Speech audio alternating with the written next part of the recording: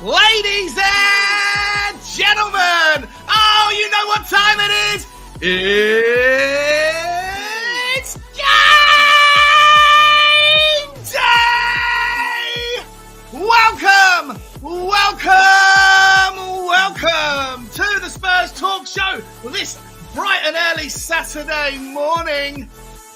It is 10:45. It's a stinking hot day once again in London. How's everybody doing? How is everybody doing? We're about to get going right now with the second pre-season friendly of the season. We're playing against Sevilla. It's going to be interesting. Before we get into the preview of that, we got a little bit of club news, views and transfer clues we're going to talk about with the team in the background. Ladies and gentlemen, I hope everyone's doing okay. The Spurs Talk Show. Oh, it starts right now.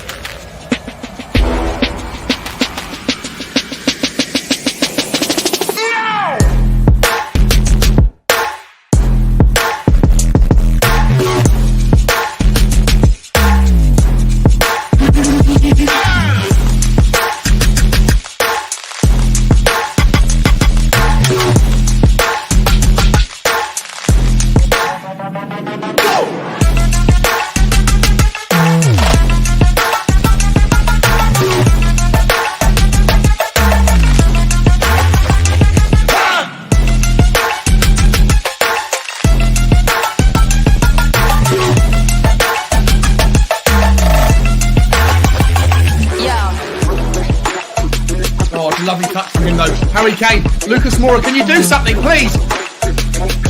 Last chance, Matt Doherty! Oh, you shite! And there could be from the dead to the don't fuck it up now, Go and win it! Let's go for chance! Stephen Bergwijn! Stephen Bergwijn's through! Win it, Stephen! Come on! Yes! He's won it! Yes, I won it! Oh my God! Oh my God! We did it!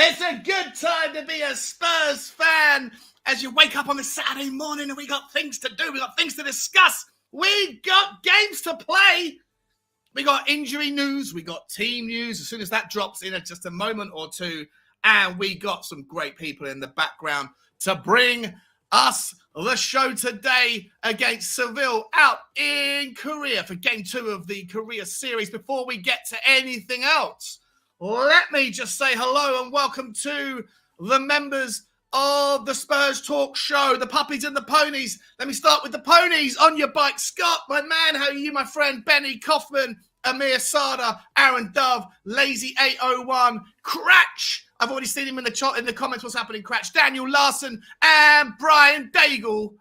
And, of course, our Spurs Talk Show puppies, Bobby K, Marlon Green, V12 Shy FX, DB, Catman Jess, Derek Smith, George Georgiou, Moondog, Mark Cousins, Chris Agomba, Brains McLeod, Hollywood Hotspur, Andy James 63, Wayne Bonner, the Crispy Cockerel, Elliot Walsh, Jack Kanicki, Val Taylor, Talk and Ball, and Brian Timlin and DMT85.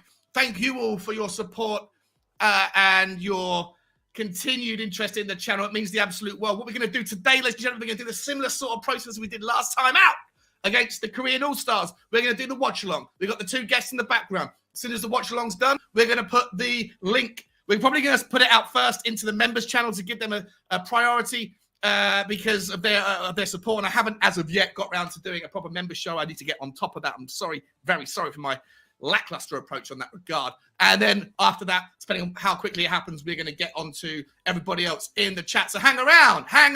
If you do want to become a member of the show, you can do that by joining the going into the Spurs community, the Spurs Talk Show community page.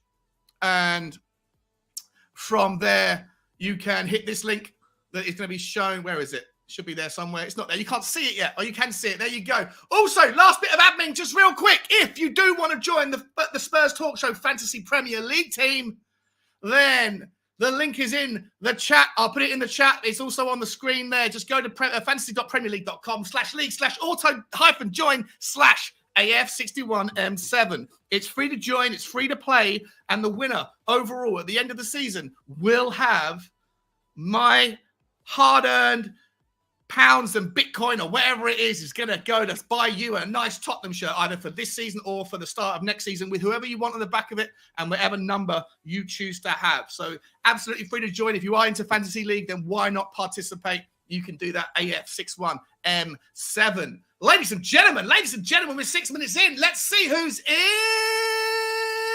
the background. Welcome to the show, my man, the audacious one. You know him as the man who puts numbers in his name. I know him as the man who continues to be audacious and involve numbers in his name, and that's okay with all of us. What's happening? It's Cuba99. How you doing, Coof? Big up, Sean. Getting more and more excited the closer we get to kickoff, really. Can't wait. Spurs. Yeah, Spurs Day. Doesn't get any better. Spurs Day. It is indeed. And you've been up early this morning, mate. Been up very early this morning, right? I went on with David Harris on Irish Hotspur, doing a little pre-match build-up there as well. So, wiping the sleep from the eyes still. Bit of cornflakes still dotted around the teeth at the moment. Yeah, that's okay. Getting there. Don't smile. Don't smile too hard, and no one will know, mate. No one will know. It's all good. It's all good. Welcome, mate. Welcome. And by no means least, my man, the guy from the Irish Isle. If he's not canoodling and fondling with celebrities in Ireland, he's out taking interviews and just nailing jobs straight away. Most people have got to try a little bit to get on in life. This man just seems to make it happen. Whatever he's involved in, it's a rip-roaring success. Ladies and gentlemen, please give it up for my man, my friend, Adam William. Oh, done it again. We'll share him. How you doing, Adam? You okay, mate? I'm all good, bro. I'm all good. Yeah, absolutely fantastic. I do not fondle celebrities. I'm just going to make that very clear right now, right? Canoodling, depending on the definition, but fondling, I certainly do not do. Well, you're missing out. You're missing out. There's no one. It never feels as good to fondle anything as much as a celebrity. So. Although Sean did get banned from Champion the Wonder Horse. Yeah. Well, listen, if you're going to go big or go home, right? That was a big one. This is it. Now, we all excited for game day, folks? Yes, game day's here. Game day! I'm excited, man. Very much excited. There's lots of things we've got to talk about briefly in the hour and 9 minutes we have until the second of the preseason friendlies comes into play. Let me just say hello to the people that are in the comments. Now, I know I need to change my banner again, because as soon as I put the comment up, when it's 3-speaker overlay, it all starts to go very wrong. Let me see. Was that the way I'll do it? That'll do. Ladies and gentlemen, let's see who's in the comments. We got the hottest Spur. What's up, my man? He's saying, come on, you Spurs. So excited to see the lads. Expect another good game. 100%, man. 100%. Me too. So excited. I think this one's going to be a much tougher game as well. I think it's going to be something that it's going to give us a bit more of a barometer, I guess, of where we're at. We're going to look at a bit of Sevilla, see how they did last season, etc. And talk about that. Eugene's also in the house saying, hi, everyone. Big up. # back Conte. Of course, my friend. I think we backed him a little bit this summer. I'd imagine, Eugene. I think most people would agree. And then maybe one or two more to kind of get the last people over the line who are still a bit reserved. But there's definitely been some backing so far. Good to see you, my friend. Lynch616 in the house. It's fish slap time. You know what, bro? It's not fish slap time because I went out of my way and I found I'm actually when I'm going to hand over the mic in a minute to Adam and to Kuva, I'm going to go and drag up. I'm going to go and put into the slide share a couple of comments, a couple of things from Jesse Lingard's time.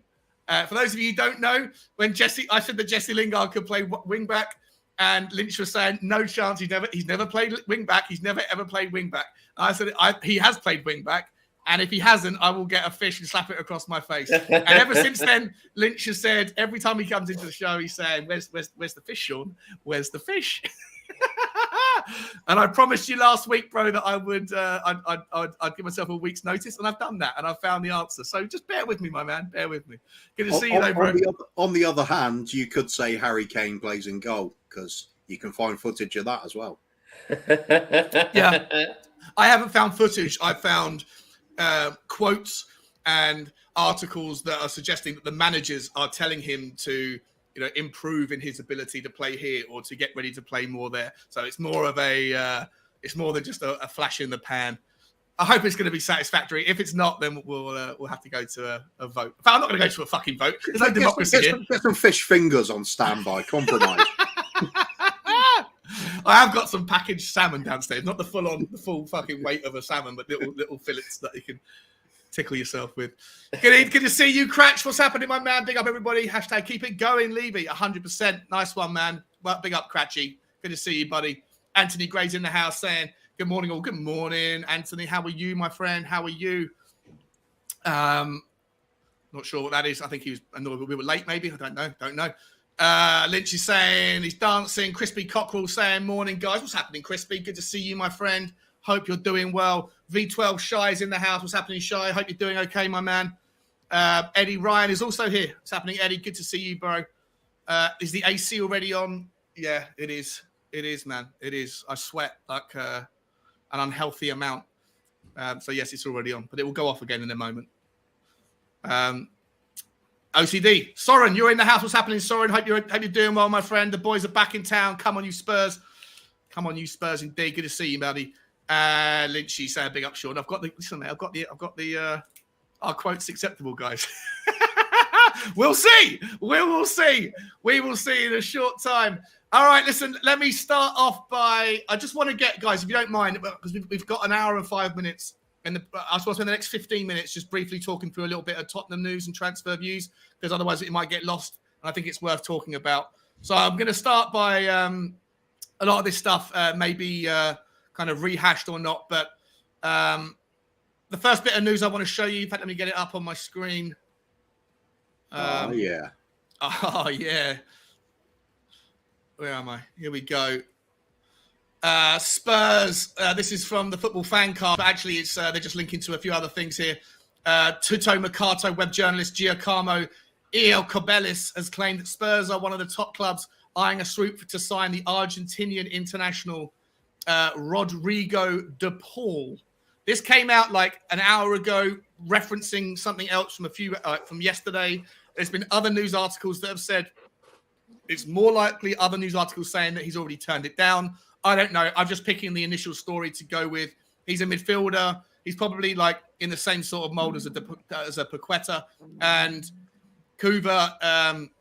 He's a good player, but I'm putting two and two together and thinking just because Atletico Madrid are after Reguilon, that maybe, and the fact that the price is about the same. Do you think that there's smoke without fire here, or is it someone you're even interested in, or someone you don't know much about? Not seen an awful lot of them, to be honest, but it just smacks to me of one of those lazy bits of journalism. See who we're linked with.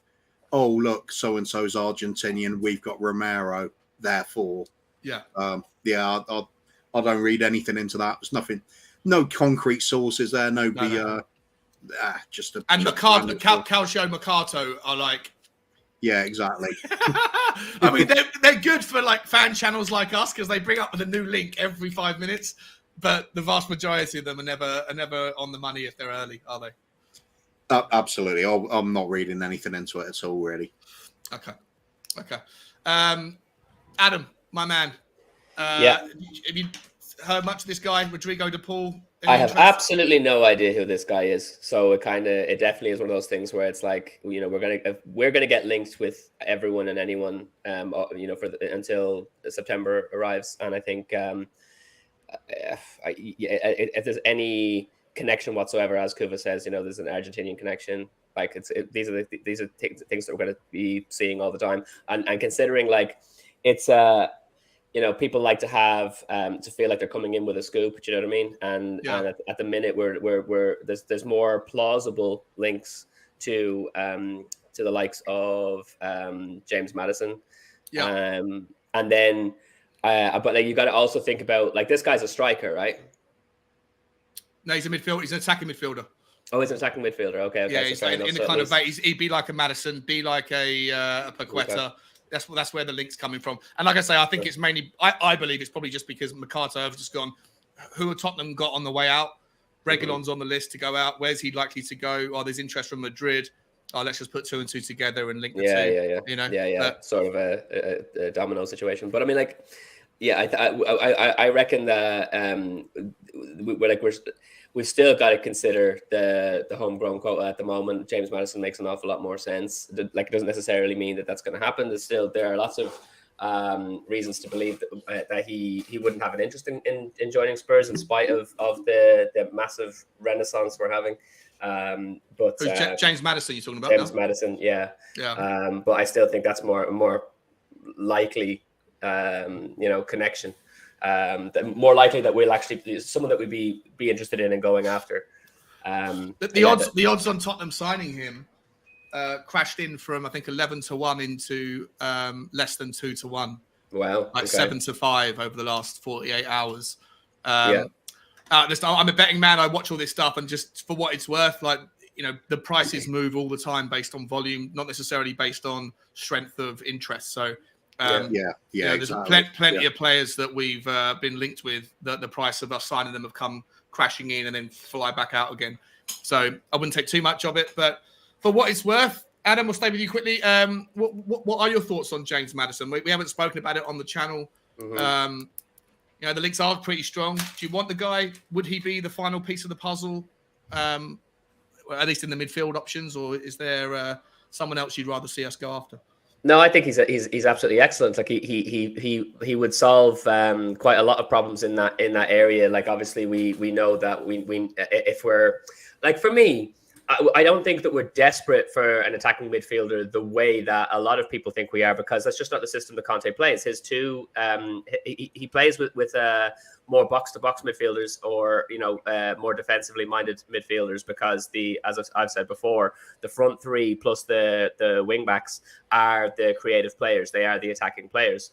But like to have an extra to have an attacking midfielder in there to be able to change things up is always a good idea. People will be less likely to be able to anticipate exactly what we're going to do in any given game. And if you're going to go for an attacking midfielder, Maddison is exactly the right guy to go for, because he, in spite of having kind of ebbs and flows in the Premier League last season, he still outperformed the vast majority of midfielders in the league. Yeah, and Leicester had a bad season as well, didn't they? They're a sinking ship right now, I think, man. In all seriousness, they really are a sinking ship, and I think he knows that too. So I mean, that kind of, I'm sure if someone comes in for him, it's definitely gonna be something that's gonna take his interest. And then if we offer the right amount of money, and the thing is, we have the money. Like, we genuinely have the money. Do you know what I mean? So there's no reason not to go for him if it's a possibility. And then the other thing is that, and probably the even kind of bigger, like the thing that he brings to the table, more so than anything, is that he would end up being our set piece specialist. Do you know what I mean? Because Maddison is definitely way more. Which is more important to have one, isn't it? After absolutely. We're paying for this bloody whatever his name is, the Viva fella, the coach, who's already got a 1-for-1. He's at 100% record on free kicks. Right. So he's come in. This is the thing. So I mean, like, having Maddison in to perform that duty as well, it makes all the sense in the world. And the fact that he's homegrown, and we do have to consider that, in spite of the fact that we'd like to go out and get whoever we damn well please, we do have to consider the homegrown quota, and he fits that bill as well. And I think that Kane would absolutely love to play with him, and I think that the link up play there and the possibility of having a really good chemistry and connection on the pitch between those two as well, because they play for England together and have that connection. That would work really, really well, as just the synergy. I think it's an excellent signing, really, if we get him. But like, again, the probability, who knows? People, the one thing I would say is people are saying that, oh well, he's an Arsenal fan, so therefore like there's no way he'd go to Tottenham. That's nonsense, realistically. I mean, like Jamie I'm Carragher, a Tottenham fan, but if Arsenal paid me enough money and I was good enough for football, I'd play as well. And Jamie Carragher was an Everton fan, and Michael Owen was an Everton fan. And these people are Liverpool legends. And then, so I mean, it doesn't really make all that much difference, I think. And then the fact is, James Maddison, I don't think he may have a soft spot for Arsenal in terms of the Premier League, but he's actually, as far as I know, he's a Coventry fan. So like first and foremost. So it's like, I don't think it matters all that much. The bigger issue would be his relationship with Levy, but because we've gone in for him before and then let him down. It's interesting as well, yeah. But we're under new management now. We're kind of on the biggest upswing of absolutely any team in the league. We are dominating the transfer window right now. There's no reason to believe that he wouldn't have his head turned our direction. Right, great take. I love it. There's a lot of interesting points there. Coov, unpack it and give us your own take on it, mate. Is it? And also, I want to ask you.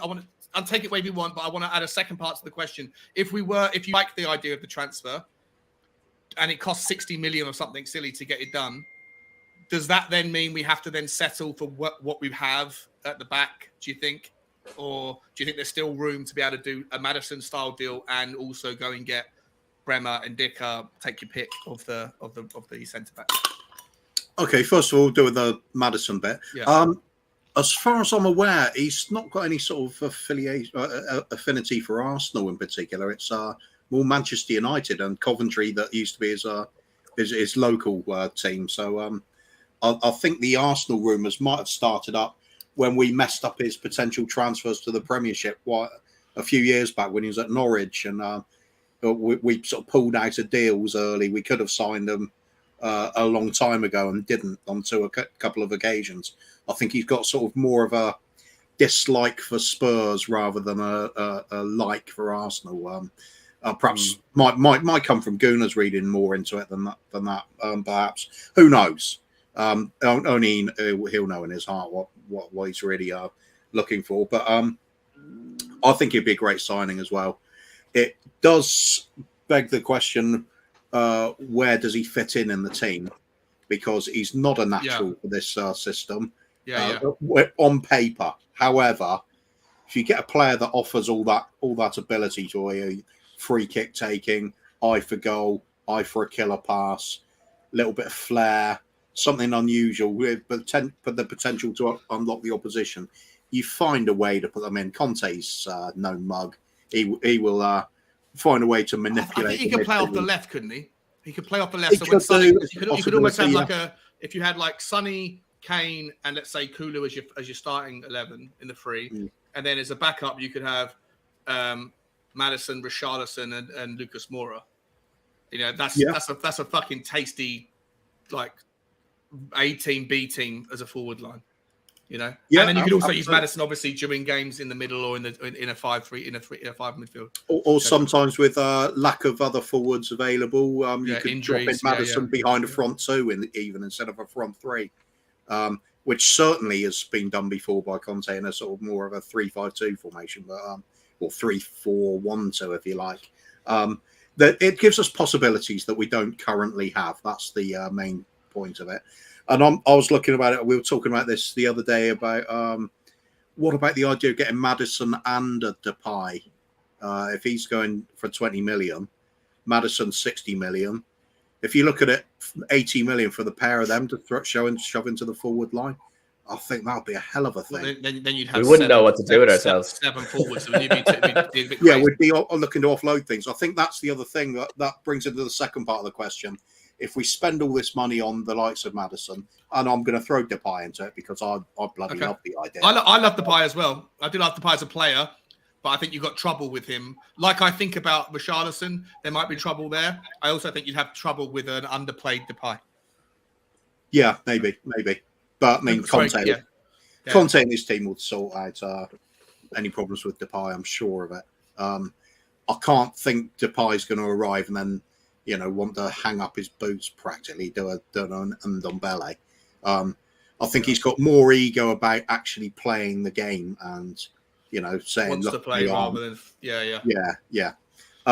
So I don't have any issues there, and I think we've got a lot of players we could be looking to shift on that. This could be the integral next part of the transfer window, in fact, who we ship out to generate those extra bit of funds to top up the money that we've already got there. Then we could be looking at that sort of double deal and a central defender, maybe even just one of those signings you're not really expecting. Perhaps it could be a quality wing back, either side, in fact, because of Perisic's versatility, because of the fact Doherty can also offer some versatility, might be offloading another wing back, getting in somebody a bit more international experience, somebody like that, or played in the Champions League a lot. Kostic still remains on my radar, for certainly, if it was up to me. Although he plays on the same side as Perisic is the sort of player you just drop him in anywhere in an outfield position. Do we have any knowledge, boys, on Perisic's injury? I know he came with an injury, but do we know how long he's supposed to be out for? I haven't seen any kind of concrete timeline. All I heard this morning is it was calf injury, and he's got a chance of playing. It might feature in a few minutes. Today? Might. Really? Feature in a few minutes. Oh, okay. So he is training. Okay.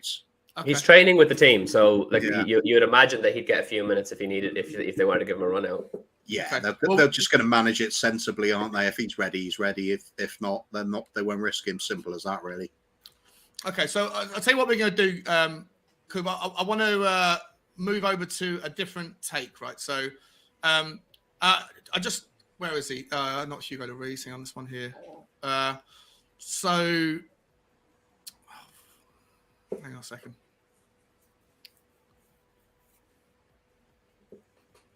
Okay, so here we go. The first thing I wanted to say, just whilst you mentioned Depay, right? You know how I've taken a little bit of heat for being a little bit cautious, I guess, on my approach to Richarlison, and I have said I've softened my approach on him.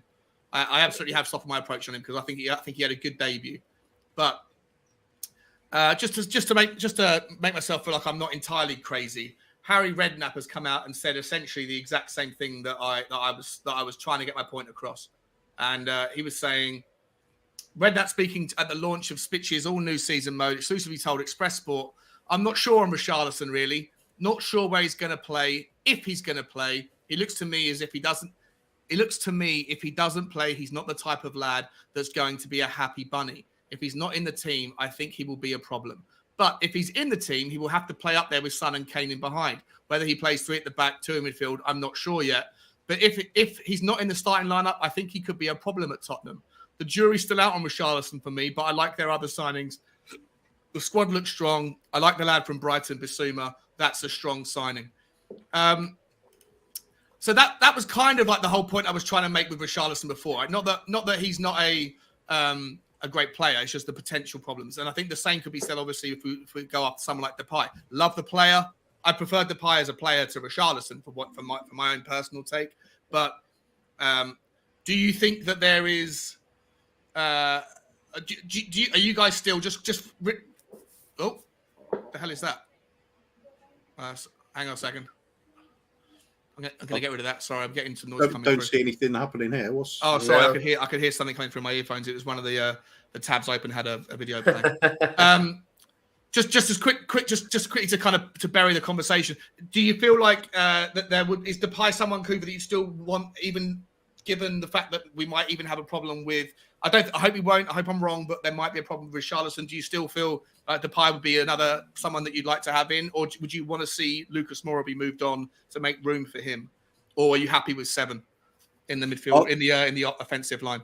My personal feeling is Lucas Moura should be moved on. Well, I love him for what he did, and obviously miracle in Amsterdam and everything, but his overall Spurs career has been pretty underwhelming. He still hasn't even scored 20 league goals for us. And how long has he been here now? 4 years. Yeah. So he's not got a good output by any means. But he played well on Wednesday, though, didn't he? He probably had one of the better games in the first half, but one of the better performances. Would you guys say? He's definitely got a skill set. Certainly, you can. I think one thing Conte might look to use him for is he's a good outlet. He will play with his back to goal, get the ball to his feet, and he is capable of turning players and running with it. Now, sometimes that takes the pressure off your defence, and you need that kind of player. Yeah. Even if he hasn't got the sort of final delivery or the goal in it at the end, and he does lose the ball a little bit too often when he is running at people. If he's there for that reason and take the heat out of the sting out of the game, he's got a good use. Might be worth keeping him for that final year. But for me, I want Depay because he does make things happen and he can run at the defence. He does score goals. He does create goals for others as well. There's a little bit more. I'm trying to find the word oomph to his game, if you like, when going into the attacking third. For me, he'd be a no-brainer at sort of 20 million. If it was a different manager, it could be a different story. But Conte manages egos; he's always dealt with that throughout his career. I don't see a problem at all. I hope you're right. I just basically when I saw that thing come out today, I was like, at least I've seen a pundit of someone that I respect who shares the same kind of concerns with me. So I'm not in a pool of one. I think the thing with Richarlison, Harry Redknapp saying that is Richarlison isn't a Harry Redknapp sort of player, in my opinion. I think Conte actually likes that sort of spiky, I'm not taking any shit sort of attitude with the player. So it becomes a strength rather than a negative in that respect. And for what it's worth, Coop, like I said, I just brought it up, and it's the last time I'm going to bring it up because I did say on the last stream, I think I said I'm not going to mention it anymore. But then I saw the thing today, and I had to kind of just share that I've got some support for it. But actually, I am softening. I thought he had a good debut, and I'm hoping that everything's going to be brilliant. Adam, I'm going to change the conversation and move it on to I'm going to give this one to you, my man. Where is it? Random piece of news. You were talking about where has he gone? Here we go. You were talking about homegrown players, right? Mm-hmm. And so there's a Tottenham insider apparently called Wenham. What's his name? John Wenham, who's apparently a Tottenham insider, who's taken note of the fact that Danny Rose was playing for the under-21s, right? And if you remember last season or the season before, I forget which season it was specifically, he was like, he was running down his contract and he was given the role of kind of coaching the kids. And apparently it went really well. He went to Watford. He was released from Watford. But I'm just going to read out the quote and then see if you can make any sense of it. It's a weird one, super weird, but I just thought I'd call it out because it's quite interesting.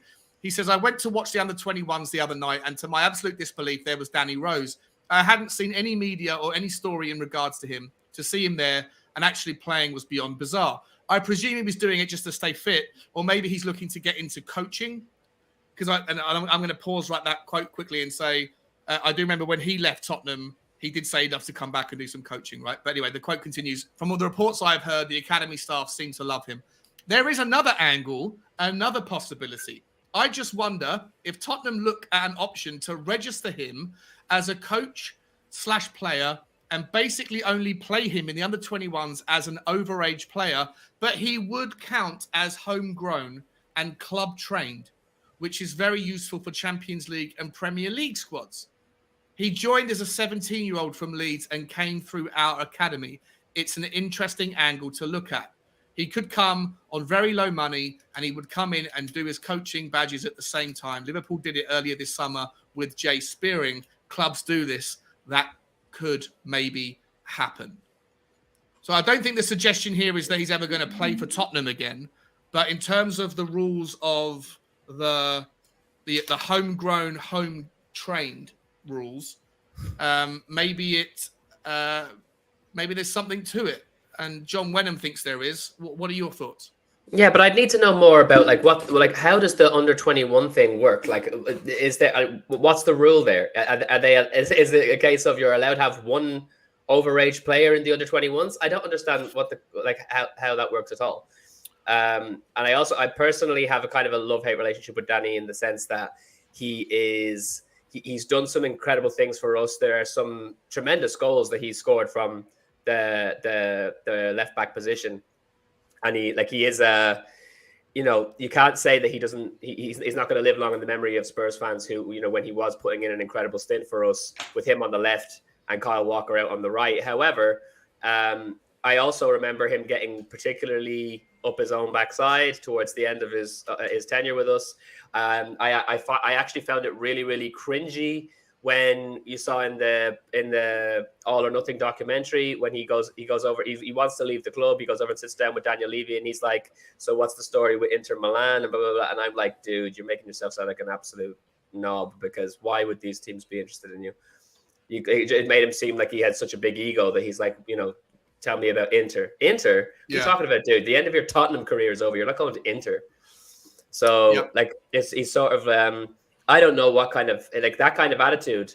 I'm not sure I'd want around, especially around the young players. You don't want them being encouraged to have that sort of mentality. Not that having a little bit of an ego isn't a good thing, because you kind of need confidence to progress in any avenue in life. But I'm not sure what kind of influence he'd have. But again, the main thing for me is, well, how does the under-21s thing work? Like, how does that? To be honest, mate, I don't know, and maybe it's a conversation we can bring up and think about. And if there's anything to it, we'll talk about it more at the time. I just thought it was interesting as a comment, but as we talk right now, the teams are out, guys. So all of these other news stories that I want to get to, maybe we can talk about them in the post show. Let's look at the team news, and ladies and gentlemen, it is out. Our starting 11 to take on Sevilla is Lloris in goal. Lucas, this is in no particular order, obviously. Lucas, Romero, Dyer, Sanchez, Sessegnon. Oh, Lucas is playing right wing back. Lucas is playing right wing back. Yeah, it is in order. Romero, Dyer, Sanchez, Sessegnon, Højbjerg, Skip, Richarlison, Sonny, and Kane. So we get to see the front three. I guess the first choice front three that are fit right now, because there's no Kulu to start together. We also probably see, I don't know, a version of the midfield four in Højbjerg and Skip. Obviously, no Bissouma still. They are still quarantining because of COVID. Bissouma and Foster, that is the other person. And then Sessegnon, who at the moment obviously is the fit number, left-sided left wing back, because Reguilon's not on the trip, and I'm guessing, like we were saying earlier, that Perisic is still injured. No Ben Davies again. Do we know what's wrong with Ben Davies? He didn't play a minute in the last game. He must be injured, right? But he is on the bench, isn't he? The bench isn't listed yet. I haven't seen the bench.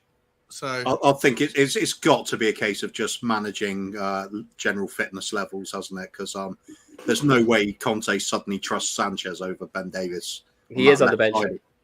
Yeah. But this is the Google.com thing, and they got they got everything wrong last time. They haven't even put the lineups in, but they put the subs in. And for what it's worth, there's nobody on here that is. Yeah, so maybe how. Like Bissouma and Forster aren't there, Yeah, and Bentancur's on the bench here. Yeah, you're right. So they've got the subs out, but they haven't got the actual team news out. Nicely done, Google. But I think interesting. Matt Doherty, are they trying to convert Lucas Moura into a right wing back? Is that what's going on? Is that what's happening? I'd say that this final season, because it's clear he wants to sort of head back to Brazil after the season. Yeah. So I think this final season, perhaps they're going to make use of his versatility just for that reason. Then that's become worth hanging on to, because that would suggest we're not going to be going for another right wing back. Jed Spence will be the signing there, and we'll use the combination of perhaps, we don't know, with Doherty and Emerson.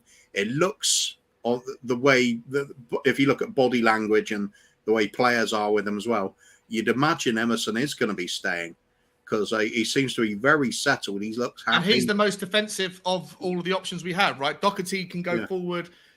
Jed Spence is probably better, definitely better going forward than Jed Spence is everything. Jed Spence defensively and offensively, he's just all round. He's fantastic. I'll disagree about him defensively. I think he's really shaky defensively. And we've only seen him defensively or offensively, really, apart from two games in the FA Cup. Like, I don't know. Listen, I'm right behind Jed Spence. I'm right behind him. I'm going to cheer his name and hope he does really well. There's no negativity here, but just I think he's a bit of a unit, to be honest. For me, he's tall, he's got strength, he's able to push people off him, and he's very, very tricky. I think he's good in both. Sorry, but that's fine. He's a really exciting player, and he's good going forward. Beats his man and everything. I think he will get people excited, bums off seats, or style passages of play. But he does play with his head down quite a lot, and he doesn't seem too aware of what's happening tactically. And I think that is going to let him down defensively. But that'll get trained out of him, won't it? That will definitely get trained out. That's the thing, isn't it? For me, he's a player who's not ready at the moment, but he could become a hell of a player for us under Conte. So what is that saying, though? If Spence is sort of like he's an all-rounder but an unknown quantity, if Emerson is better defensively and Doherty is better going forward, what does that say for Lucas? What are they trying? Yeah, it's interesting, this one. Yeah, let's pick the bones out of that. So if Lucas Moura he's definitely being tried at right wing back. The reason why I wanted there's actually a bit more to it, because there's also this news article out. Let me get rid of that one about Danny Rose. There's the news article out about, let me get this up for you so you see I'm not making shit up. Again, it could just be another news article, but big blow for Tottenham as West Ham line up £10 million Adama Traore swoop. Oh, wow. I was going to mention this earlier. West Ham, I was going to mention this anyway. West Ham obviously are moving in for Adama Traore.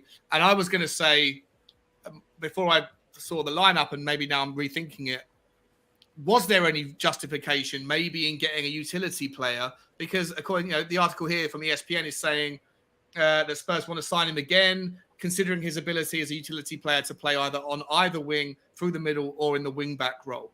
But maybe I think what we can take from this is that this article is out of date and full of shit, even though it was written about an hour ago, and that maybe they're thinking, that Lucas Moura could be that really aggressive right wing back when we need something late in games.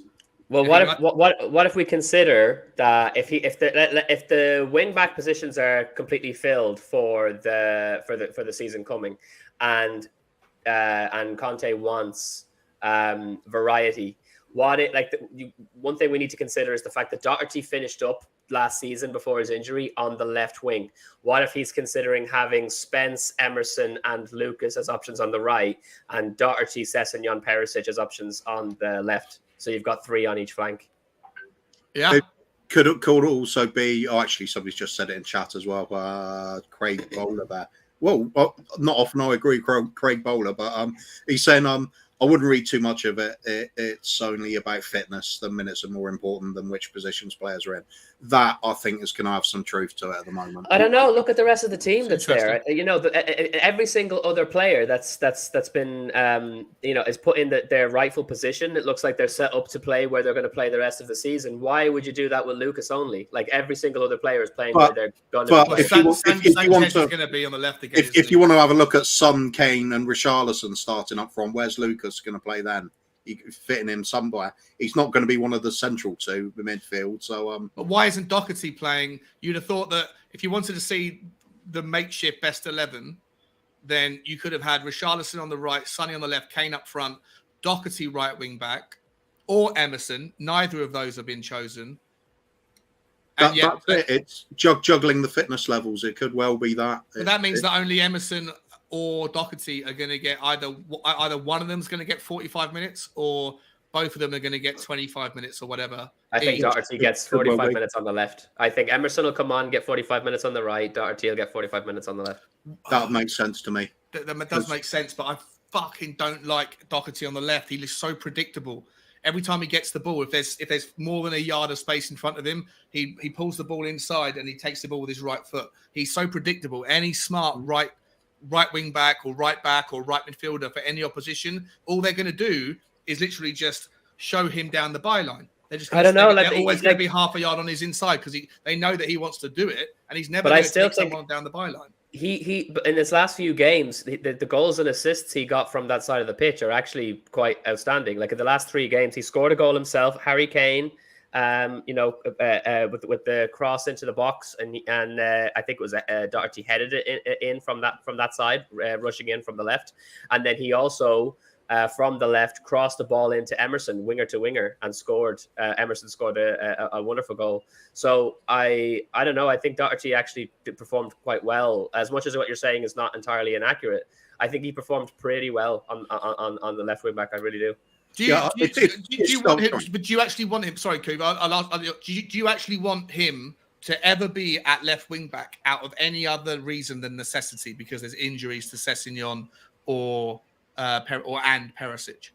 Yeah, I Perisic is obviously first choice because that lad is going to, we just know his standard. But after that, I would almost prefer Doherty to Sessegnon, to be honest. Wow. Yeah. Wow. In all seriousness, I think we're very quick to forget how well he performed in that position in the last few games. And if he was, and again, you have to hope that, you have to hope that form will continue. But I think he has the ability, because the fact is he's able to cross the ball with his left. He is, and he can also score, with his good foot. And you're better off doing it from that angle. I think he could do a shift. I really do. All right. I mean, that's what makes a market, right? Different opinions. I love you, Adam. I couldn't disagree more. I personally think that Doherty is he can get on the end of a ball when it's getting with him from the right, but in terms of his creative abilities, building up the play from the left, it's so predictable. And hopefully we'll get a chance to see it today. If he plays on the left, you'll see he gets the ball. His first thought is always to move in off the touchline and with his right foot only. I can't see. And if you've got a completely one-footed player, a smart opposition player can just show them down the byline, step inside, and snuff it out. Kuv, what are your thoughts, my man? And sorry for interrupting you, by the way. Yeah, no problem. The reason I've got no problem with Doherty going in using his right foot is he's slow anyway. He's not going to skin somebody and then whip in across from the byline with his left foot. Yeah. So irrelevant. He's just not that kind of player. He's also not one-footed though. Just FYI, Doherty actually can use his left. He may prefer his right, but Doherty has no problem using his left foot. That's why he's got a much better skill set than people give him credit for. He's just not a great defender. That's the trouble with him. I think the fact that he can drift in also is quite a useful weapon to have too. Because if you got the likes of Ben Davies making a surprise run forward, as we've seen over the past season, one of the traits of that left-sided centre-back. If Doherty cuts inside and acts as an inverted wing-back, he's got the option to shoot there, get into the box. Yeah, I hear you now. Yeah. It's all part of the plan, but I mean, I don't like the fact that if you have two, I don't think the unwritten rule of inversion is that you can't have two players on the same side that both want to do the same thing. Right, and Sonny wants to do the same thing generally with his his first instinct is not to go to the byline and cross; it's to cut in. That's where the left-sided centre back comes into play. Yeah, it's not ideal, but for me, I'd want to have their natural-footed players on those sides with the wing backs. For me, they've both got to be electric pace. Yeah, up and down the wing all day. Doherty doesn't fit that, but he does manage to get himself in and around the box on a consistent basis. And he does have something to offer there. He creates stuff one way or the other, whether it's through his own skills or just being a big lump that can get in the box and cause a bit of havoc. He has done that in the past. Sessegnon, I've not seen a lot of him that's impressed me going forward. Not at all. That's what we were expecting. It's just not happened, has it? I think he's the best crosser of the ball in our squad with a left foot that we've seen. I haven't seen Perisic yet at Tottenham. But Region is actually, but he's for some reason he's not in favour with Conte. Yeah, why is that? And if you guys, so let me press pause for a second. Jungi Hung is saying, hi mate, I'm sorry if I'm butchering your name, buddy. Hope you're well, my friend. He's saying in training this morning, Ben Davies looked great. A lot of build up started from his left foot. Why hasn't Ben Davies didn't play a minute? Did he of the first game? No, but he was sick. Or injured for the K-League game. Yeah, he was injured. Yeah. But so he's fit now, but he's still not starting. And we've got Sanchez and just Craig Bowler saying Sanchez doesn't play on the left. I know he doesn't play. I know we know that he's rubbish on the left, but we've seen him play on the left. in the Conference League last year, and he was twisted and turned by Eastern European farmers, etc. So we all know how bad he is, but he did play on the left for the game against the K-League, and I think he's going to play on the left again today. So yeah, again, how much can we learn about Sanchez, and are we just going to have, if he makes a mistake, if he struggles again today, are we going to have another really woeful opinion of him because once again he's getting played out of position? I don't know. It's a little bit. It's difficult to get a take on Sanchez when he's played. Some of the things he was doing wrong, though, the position didn't matter. It's just things you don't do as a central defender. I mean, their headed goal in the last match when it was just sat in between Dyer and Sanchez. Yeah, that was awful. Yeah. Anybody would know you're going to come across and get your head on that. And he was 2 yards away from that guy jumping in the air. Yeah. And it's the sort of jump and then flailing foot out there. It looks like somebody that hasn't got a heart for making a challenge. We'll see Davis coming on. I think at some point. I think it's if he was injured, so he couldn't play the last game. You don't want to give him to put him under too much pressure straight away coming into this game where he's just coming back off an injury. So I don't think we have anything to worry about. I think Sanchez will get 45 minutes max. Davis will come in and do a job then after. Okay. We're gonna move on a little bit with this stuff, guys. There's 125 people watching on YouTube, and there's quite a lot actually watching on Twitter, which is madness to me. And Twitch as well. We've got some Twitch people, which is strange. Guys, if you haven't already, please hit the like button and the subscribe button. If you do want to make a comment, all you got to do is subscribe. You can instantly comment. It's just because 50% of people that watch the streams don't subscribe, so that's why I put that rule on. But welcome to anyone that's new. 130 now. Please hit the like button and let the algorithm know that you appreciate the content and that you appreciate these guys, Adam and Kuva, for getting up early with me and walking you through the watch along. Ladies and gentlemen, I want to ask you. Let's go back to the starting 11 for a second. Actually, to carry on a little bit about the Doherty thing, right? If we're seeing, how much time did we see Doherty play right wing back? It was basically the last 10 minutes of the All-Stars game, right? Yeah, something like that, yeah. Is there a danger here of experimenting and checking his versatility, but in reality, we all should also see if he can carry on, bearing in mind that his amazing form last season at right wing back was phenomenal, but it was only a 7-8 game period, right? Is there a danger of assuming that he's going to be able to just pick up where he left off? Should we not be giving him a little bit more time to see what he can do offensively, especially given that, if Lucas Moura is being tested in the position, or if it's not, if it's just to give him minutes, then, shouldn't he be given the fitness minutes in his own position? I'm trying to kind of pull the peanuts out of the poo here, No, I get where you're coming from, but I think that we need to, because it's preseason, if we're going to experiment with anything, we need to start doing that now. You don't experiment like this in the Premier League games. So the fact is, I do believe Doherty will come on. I could be proven wrong during the game, but I do believe Doherty will come on on the left wing at halftime, and we'll get a chance to see him continuing what he was doing last season. Getting Lucas Moura testing Lucas Moura in the right wing position is not a bad idea. Just to kind of see, is he able to do a shift there? And this is a good game to try that out in.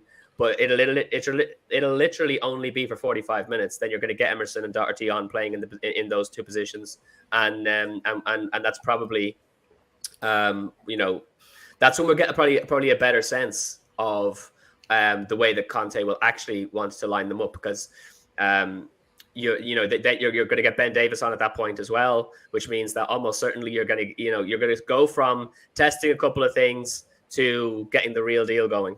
With Davis playing left centre back, getting Doherty out on the left and Emerson on the right. I think it's literally, if you're going to test stuff out, you're going to do it at this point. Okay, Coop, you agree? Yeah, very much so. And let's not forget, a lot of this, the squad at the moment, aren't going to be here at the start of the season, whether they're going out on loan or getting sold too. So I'm not going to overread into playing positions and over experiment. Look at the wing back position. I think somebody was bringing up and chat again a minute ago. I'll find it in a minute. We're looking at multiple wing backs in each position at the moment. We just don't. It's Crouch, right? It's saying we've got 3 usable wing backs: Sess and Doherty, and Perisic on the left, Moura and Emerson and Doherty on the right. Yeah. Perisic is the ultimate utility man, isn't he? Any position. But you got Spence on the right now as well. So and Spence as well. Yeah. This is what I'm saying. To have 3 on each side, you want Lucas. Yeah. Sessegnon, Doherty, Perisic on the left, Moura, Emerson, Spence on the right. Then you can rotate whatever way you want. And I genuinely think Doherty will do a shift to the left. The thing we need to understand about Doherty as well is, like I'm telling you, the guy does not have a bad left foot. If you watch his highlight reel, and the majority of his career highlights are from Wolves, of course they are, right? He will score left foot, right foot header. Doherty is actually a very, very solid player. He's definitely had the wind knocked out of his sails playing for Spurs. Maybe, Mourinho did that to him and he needed his confidence back. But when you're saying that he's very predictable, maybe he is. Only on the left. Only on the left hand side. No. It's not just that though, Sean, because Doherty does the same thing regardless of which side that he's on. Doherty is not your bomb down the wing player and cross the ball in. Whether he's on the left or the right, he cuts in. It doesn't matter, honestly. Whether it's left or right, that's what he wants to do. He's a get into the box player, not maybe the difference then is the chemistry and the synergy that was immediately formed between Kulusevski and Doherty. Like it came out of nowhere. The second that Kulu came into the club and played was the second that Doherty started to man up and perform, right? And so. But maybe Sonny is different, right? So maybe on the left, Sonny doesn't come back enough, doesn't help to receive the ball and play 1-2s. Maybe Sonny's more of a player that receives the ball and tries to create for himself rather than doing 1-2s. And maybe that's the same reason why Reguilon has struggled. Although Will Stewart is saying Reguilon's a party boy, and that's something that obviously Conte doesn't like. And to be honest, Will, I don't know if he's a party boy or not, but I definitely think that there's always been a problem between Conte and Reguilon. From day one, I've always thought that he didn't like him. I've never seen him do like the high five, the hugs after the game. There's been an obvious and visible, fractious relationship. Beef. Yeah, not what a beat. Who knows whether there was an argument on the training ground? I don't know, but there's been something that hasn't. I've said it 1,000 times when I was on the Irish Hotspur. I always felt like there was something that was under the surface with the relationship there. Coop, what do you think on that, mate? Yeah, it's been on the cards for a while, hasn't it? There was that incident where there wasn't Reguilon one of the ones that went over to Paris for a night out on the with Lo Celso and that. Yeah. So you get the feeling. Well, there's clear evidence that that's the case. Certainly at some point. So it would fit in that Conte doesn't like that about him, and that's the reason. But he hasn't been great playing. That's the thing. When he first arrived, we thought he was great. He was so aggressive going forward, slinging in brilliant crosses. Yeah, and it's just all fallen away, hasn't it? It's just he just seems an average player at best nowadays. It's a shame, but it looks like his career's sliding away, and I think it'll be good to get rid of him. Yeah, 100%. Sorry, I'm not sure what that one means, mate. I'm not sure I said something that was sounding different to what I meant, but just love you, man. Love you, bro. Quickly. There's a couple of new members that have joined the Spurs Talk Show Puppies and Ponies community. Big up, my man, Nigel Watson. Really appreciate that, my friend. That's means the world to me, buddy. Thank you so much for the support. Welcome. And like I say, mate, after the show, what we're going to do is we're going to put the StreamYard link after the game. As soon as the game finishes, we're going to put the StreamYard link into the members section first. Give you guys first crack. Anyone that's watching that's a member, if you want to come on, you can get the first crack at it. And if there's little interest like there may or may not be, then after that we will put the link into the rest for everybody into the YouTube link there for everyone else to come in. Thank you so much, Nigel. Means the world. And also my newest member, Yoongi Hong. I don't know how to say your name. Please tell me if I'm butchering it. I think it's Youngie Hong. Sounds about right to me, man. Thank you so much for the support, my friend. And I can't wait to spend the season with you. Getting to know you and your opinions on Tottenham Hotspur. Mate, thank you so much to both of you guys. Welcome to the channel. Means an absolute pleasure. It means the world. Sorry, means the world. Just quickly, boys. I want to come back to Craig Bowler's point here. He's not even sure Doherty's going to stay, right? And let's just focus this one for a split second. We probably do need, if you've got Jed Spence, who Adam's take is that he's the complete defender, the complete wing back rather, that can go forward and can go back, and the only kind of, I guess, question mark on him is, can he do it at the highest level consistently? We know that Emerson is better defensively than he is offensively thus far. We know that Doherty is probably better going forward, relatively speaking, than he is defensively. And if Lucas Moura is, for whatever reason, being tried and tested as a right wing back, if it's more than just fitness, if he is there to try and be seen, can he go forward? Then that's another guy who can go forward. So do you think that if we're going to get rid of one of Doherty or Emerson, whether it's not because we're going to sign someone better, but just we've got what we've got and we're okay with it, but we don't need 4 potential wing backs or 3, do you think that Doherty is the guy to go because he's not as good as Emerson defensively, and because the other 2 that we've got are probably more aggressive and have a better propensity going forward? Cove, I'll come to you first, my man. Well, if it was down to me, I will never be an Emerson fan unless he changes the nature of his game entirely in just one season.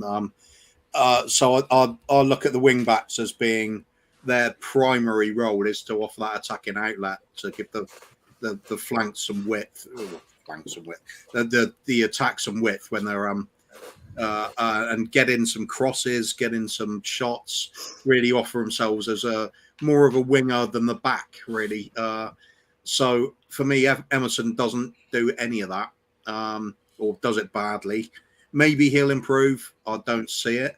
Doherty does all of that, but obviously he's too slow to get back when he's needed. So he's not quite the right fit either. So it's kind of a bit of a hope on Jed Spence doing all of it, which is going to be a bit much on his shoulders for one season. So we're going to be keeping at least 2 of them by the looks of it, unless we're signing somebody else. Then we could be seeing both Emerson and Doherty out. Ideally, I'd get rid of both, Doherty and Emerson. Out of the 2, I'd rather keep Doherty. I think it just offers more in the attacking third, and it's a primary requisite for that role, in my opinion. Okay. Adam, rather than asking you the same question, I'm actually going to move it forward, mate, and we're going to start talking now. There's 15 minutes until kickoff, and I want to talk a little bit about the actual game and the players we're playing against. Obviously, we've got Eric Lamela, who's a part of their squad. Must be a good time for him today to be able to catch up. And there's a couple other players that we probably should be taking a look at. Let's have a look. Yeah, let me get the Seville squad up. Can we see the? Let me see. Where's the Seville team? Has it been linked in yet?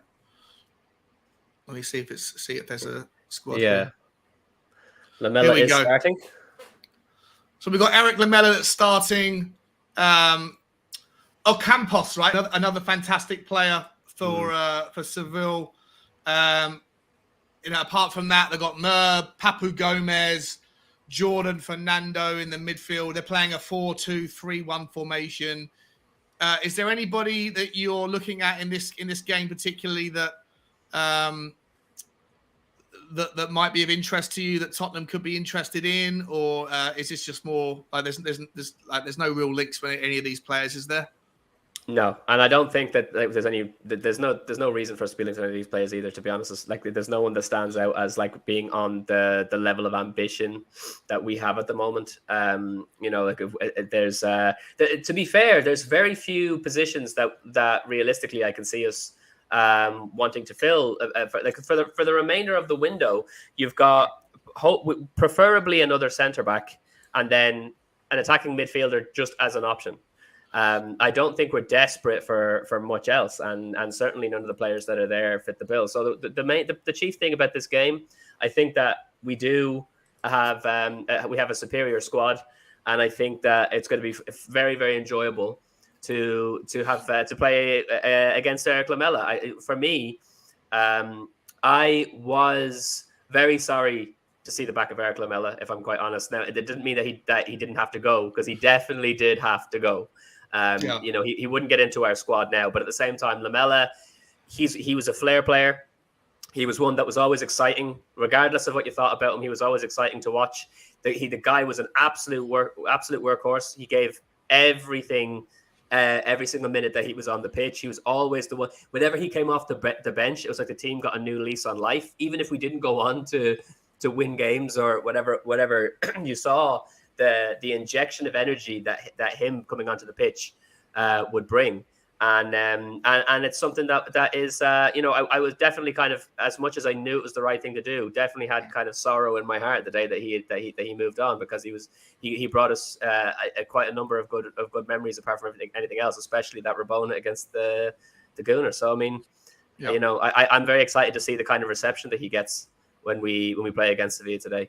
But aside from that, I think it's just a case of going out and bashing them, and there's nothing else to take from the game really, other than you know, our fitness and our tactics on display.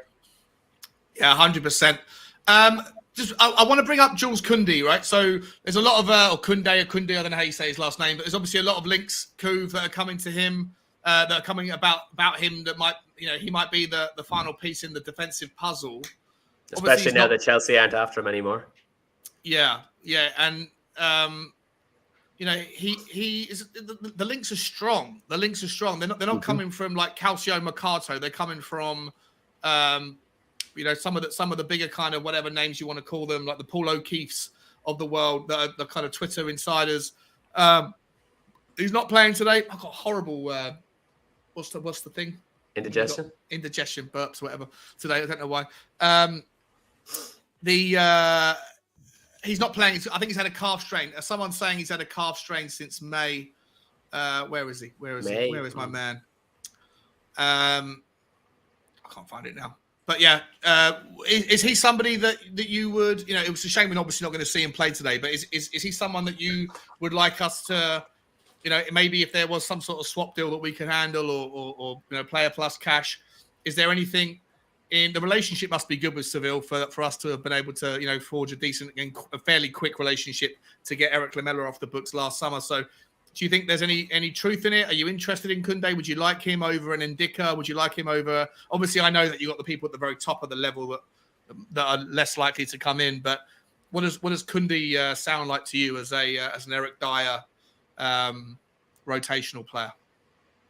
Well, if we've got to be talking about Eric Dyer's position, because Koundé's a right foot. I'm almost certain of it. So he's not going to be going for that left centre back slot.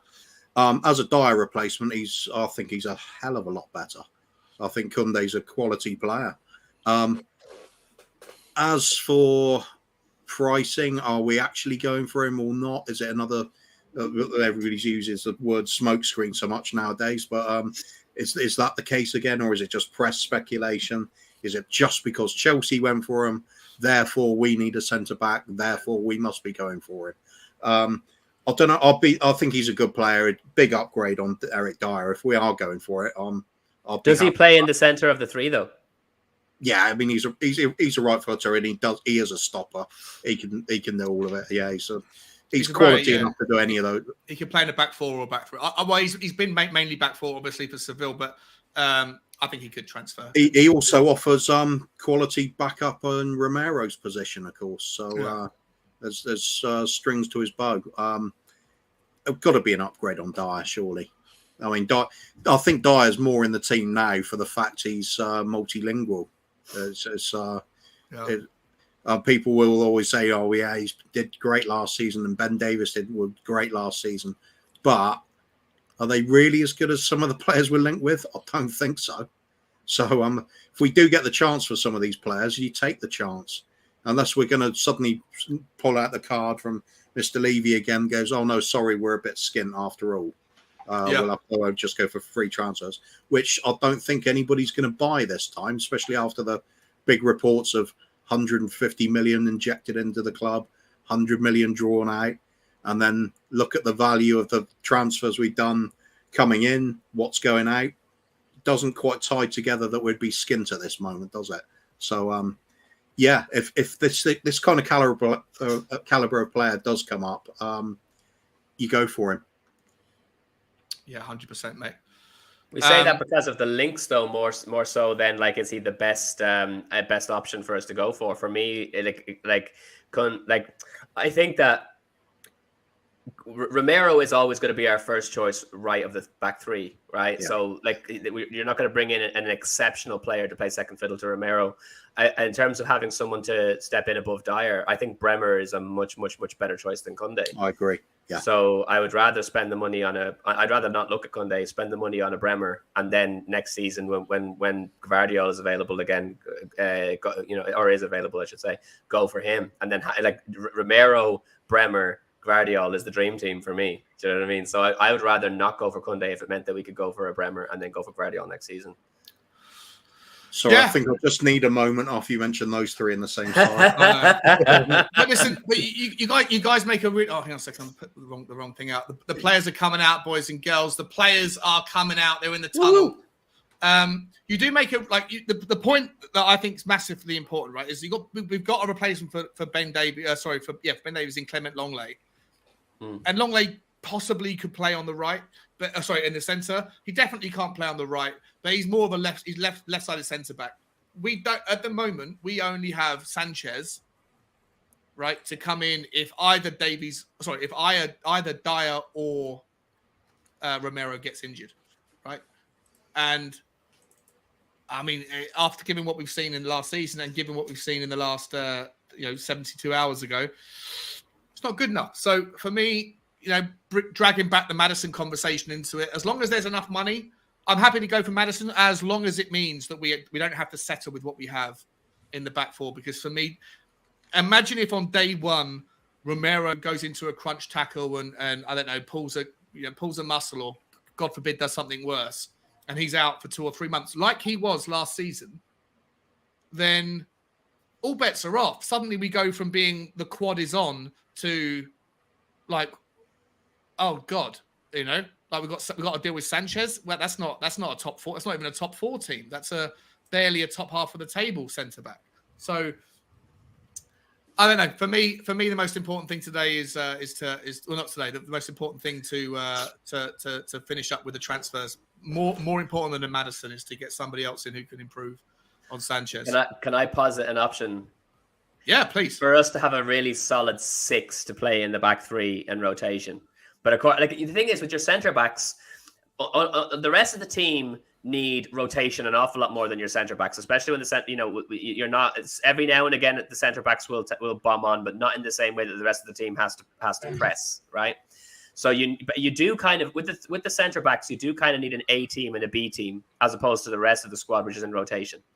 I would suggest that this season we've got Lenglet with Ben Davies as an understudy. If we were to go out and buy a Bremer, we then have Dyer as an understudy. And then we already have Romero.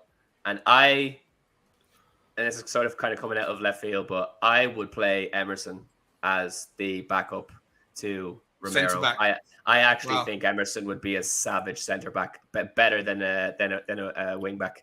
You're not alone in that thought. His defensive abilities are far superior than his offensive abilities. The guy doesn't let people bully him.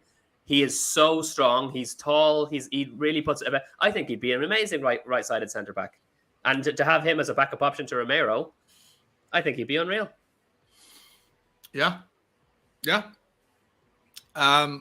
Yes, good point, mate. It's a good point. Kuva, would you like if push comes to shove and we don't sign anybody better as a centre back? How would you feel if Romero goes down injured game day 1? Game day 2, do you bring on? I mean, I don't see it happening, but do you think there's any likelihood that Emerson could play as a right-sided centre back alongside Dyer and Longley?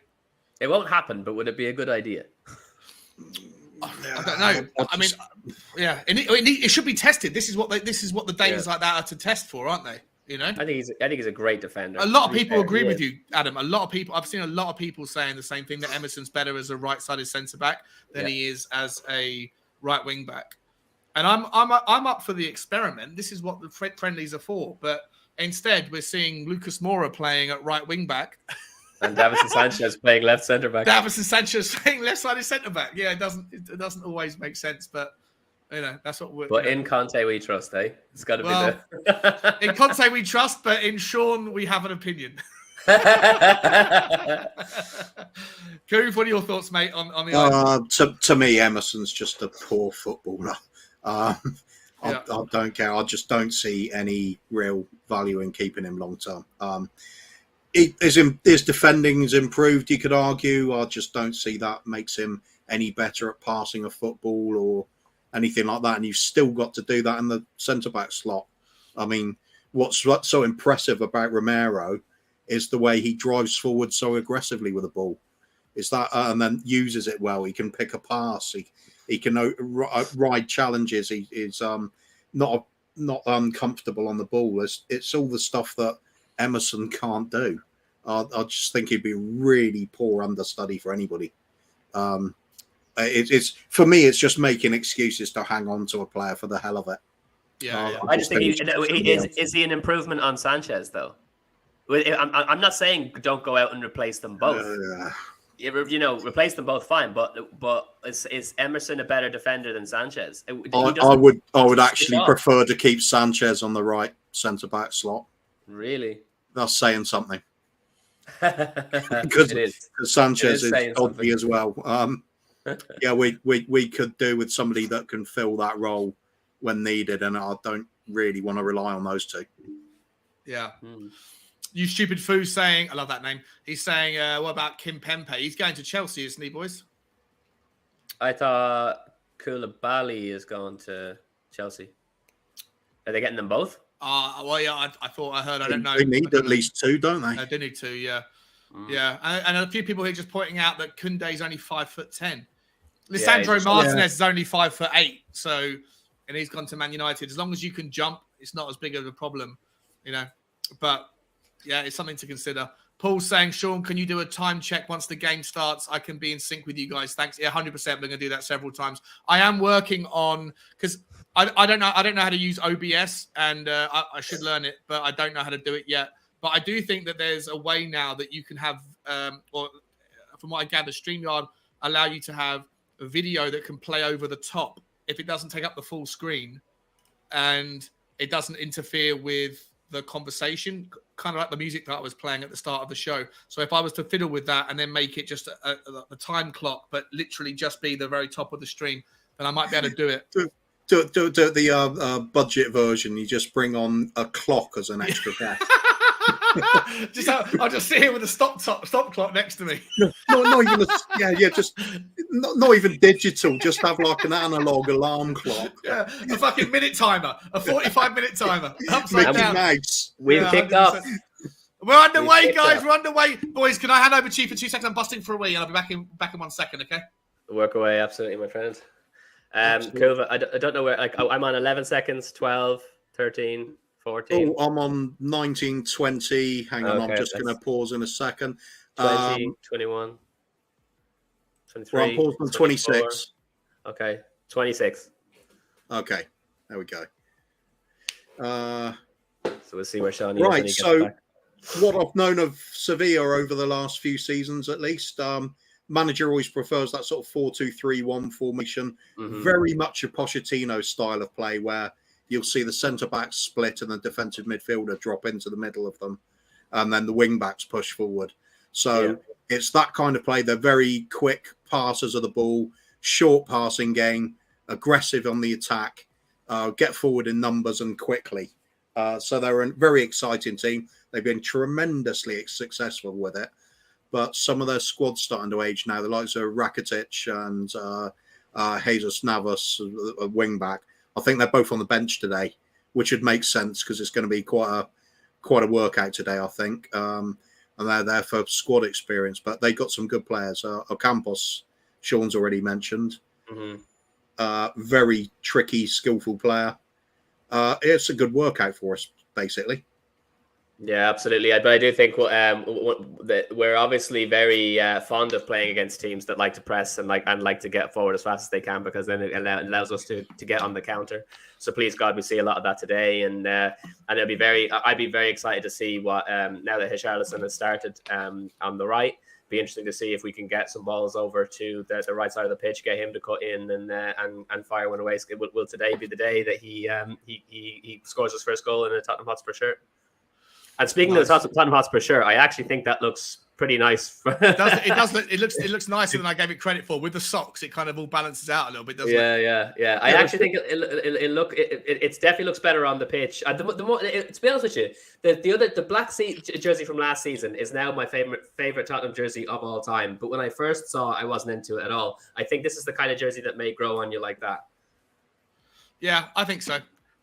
100%. I think you're right. The yellow socks are offsetting it quite well. Yeah. Otherwise, it's be weird. Why got yellow there? Here's Acuna.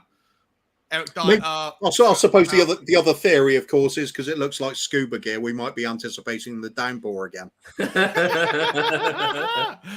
that at some point in the season we're going to be underwater.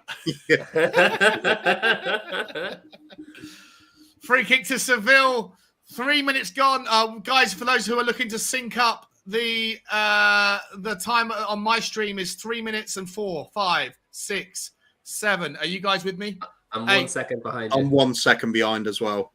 Hang on. So 11, 12, 13, 14, 15. Am I 1 second behind? I'm 1 second ahead?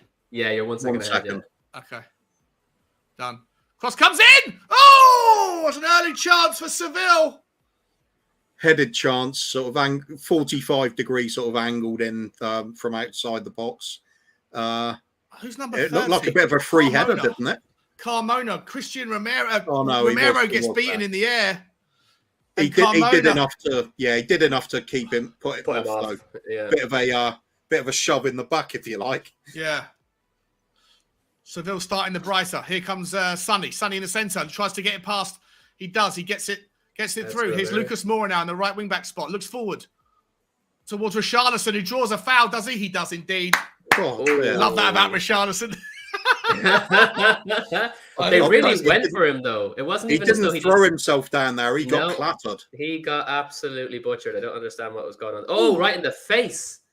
That's nasty. He got a thumb in the eye before he got knocked over. That is UFC. Mental. He's back on his feet. Oh, and a terrible free kick goes to nothing. There we go. Sending off coming up now. He's fired up now. Yeah, 100%. Acuna puts the ball under pressure for the keeper, and he cuts it out. He'd be rushing their keeper, flying out of the midfield. Absolutely dying for it. I think he heard us saying last week that on Wednesday that he was a bit inconspicuous. So I think he's trying to make himself a little bit. I think that shows the difference between Hugo Lloris and some of the other keepers around. If the ball was played back to Hugo Lloris like that, you'd start getting a bit nervous. Yeah, 100%. This one is just one touch control, just gently dink it out, no panic. Oh, bit of spice there from Skippy as well as he brings the ball. Here's Richarlison. Richarlison takes inside. Harry Kane. Nice. Referee! He's brought down yet again. Nothing happening. Oh, this is a bit of a spicy opening 5 minutes, people. Very spicy. Skip getting highly involved there. Here's Eric Lamela. Oh, Romero leaves his foot on Lamela a little bit. Nice. And Richarlison goes after Acuna. Oh no, sorry, it's not Acuna. That's Papu Gomez. Gomez. Well, somebody had to pay. This is going to be a spicy one. I got a feeling. Let me see. We get the comments up. 1 minute. I was jokingly saying earlier on the Irish Hotspur, I think a 2-2 draw with 5 sendings off. 100%. Martin Wild saying that the kit's. Was that Romero with a nice bit of shoulder work there? Was it? Yeah. Okay. Ball going up to the Sevilla forward, and Romero just steps in and says, "You're not having that," and barges in about 2.5 miles away from the ball. Yeah, I feel this could be a spicy one. There could be an injury here if we're not careful. Oh, he's taking him out again. Here's Papu Gomez looking forward. It's got to be offside. No, it doesn't matter anyway. Poor pass from the little man. Very poor pass. He's tiny, that fella. He's absolutely tiny, Papu Gomez. He looks like the guy from... Who's the guy from Wolves? who's like 5'7"?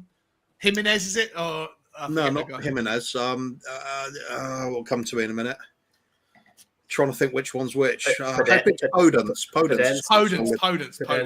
Yeah. Oh, Podence, whatever his name is. Yeah, he's absolutely tiny.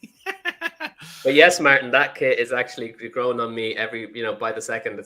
I think it looks phenomenal. The yellow socks, 100%. But if you have to wear the socks to pull it off, then I tell you what, I'll buy it. I'll throw it on, and we'll judge. We'll judge with a nice pair of black jeans. Well played for Oliver Skip. Oliver Skip looks forward. Chance for Sonny. Sonny gets. Bad touch. Referee. It looked like Sonny was held there as he tried to hold the ball up himself. Yeah. But letting a lot of things go at the moment, isn't he? Yeah, 100%. This is going to be another match where Richarlison spends more time on the grass than he does on the field. Sanchez! Just fucking hell! That was shocking. Sanchez has just absolutely cleaned out Fernando, I think that was, or Montiel. I'm not sure which player that was, but he's absolutely cleaned him out. This is supposed to be a friendly. It was a dreadful bit of timing on Sanchez, but it's reckless defending. They're carrying on where he left off in the last game. Absolutely insane. But it's these kind of games that you kind of realize that, when you're playing against aggressive teams like this, when we've been too nice in the past, Conte's bringing in these players that have a lot more bite and a lot more spunk to them. This is what we need. To kind of really. Oh wow, he's gone in again. Sanchez looking to bulldoze. What's Eric he doing? He wins the ball and just leaves his thigh in there and just absolutely takes out Eric Lamela. Absolute madness. He did get the ball that time, to be fair. Yeah. 3 seconds before the player. Referee doesn't know what he signed up for. He's thinking, is this a friendly or is this a UFC title match? Look, I'm changing my mind on Sanchez. I'm enjoying this. Yeah. It may be another reason why Conte is so insistent on keeping him on the pitch, because if he's willing to put in aggressive, Conte likes aggressive players. Clearly, having brought in Richarlison. If this was a league match, though, you'd be worried about Sanchez staying on the pitch much longer. Yeah, at this stage, yeah. That's true. He's trying to look after his mate from South America, who's taken a couple of hits. Who was that? Eric Dyer steps in there, wins the ball back, loses it again. 24. This is Papu Gomez once again. The little man looks forward. There's Jordan. Jordan looks forward towards Mur. Chance crosses the ball in. And cleared by Romero. Romero clears the ball in a weird way. It was his left foot, wasn't it? So he obviously messed that up a little bit. Sevilla up for this game, boys. Sevilla up for this game. Absolutely. Both teams are by the looks of it so far. Yeah. Let's get it going. Yeah, Romero stepped across to intercept the cross, but it looked like he was debating about whether to use the outside of his right foot, and then split second timing at the end changed to his left, and it sort of ballooned up but out safely. 100%. Hugo Lloris puts the ball long, doesn't quite make it, and Seville can recycle the ball and send it back to their goalkeeper, Dimitrovic. Dimitrovic across to Fernando. What do you think so far? It looks like Lloris is trying to pick out Sessegnon each time he gets the ball. Every time I see Sessegnon from a distance, without trying to sound like a cliche, with his hair, with the blonde, we talked about this last time. I'm almost thinking, is that Emerson on the left? Yeah, it's true. Well, you never know, because there's some of those weird runs they make sometimes where they turn up on really unusual positions of the pitch. Yeah. Here's Romero moving into the Seville second, in Seville half. Lucas Moura pulls inside towards Højbjerg. Højbjerg heads it back towards Eric Dyer, and the ball can be recycled. Tottenham win the ball. 10 minutes, 55 seconds if you're looking for the sink. 1-2s from Oliver Skips. A decent ball towards Richarlison. Richarlison finds Højbjerg.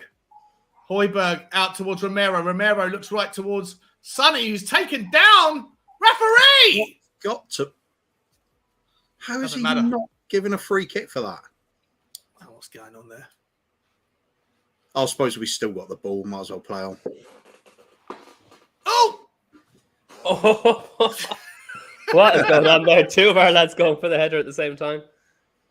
This is madness. Both players jumping at the same time for the same ball. And neither of them get it. Lucas takes it to the shoulder. And what's interesting is Lucas out-jumped Romero. He would do, though. Lucas has got some spring on him. I'll tell you what, there's some spice in this game, ladies and gentlemen. Spicy. Tottenham finally win a free kick. Højbjerg's not happy with the little man, Papu Gomez. Sevilla have got that sort of danger to their game that they're very quick to their interchange in passing. And you always think they've got that ability to just spring an offside trap at any point. So really got to play on your toes. I suppose it's part of the reason Sanchez has some value to the team as well, is he is capable of racing back and... it's well played by Lucas Moura. Lucas Moura finds it. Richarlison puts the ball in early. Oh, it misses the defender. It misses Lamela. And Sessegnon's there, but he can't get on the end of it. Interesting from Richarlison. Lovely play from Lucas Moura. Sorry, Couve. Sorry, mate. No, it was a good whipped-in ball as well. Just perhaps overcooked it just a little bit. No, actually, let's blame Sessegnon for not being quick enough. Sessegnon could have done a little bit better than that. It was a decent ball in. The defender was there to cut it out if it had been any closer to him, to be fair. I think... a quarter chance. We're not going to call it a half chance. We'll call it a quarter chance. Yeah, perhaps more chance of an own goal from that. Yeah, 100%. Oh, it's good football. Here's Richarlison, looks inside, cut out again by Rekic, the Seville player, and Seville can move forward. Here's Carmona. Here's Rekic again. Again, it's one of the things I really like about Richarlison is he'll offer himself for the ball no matter how tightly he's marked. Oh, he split us open there, mate. Oh, well done. Look at Cutie Romero. Love that from Cutie. Oh, don't be scared, Højbjerg. Chance now for Seville. That's a free kick, is it? Getting stuck in. Oh. Lamela was spicy as well. I was enjoying this. Here's Richarlison breaking away. No, taken down by number 19, Acuna. Come on, ref. Come on. That's absolutely insane.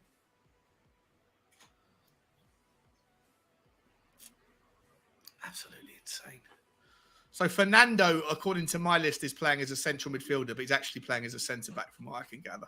Or a deep line playmaker, maybe. Any players on the Seville side that are interesting? Perhaps Papu Gomez looks quite busy, doesn't he? He does so far. I forgot to look at the starting lineup for them, actually. I was thinking there's going to be the likes of Rakitic and Jesus Navas playing, but they're obviously on the bench. So who's that leave at fullbacks? Acuna. They've got Acuna on the left. They've got Montiel on the right. They've got Carmona and Rekic at centre-backs. Fernando's the deep line playmaker. Jordan somehow a bit more offensive. And then they've got a Campus on the left. Eric Lamela's playing a floating role. Papu Gomez is also floating. And then Mir, I'm not sure how you say his name, is the lone striker up front playing the under the 12 shirt. Yeah, Campos has certainly caught the eye in the past. So he could be a big danger man for them. Not so sure on... who did you say was up front? Mir? Yeah. I'm not sure. His name is Rafa Mir. Rafa Mir. I don't know. Rafa Mir. Oh, don't know. 25 years old. He's about 6 foot. I used to follow Sevilla quite a lot, and I've sort of lost touch of doing that lately. So some of the players I'm not sure on anymore. Oliver Skip looks left. Finds Sonny. A little bit of space. What can Sonny do? He pulls it back, crosses it in early, and it's cut out by Joe Jordan. Not Joe Jordan. Jordan. What's Jordan's first actually, his first name is something like Joanne Jordan, isn't it? Juan Jordan. So Joe Jordan, the ex Southampton and Manchester United forward, yeah. Sonny takes a strike from outside the box, but it's just wide.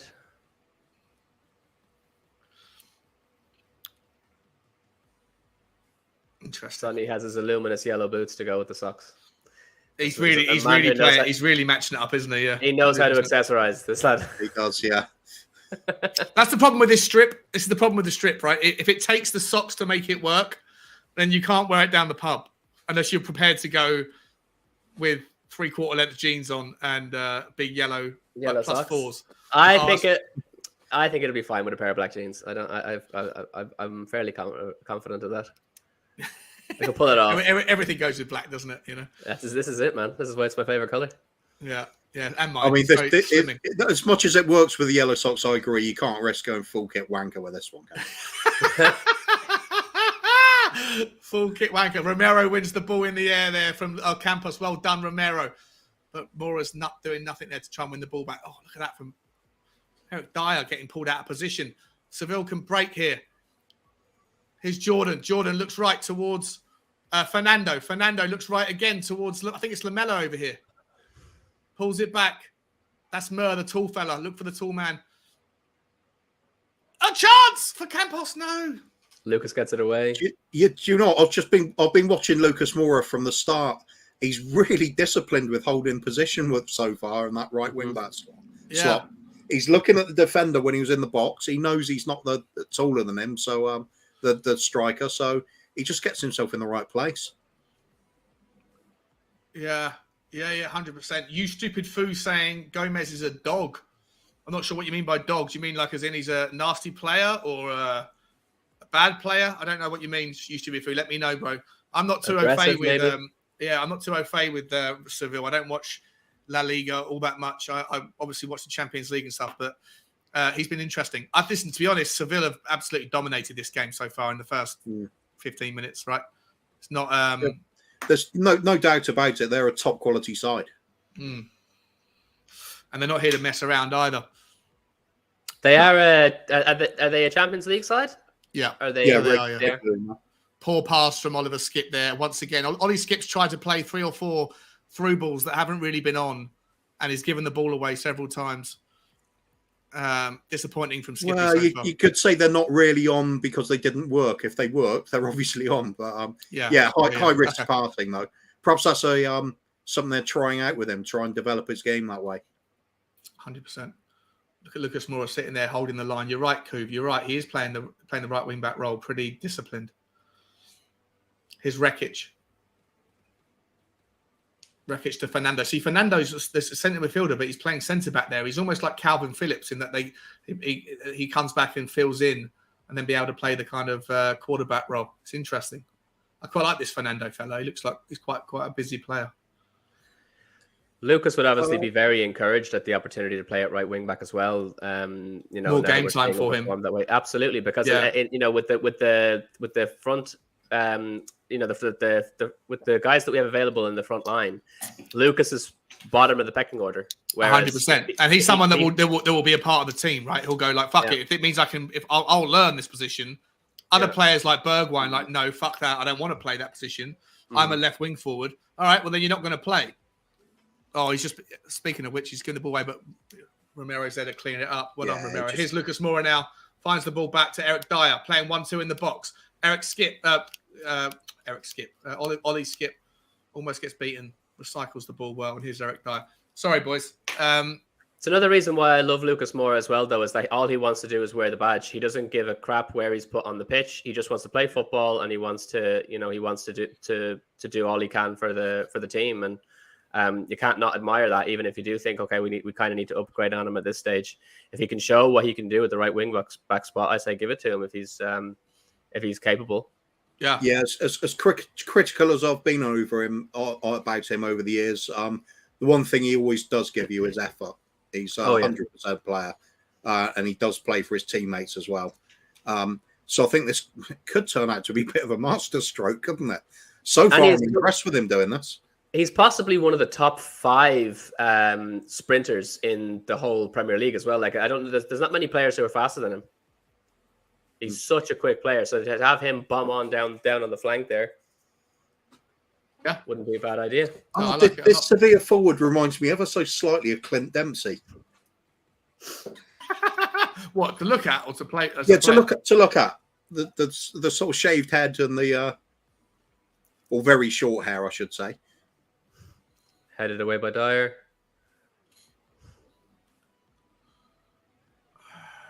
What's going on here? Come on. Where are you?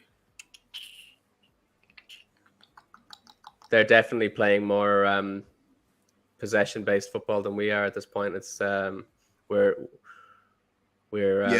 they look a well-oiled sort of team, don't they? They all know what they're doing, comfortable on the ball. There's a lot of passing going on, and it's much more well-oiled than our own. A lot of our passing has been wasteful, unfortunately. Yeah, and a lot of Sevilla's passing is short passes as well, so they're much more likely to maintain that possession. But even when they switch, they're when they've crossed it from one side of the pitch to the other, they've always got their man. So it's a very fair play to them. Yeah, we're getting a good workout so far, that's for sure. Here's Richarlison. Can he win the ball here? Oh, he loses the ball again. The referee he finally gives a free kick. Yeah. He's been fouled from the start of the game constantly, hasn't he? Yeah. It's interesting. I think he hasn't had the better of it today. He hasn't had the better of it people today. will say, oh, he's usually throwing themselves down looking for these free kicks. But the fact is he gets himself there and he gets his body in the way to shield the ball. And people do foul him a lot. A lot of what happens is absolutely legit. What's going on? He's just a physically involved sort of player. 100%, mate. You know what? For some reason, I feel like this game is more important than a friendly now. I feel like it's a proper game of football. Yeah, I'm getting angry by it. Yeah, like I don't know why, but like, I guess.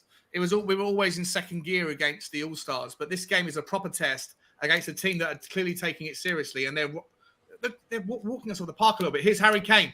He finds Sonny. Sonny now running at the player, pulls inside, finds Ollie Skip. What can Ollie Skip do? Lucas Moura pulling up inside. Lucas Moura. What can he do? Lucas Moura cross comes in. Sanchez at the back post. That was not a great cross. Not a great cross at all. So there's one area now that we got to worry about Lucas. It wasn't the best feed from Ollie Skip though, was it, Coof? It wasn't, but then Lucas just clipped the cross in with a lot of loop on it. Very easy for the keeper. Yeah. From that position, you got to put it in with some pace. Sanchez, to be fair, was it Sanchez or Sessegnon coming out of the back? Again, it's that haircut's confusing us. I know. I think it was Sessegnon. It was Sanchez at the back post. I think that time. He's a bigger man. Here's Eric Dyer looking forward. A nice pass towards Richarlison. A weak pass from Richarlison. And Richarlison throws his foot in and takes out. Who's that man? I think that was Jordan. Richarlison's looking a little bit frustrated. I'm not surprised. Oh, yeah. Sorry. Yeah, he's getting a lot of attention, isn't he? Even when the ball's played into his feet, he's almost half expecting to get his heels clipped straight away. And when he doesn't, he's in a rush to have to pass it, and it doesn't come off then. But I like his level of involvement so far, even if it's not leading to anything so far. He's had a tougher time of it against the All-Stars. He was able to do his trickery stuff and draw fouls and that, but against Seville were really up. They pressed very, very well, and I don't know. Tottenham are second to everything right now. Everything. There's been zero chances for either team, so I don't want to sound too critical, but it's a 0-0 all day long at the moment. There's no missed chances on either side, but Seville had the bulk of the possession, I'd imagine, if we can get the stats up. Definitely. They've definitely had more of the possession, and their passes have been a lot slicker. They press. Very aggressive.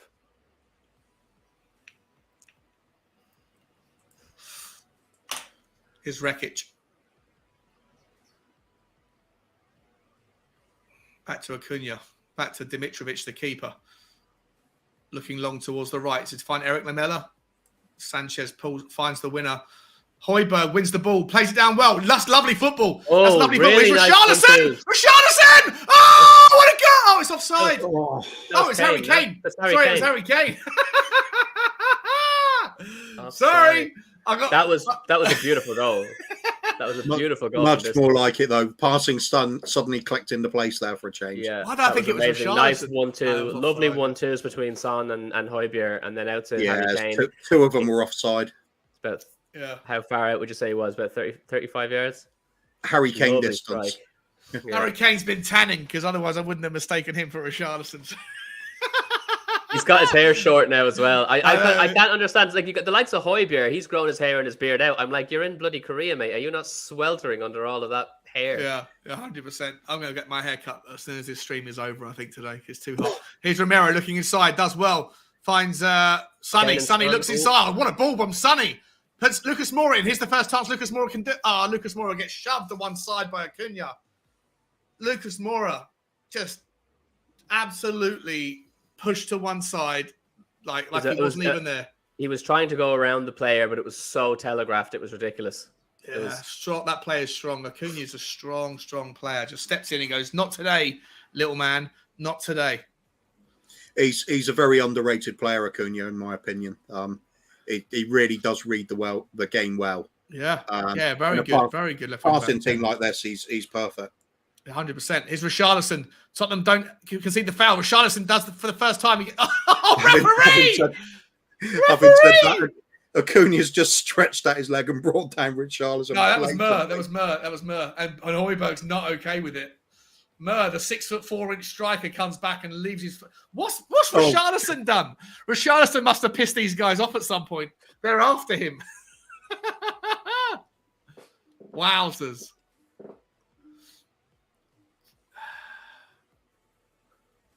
Surely they wouldn't be targeting him for potentially losing his temper, getting himself sent off. Surely you wouldn't do that in a friendly, would you? Don't know. But Richarlison's been clearly targeted a little bit by some of these players. Like Mur was coming back from a striker role to, just to take him out there. It's very strange. It's not like he's been playing in Europe with Everton recently, is it? So there's no sort of prior with these lads playing each other. I don't know if some of these players are like Argentinian or like there's any South American nonsense or anything. Here's Lamela. Eric Lamela looks right towards Fernando. Montiel. Oh, chance! Just wide. Flashed it wide from outside the box. Is it? I doubt it. That just went straight through everyone, didn't it? Yeah, it looked like it just bobbled wide, didn't it? Perhaps Hugo got a touch on it. Oh, he did. It's a great save. It's a great save from Papu Gomez. Looks like a fantastic save. Maybe I'm wrong. Let's watch it from this angle. Oh, he did. Fingertip. Big save. Well done. Yeah. Well done, Hugo. Make up a little bit for that free kick that you didn't stretch for last time. You don't often see that with his Hugo. His right arm is now match fit and his left arm isn't. You often find that with Hugo though. Like he's got a very limp wrist. So it's see him go full stretch like that and fingertip save. That's pretty impressive. Look at Lucas Moura trying his best against Acuna. It's an interesting test, Lucas Moura against Acuna. Adam, what do you think, mate? Say it again, sorry. It's an interesting test. It's just I was just saying, Lucas Moura against Acuna is it's an interesting test for Lucas Moura. He's trying to get into the back of Acuna, but right now Acuna's got the best of him by easily. I think so far, defensively, I think he's been doing a really good shift. A couple of silly mistakes as he is prone to do when he's trying to beat people.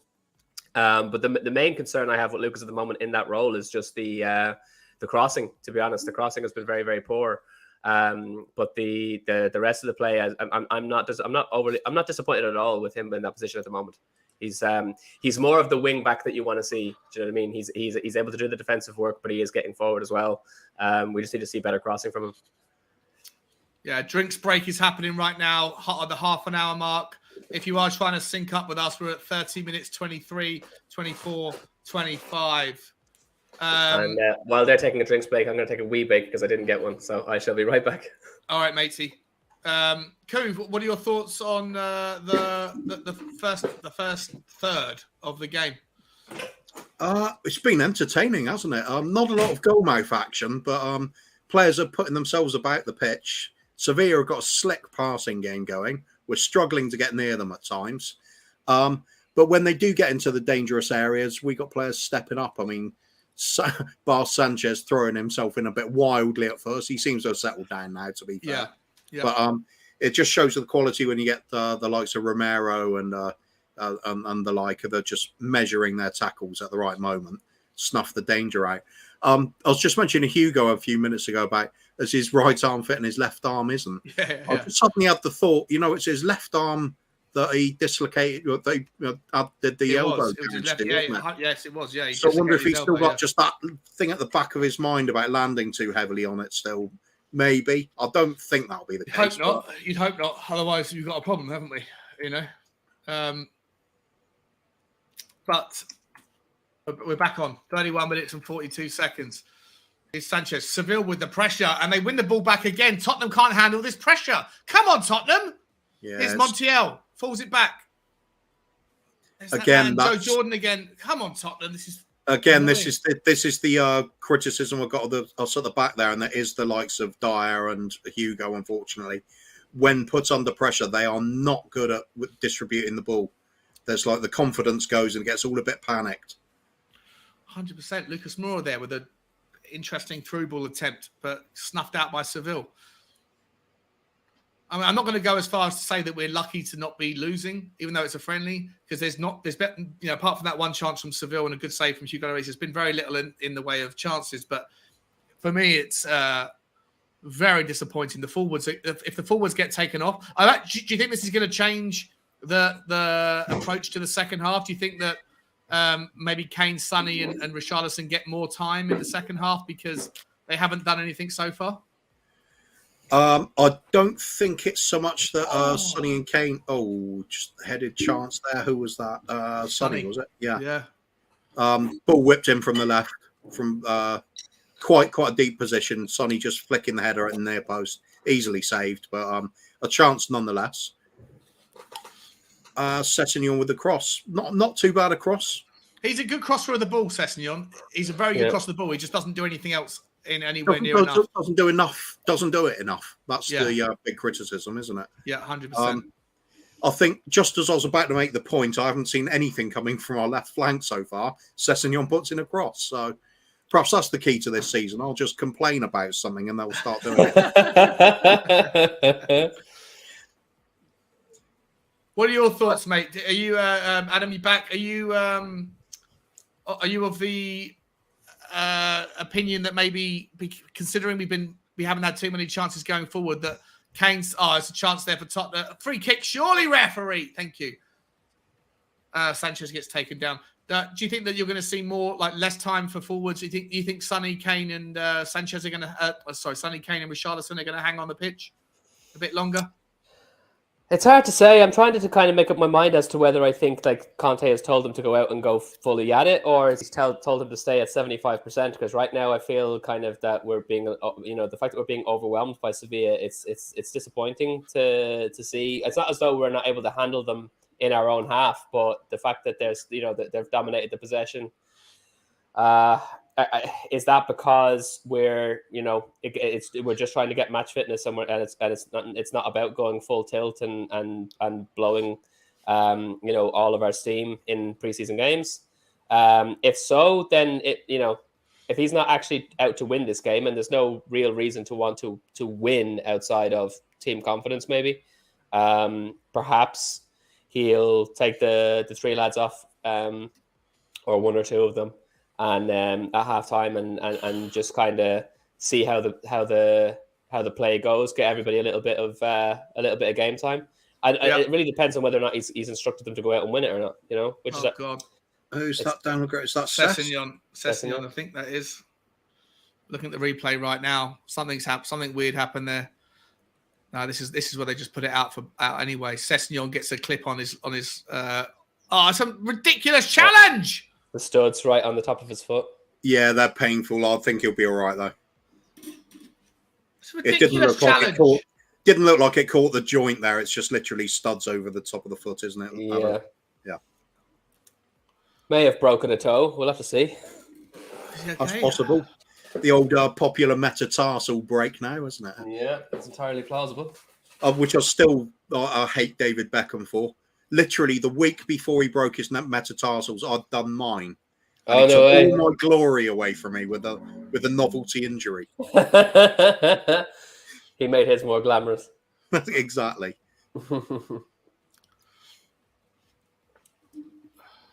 Come on, Tottenham. Corner kick. This, I tell you what, boys. This is not the second half. Oh, sorry, not the first half of the second preseason game. Listen, I'm glad we're playing against a team like Sevilla. It lets you know where you are, right? It lets you know where you are. And as of thus far, I am unimpressed with our midfield. I'm unimpressed with the passing. Has been loose. I think Sevilla pressed us. Hopefully, they're going to get tired in the second half and give us a bit of a chance to compete. Chance goes in for Seville again. Here's Montiel. Cross comes in. Cleared by Quito. Well done, Romero. Where's Skippy there? Chance! Oh! Has that hit the post? Or did it just go wide? Did it hit the post? Just wide, I think. From Eric Lamela. Did it hit the post? I think it hit the post, you know. I thought it just hit that pole that sort of helps hold it. Might have hit the post. Yeah, it might have hit the other one. Look at Ollie Skip. What are you doing there, bro? No, it's hit the post. Oh, it has. Smashed against the post. And Lloris nowhere near it. Ollie Skip not at the fucking races. Come on, Ollie. See, if that had been a Rabona from Lamela, that would have been in. He's pissed off with himself. He's saying, he made beautiful contact with it, hitting it first time, ball played across the edge of the box. And he's just hit it first time with his left, loads of bend on it, hit the outside of the post and went wide. But warning signs were there, weren't they? This is a massive wake-up call. This is a massive wake-up call. We have been second to every. I'm not that unimpressed with Romero. I'm not that unimpressed with Dyer or Sanchez. No, the defense have been fine. The defense have been absolutely fine. The midfield have been second to literally everything. And the wing-backs haven't been great. Lucas Moura's, I think he's done okay. He's interesting, but he's competing against Acuna, which is a real big test for him. And he's not doing it. Here comes a cross-cut ball coming now again. We're going long ball now, are we? Yeah, we're going long fucking ball. We've been looking for that. We've been looking for that Hollywood through ball all game, haven't we? Yeah, that's exactly it. It's annoying. I don't want to see us doing this crap. No, neither do I. I know they're pressing, but they're not better. Man for man, they're not better players than us. So they press us. Doesn't mean we have to go long. Move the ball around. That's a lovely ball from Fernando there, who seems to be just this player that's drifting around. You see him on the right side, the left side, in the centre back role. He's a real kind of floaty player, difficult to track, I'm guessing. Here's Joan Jordan, looks inside again to Fernando. Fernando back to Rekic. Oh, now it's Rekic. That was Montiel. Here's Rekic now playing at the left back spot, which they're a team that just seem to just interchange. Their positions just seem to have no. They're very fluid, aren't they? Yeah. Oh, well played. They literally have no player that doesn't enjoy having the ball at their feet. We seem to. But all of the players, like you see Rekic has been found at the right back spot, the right side is centre back spot, and then just now he was at the left back spot. You see Fernando that's all over the place. Papa Gomez all over the place. Juan Jordan, whatever his name is, all over the place. It's difficult to track. I get it. And if they're pressing, then they press the nearest man, which then means if they lose the ball, they have to fill in. It's a very, very kind of fluid play, but I'm getting frustrated here. Here's Richarlison. Somehow he's onside. He's broken through and he loses the ball. What is that, Richarlison? Two covering defenders, and he just didn't have the pace to get away from them, so played a little bit too far out of himself. He's looking tired. Oh, unimpressed with that. Juan Jordan again. Not even a defender. A centre, like a midfielder comes back to clear that one. Richarlison once again pulled off the ball. We're getting pulled left and right here. Adam, what are your thoughts, mate?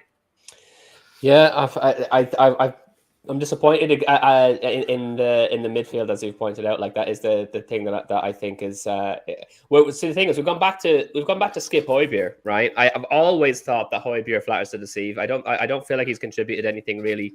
There was a bit of a 1-2 between him and Sonny earlier on in the game, and that that almost led to something. But since then, I really don't feel like he's doing enough. Can you imagine how different the team would be playing if we had Basuma and Bentancur? I think that there'll be an awful lot more creativity from Bentancur than there is from Højbjerg.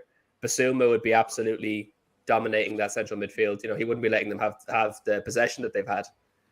So I think that the midfield and the wingers definitely, you're right, 100% letting us down. What an absolute terrible ball by Højbjerg. And he's through. Eric Dyer with a lovely tackle from Eric Dyer. What was Højbjerg doing? Yeah, absolute calamity from Højbjerg. He to deceive, I'm telling you. Looking to play with his, he was facing Hugo Lloris, and I don't know what he was doing. That is such a piss poor back pass. I don't even know what. You know what? Eric Dyer does okay to put the pressure on. Mur should do a lot better. Wowzers. Højbjerg, of the four centre midfielders that we have, Bentancur, Basuma, Højbjerg, and Skip, Højbjerg is the worst one. And I'm telling you, far and away the worst one. I know there's a lot of Højbjerg apologists out there. I do not think that he is on the level of what Conte is looking for. I really don't. I completely agree. Oh, here we go again. Here's Seville. He's cut inside. Lamela puts it across the bill. There's no one there. Thank God. Oh, my God. Here's Acuna again. This time broken out. Here's Højbjerg. What can he do? Moves it side to Sonny. Sonny. Oh, he gets absolutely body checked. Ooh, oh, go on, yes. Oh, Sonny. How did you... Come on, ref. That is mental. Are we supposed to imagine that... Oh, well done, Sanchez. Sanchez. Yes. Sanchez. Wow. Love that. Throw your body on the line. Really There's a touch of the Romeros about that from Sanchez. This isn't a friendly to me anymore. This Seville. Oh, look at him. He's bleeding. The Seville. Wow. Oh, yeah. He's going off. Have it. Fuck you, bro. He can't be bleeding like that on live TV anymore. He's going to have to get taken away until he's... This game is super spicy. Has he lost a tooth? I think the amount of blood coming out of that man's mouth. Oh, he's got an elbow from Sonny. Not a deliberate one. But... Oh, you know what? That was his own fault. It's not deliberate, but it's certainly... It was also his own fault because he went in to collide with Sonny. He went in to take Sonny out and Sonny happened to get past him, but that's totally... Play silly games, win stupid prices, you know? Exactly, there you go. 100%. Without bias, I think this cannibalism attempt has backfired on him. I got to be honest, guys. It's... We're getting outplayed by a far superior footballing side. It's as simple as that. I don't like saying that. They press really well. Yeah. And you know what? This isn't. Yeah, but with the centre of midfield, Højbjerg has been like essentially invisible, and Skippy's been visible, but he's passed the ball. He hasn't handled the pressure very well. Defensively, he's still been very good, though. I think Skip is one of the best tacklers I've ever seen. He's such an incredible tackler. There's a few points there where he came back and he helped out the defense, clearances, ball retention, very, very solid. But he's not a progressive player, and Højbjerg is a waste of space, which means that we're not supplying the front three as much as we should. And then the wingers, I can't wait to see Doherty and Emerson come on at this stage, because I'd like to see how they're going to contribute to distributing the ball to the front three. Yeah, I'll tell you what, I'm unimpressed with this so far. Here's Skippy. Skippy looks left towards here's Sessegnon. Sessegnon pulls it back. Return to sender. Address unknown. Oh, what are you doing, Højbjerg? No time. He's trying to show off. He's trying to show off now just because he knows. Oh my God, Højbjerg! What sort of pass was that again? Hospital pass. Here's Lamela. Lamela looks inside. Oh no! Oh, Papa Gomez. In reply to Polarized, who's put in the last comment. Oh yeah. He said, such a overreaction. How are they a far superior footballing side when they've also created nothing so far? They have created things. They've created several chances so far, and it's getting more and more as the game goes on. They're far superior footballing side because they are passing it around crisply, swiftly, accurately. We're not. They look like a much better footballing side. I'm sticking with it. Our midfield has been absolutely overrun. Our defence has held up okay. Yeah, our defence has done okay. Solid. Some of our physical play's been great. Some of the tackles been going in great, but they're a better footballing side than us. That's that simple. This is not a pushover team. It never was going to be. Oh my God! Skippy loses the ball again to the press. Jesus fucking Christ! What's going on with our midfield? Here's Richarlison. Looks left. You Gets keep cut out mistaking again. Harry Kane for Richarlison. Was it Harry Kane again? Was it? My thing's really blurry. I can't see it. Can't see properly, mate. Yeah, you're right. That was Harry Kane. Sorry. I'll tell you what.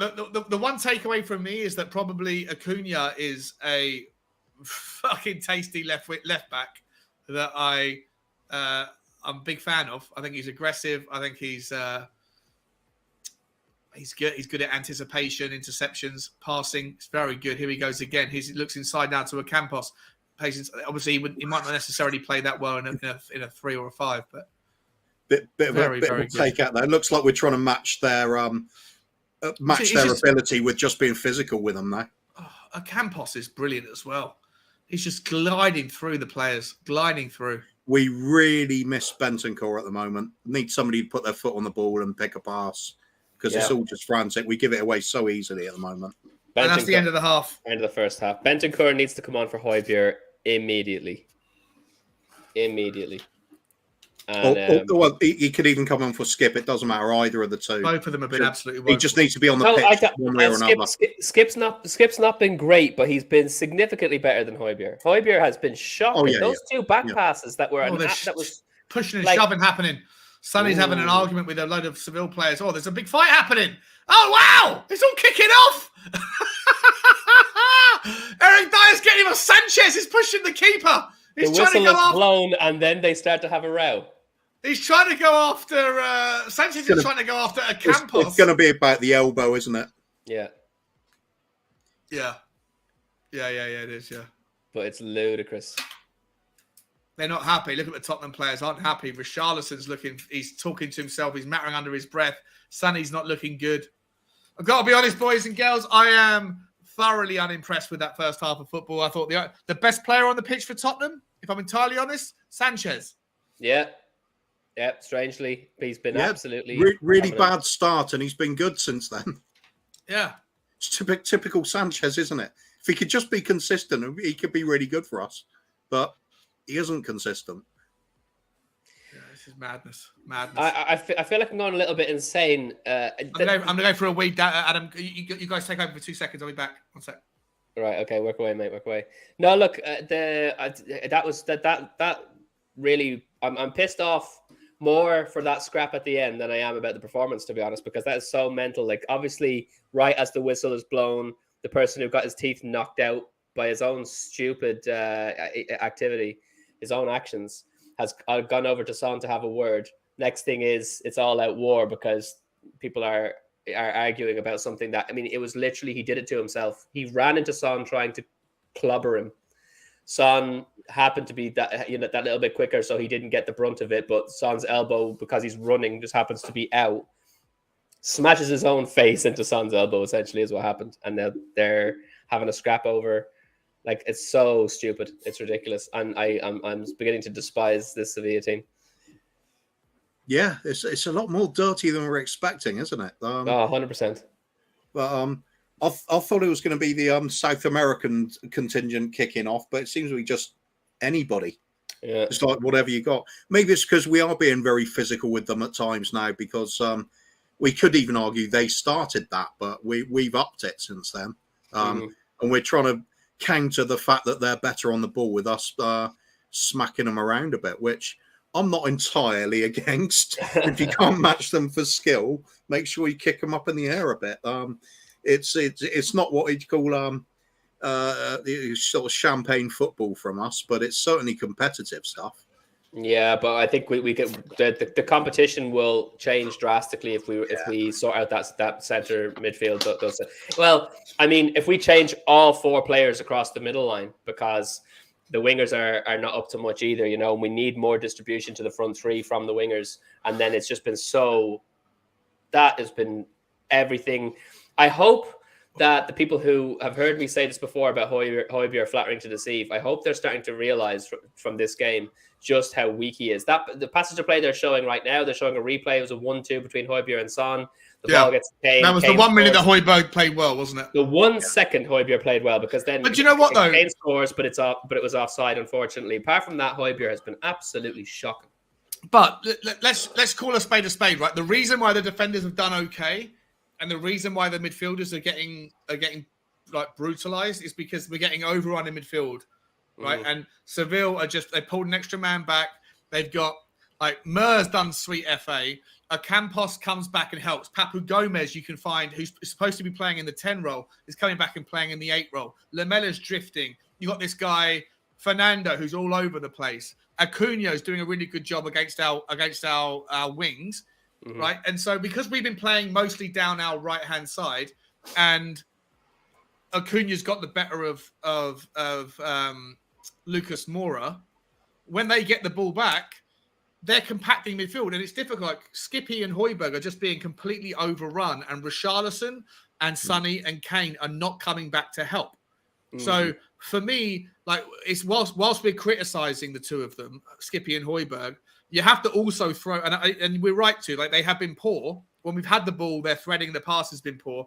Højbjerg's given away 2 hospital passes that could have easily led to goals. Skippy's given the ball away more times than he hasn't going forward. But ultimately, there's been zero defensive support from Richarlison, from Kane, or from Sonny. They're getting overrun in midfield. And for me, what needs to change isn't just bringing on Bentancur. We need to get somebody from the front three to come back, or someone from the midfield, or someone from the defense to come up, like maybe a Romero, maybe a Dyer, whatever. One of those 3 to come up and actually help break down the midfield, because the game is this particular game seems to be won and lost with Seville's ability to press and their over-dominance of midfield. It reminds me of Brighton in the Premier League last year. It reminds me of Brentford. It reminds me of the Southampton game that we lost. And it reminds me of Wolves when we lost those games in the second half of the season, when we were playing our formation, but the opposition just went and pressed and did really well and saturated the entire midfield. And for me, that's what it's like. It's easy to say, well, Højbjerg and Skip have obviously struggled, but why have they struggled? Well, because Seville have had support from defenders and from attackers, and Tottenham haven't. It's also just because the Højbjerg is shite, though. I'm sorry. Like everything you're saying is true, but I think Sanchez has been very, very frequently chipping in, running into the midfield. Romero has done less of that this game, but Sanchez has been getting forward into the midfield quite often and doing a really good job and beating lots of people. Plowing his way through their players and winning a lot of balls back in the center of the pitch, which has been fantastic to see. Højbjerg has been the one letting them down. So what I do think we'll see is a changing of the center mids and the wing backs, to be sure. But another thing that we got to notice that, like, if we were playing Premier League right now and we had all available players, I think the difference in this type of game that Kulusevski would be making on the right-hand side of that front 3 compared to Richarlison would actually be quite drastic, because Kulusevski he's a beast. He's a really strong player, incredibly good at holding the ball up, waiting for the attackers then to get forward and slipping in an incredible pass. Richarlison, for all of his shithousery, for all of his buying fouls and everything, he'd only get a 5 out of 10 for me so far in this half. Who? Richarlison? Yeah, he's been awful. He's been absolutely awful. He's not been up to much at all. If Kulusevski was there, he'd be holding up the ball. He'd be distributing it better. Yeah. Kulusevski would also come back. Kulusevski's smart enough. He's a super intelligent player. He's smart enough to say, let's come back. I'm going to come back and drop deep, and I'm going to support Lucas. I'm going to support whoever's playing on the right side of that too, which I think is probably Skip, right? Like, he's probably going to come back and drop deep. Richarlison isn't going to do that. Harry Kane hasn't done that today. Sonny hasn't done it. Right, like strangely, Richarlison is a better replacement for Son or Kane than he is for Kulu. There is no other player that's anything like Kulu.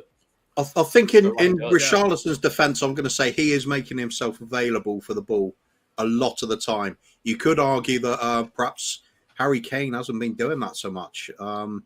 If I was the manager and I was looking to try and win this game, I might even be tempted to take Harry Kane off, as so funny as that sounds. Play with Richarlison and Sonny up front and put the extra midfielder in, because we need to get control of that midfield if you're looking to win the game. Because we're getting, as everybody said, I think we're all agreed, we're getting overrun there, aren't we? Massively overrun in midfield. And if I look at the subs bench, let me just call it. I'll get it up just so everyone can see it. Hang on a second, boys. Let me get this down. Also, I've got to get rid of this. Sorry. Here's the subs, right? So we got Matt Doherty. I'm just grabbing a drink, Sean. I'll be right back. All right, Coof. Adam, we got Matt Doherty, Brian Hill. I mean, I don't know if Brian Hill's going to be. Listen, this obviously the game doesn't matter, but the recovery does, right? I want to see something different, and I think that we need to imagine this was a Champions League game, the first leg of the chat, and it could easily be, right? It could easily be. So, for me, if we look at this subs bench, how do I see it changing? You definitely want to bring on Kulusevski for Richarlison as it stands. Bentancur and Sarr for Bentancur definitely comes on. I don't know. I don't know if Sarr's give him a shot. Give him a shot. Give him a shot at it for sure. And obviously, I know Royal and Doherty.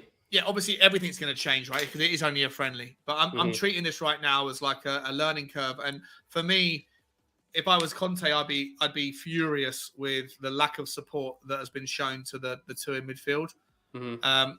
Notwithstanding, when we have had the ball, they played the press brilliantly. And the press is something we're going to have to get used to very fucking quickly because it happens all the time in the Champions League. It happens all the time in the Premier League. And like I said earlier, it does remind me of those games, those key games that we lost last season.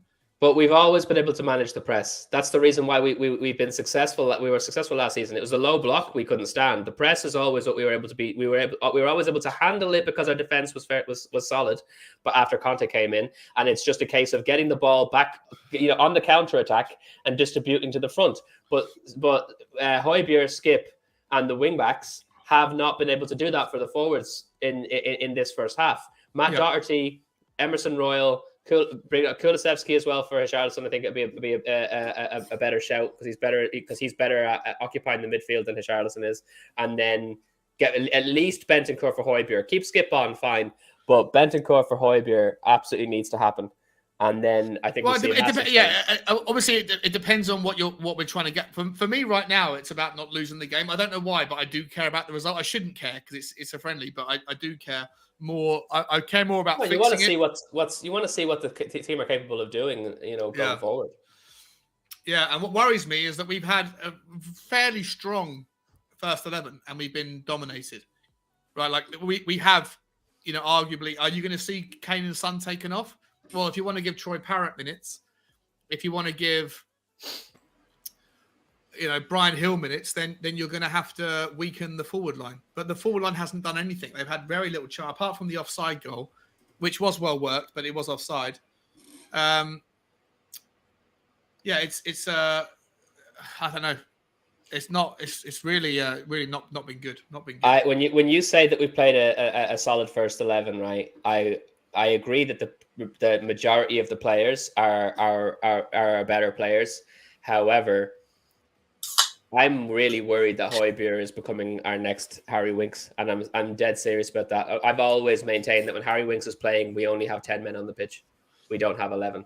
And Højbjerg at times, he will do like maybe 15% of the game. You'll notice he's there and he can contribute, and the rest of it, he may as well not be there at all.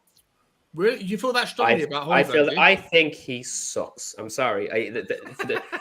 For the time, honestly, I will. And there's so many Højbjerg apologists that I just don't understand it. There are times where he'll put in a shift, but it's in patches, and the rest of the time he's not bloody there. He's just, and so unlike Winks, who's not there 100% of the time.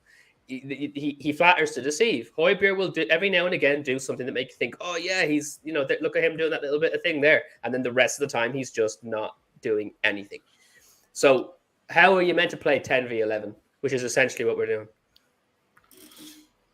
Yeah. There's one. Yeah, I'm with Adam on this as well. I mean, people are going to be horrified about slagging Højbjerg off, but for me, I made the comment last season. For Højbjerg sometimes to catch up with play, he has to leave the night before. Yeah. He's terribly slow. Against a team like Sevilla, he can't catch up with them. They're too quick for him. He's out of the game. It's a really, it really handicaps him, that. His passing has been horrific. Horrific. They're too quick, too mobile. Their passing's too slick. Midfield struggling. We need Bentancur on. That's why I'm saying not just replacing Højbjerg. I think we need extra numbers in there.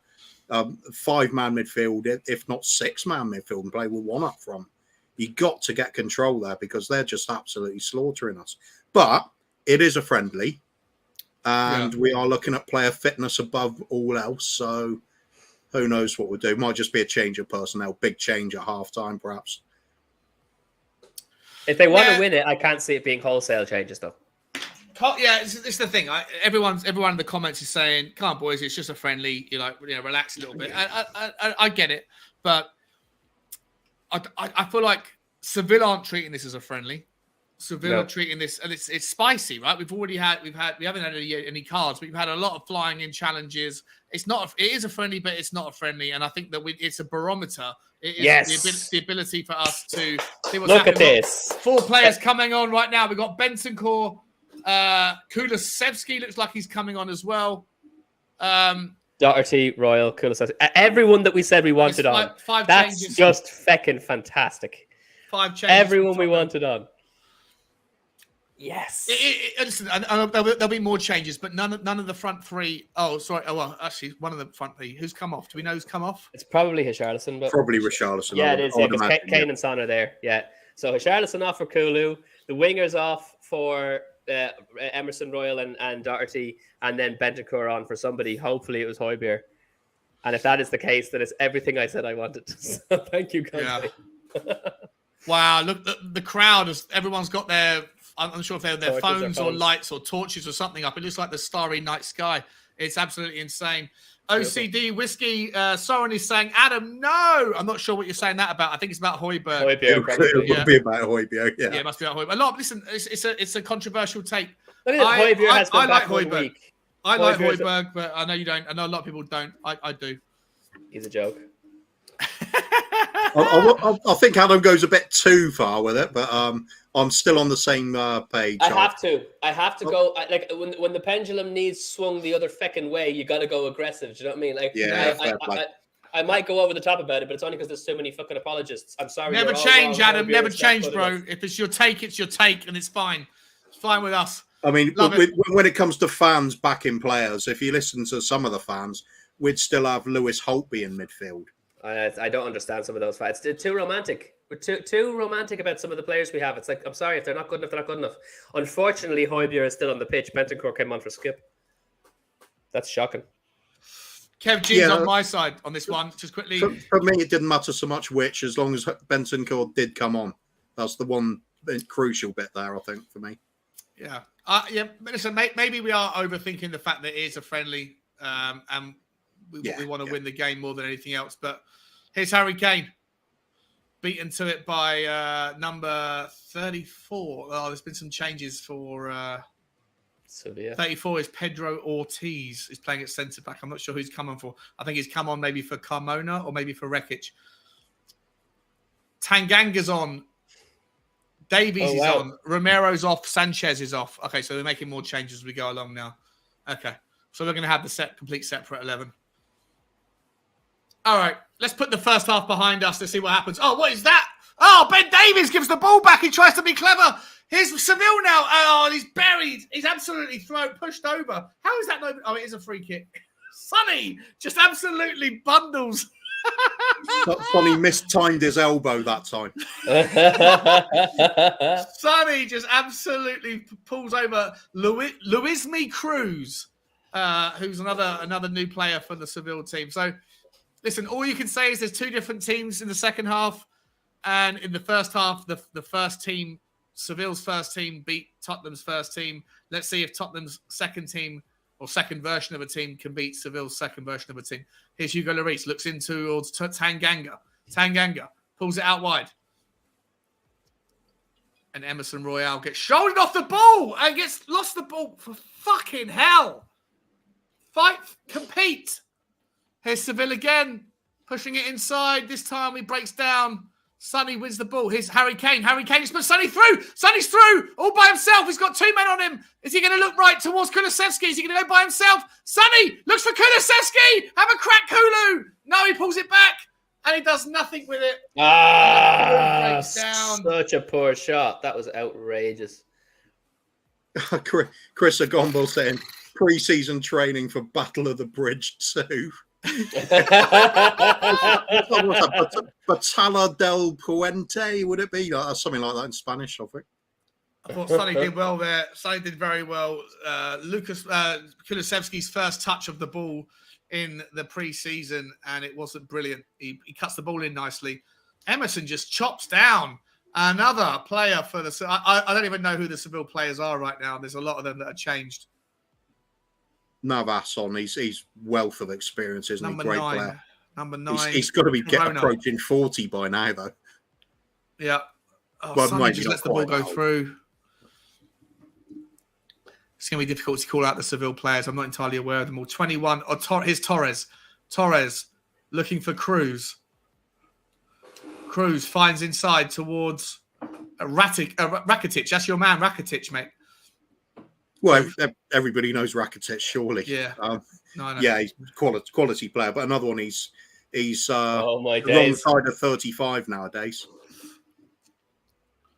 Oh, it's well played from Tottenham. That's really good play. Scrappy, it's Emerson inside. Puts it through. Is Kulusevski all by himself? Can he beat the first man? He cuts it inside. It's fantastic from Kulusevski. What can he do? He releases the ball. Out to Doherty. Fouled by the referee. Come on. He should have crossed that out to Doherty. He was flying in on the left-hand side.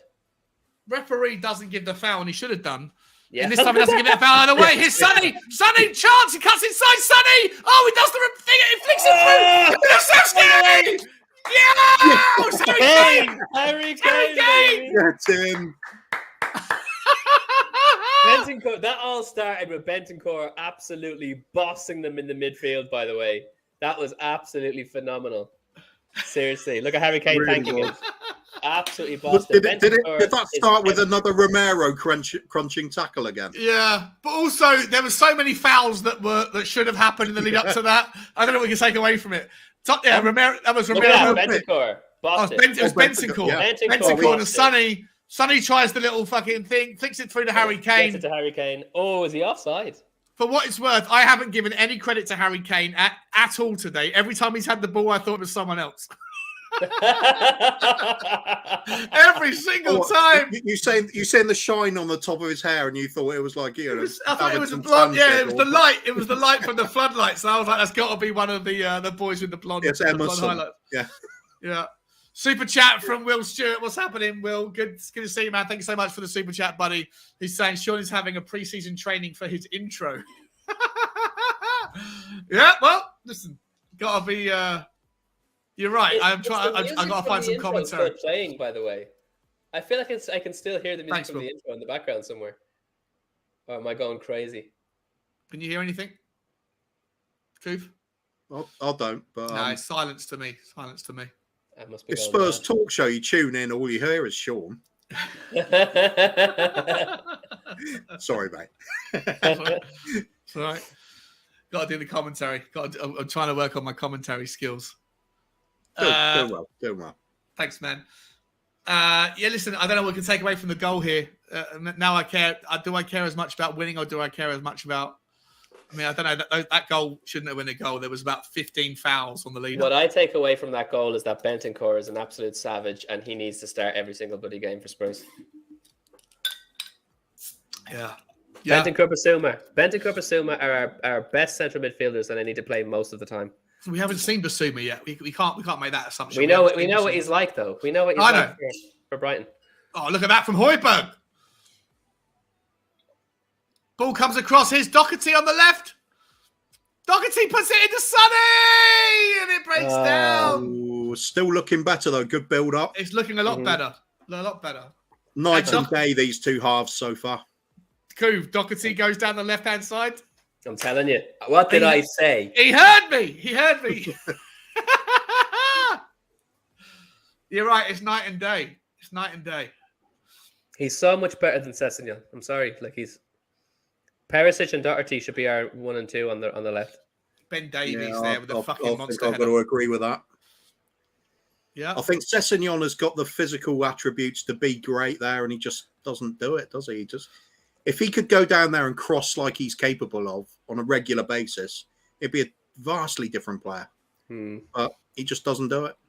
People agreeing with you guys. Kev G saying, can't say I'm surprised Bentancur levels above Skip. Front three back together and a wing back being a wing back. Yeah. We really just need Richarlison to take the weight off of Kane and Son when they're overplayed, really. Sean, you're like an angry John Motson. John Watson! Wowzers. Yeah, listen. What time we got? Lynch is asking. We got 52 minutes, 58, 59, 53 minutes, 1 second, 2 seconds, 3 seconds. Oh, it's Torres. whoa, it's a penalty, is it? Well done. That's got to be a penalty. Bentancur is an absolute beast. What's happened there, though? What has happened there? It's awesome. Quality sliding tackle. You don't often see the attacking player brought down by two sliding tackles simultaneously, do you? Oh wow! It's like an American football challenge. He's been absolutely tanked, doesn't he? Let's find this one again. Cross comes in to is it 20? Oh Jesus Christ! Emerson and Bentancur. Yeah, no, there's no foul there. No foul there. I'm not even sure Emerson actually took the man out. Takedown. Yeah, love it. Absolutely adore that. Who is that man? 20? Is his number 22? 20? Something like that? Not sure who that is. I don't know, but it's got personal now, hasn't it? So he can get up the steaming big Jesse. Yeah. Listen, Tottenham are way, way, way better second half. 100%. Yeah. And you're right. I think Bentancur's the big difference. And maybe having Emerson on the right and to whose point it was, to Kev G's point, having wing-backs that are proper wing-backs. Here we go again. Here's Kulusevski, sped through on the right-hand side. Kulu, can he cut inside? What's he going to do? He tries to take him on. Oh, he shoves him off. Look at the body strength. Pulls it back to Emerson. Put the cross in, Emo. Put the cross in. No, he doesn't. He slows it down. And Kulu, the whole move breaks down. Wing-backs that are proper wing-backs. That's broke down because he isn't one. That's so frustrating. So frustrating. Ben Davies looks outside to Matt Doherty, sorry. Back to Davies. Bentancur. Davies flops it over. Tanganga. It's Tanganga. Bentancur. Oh, it's a lovely 1-2. Beautiful. Here's Bentancur. Bentancur looks outside to Emerson. First time, please, Emerson. He slows it down again. Why? He just wants to do all these little tricky things instead of... Sonny! Chance over the top. Oh, Emerson. Wow, Sonny. Fucking hell, Emerson. If you want to have... You got to be ready to put a fucking cross in, bro. Spence would have sent that into the box. Let's be honest. Spence would have sent that in. Sessegnon would have put it in the box. Doherty would have put it in the box. It doesn't matter if there's nobody there. You've done your job. If you put it in the 6-yard box, you've done your job. It's annoying. Or even get to the byline. Just lift your head and see who's there. Get to the byline, cut it back if need be. Yeah. Yep. I tell you something, lads. I think Spence is going to walk right into the first team. Yeah. He's an unknown quantity, and he's going to walk right into the first team. It's interesting. He can physically do the things that we're currently lacking. Yeah. He's only going to be playing. The first game he's going to get a chance to play for Tottenham is Rangers game. Oh, outside chance there from number 10, Rakitic. He's been a good player. He's been a really good player, that man, over his career. Certainly has. What is it about Croatia? Relatively such a small country and so many great players. Yeah. And they get on everywhere they go. Everyone loves a Croatian. Really cool part of really cool, blend of upbringing, I guess. When it was the Croatia-France was the World Cup final, wasn't it? The last one? Yeah, 2018. 2018. Pretty much the majority of people in Ireland over here, everyone in the pubs, just en masse supporting Croatia. It was something else. What, you don't like France? France, We don't have the same history with France that you do, okay? No. True. But we were all supporting Croatia. Tanganga finds Emerson. That's a lovely ball from Emerson. That's a beautiful ball from Emerson. Fair play to you, mate. Here's Bentancur. No, it's not Bentancur. Who is that? I can't see. My screen's fuzzy. Whoever it is, he puts Sonny through. Sonny. Oh, he tries for the back heel. He ends up getting crowded out. Ref looks for the free kick. The referee's not giving that one. We recycle the ball. Here's Bentancur again. I can't see it. My screen is like blurry as hell. Let me push this and make it bigger.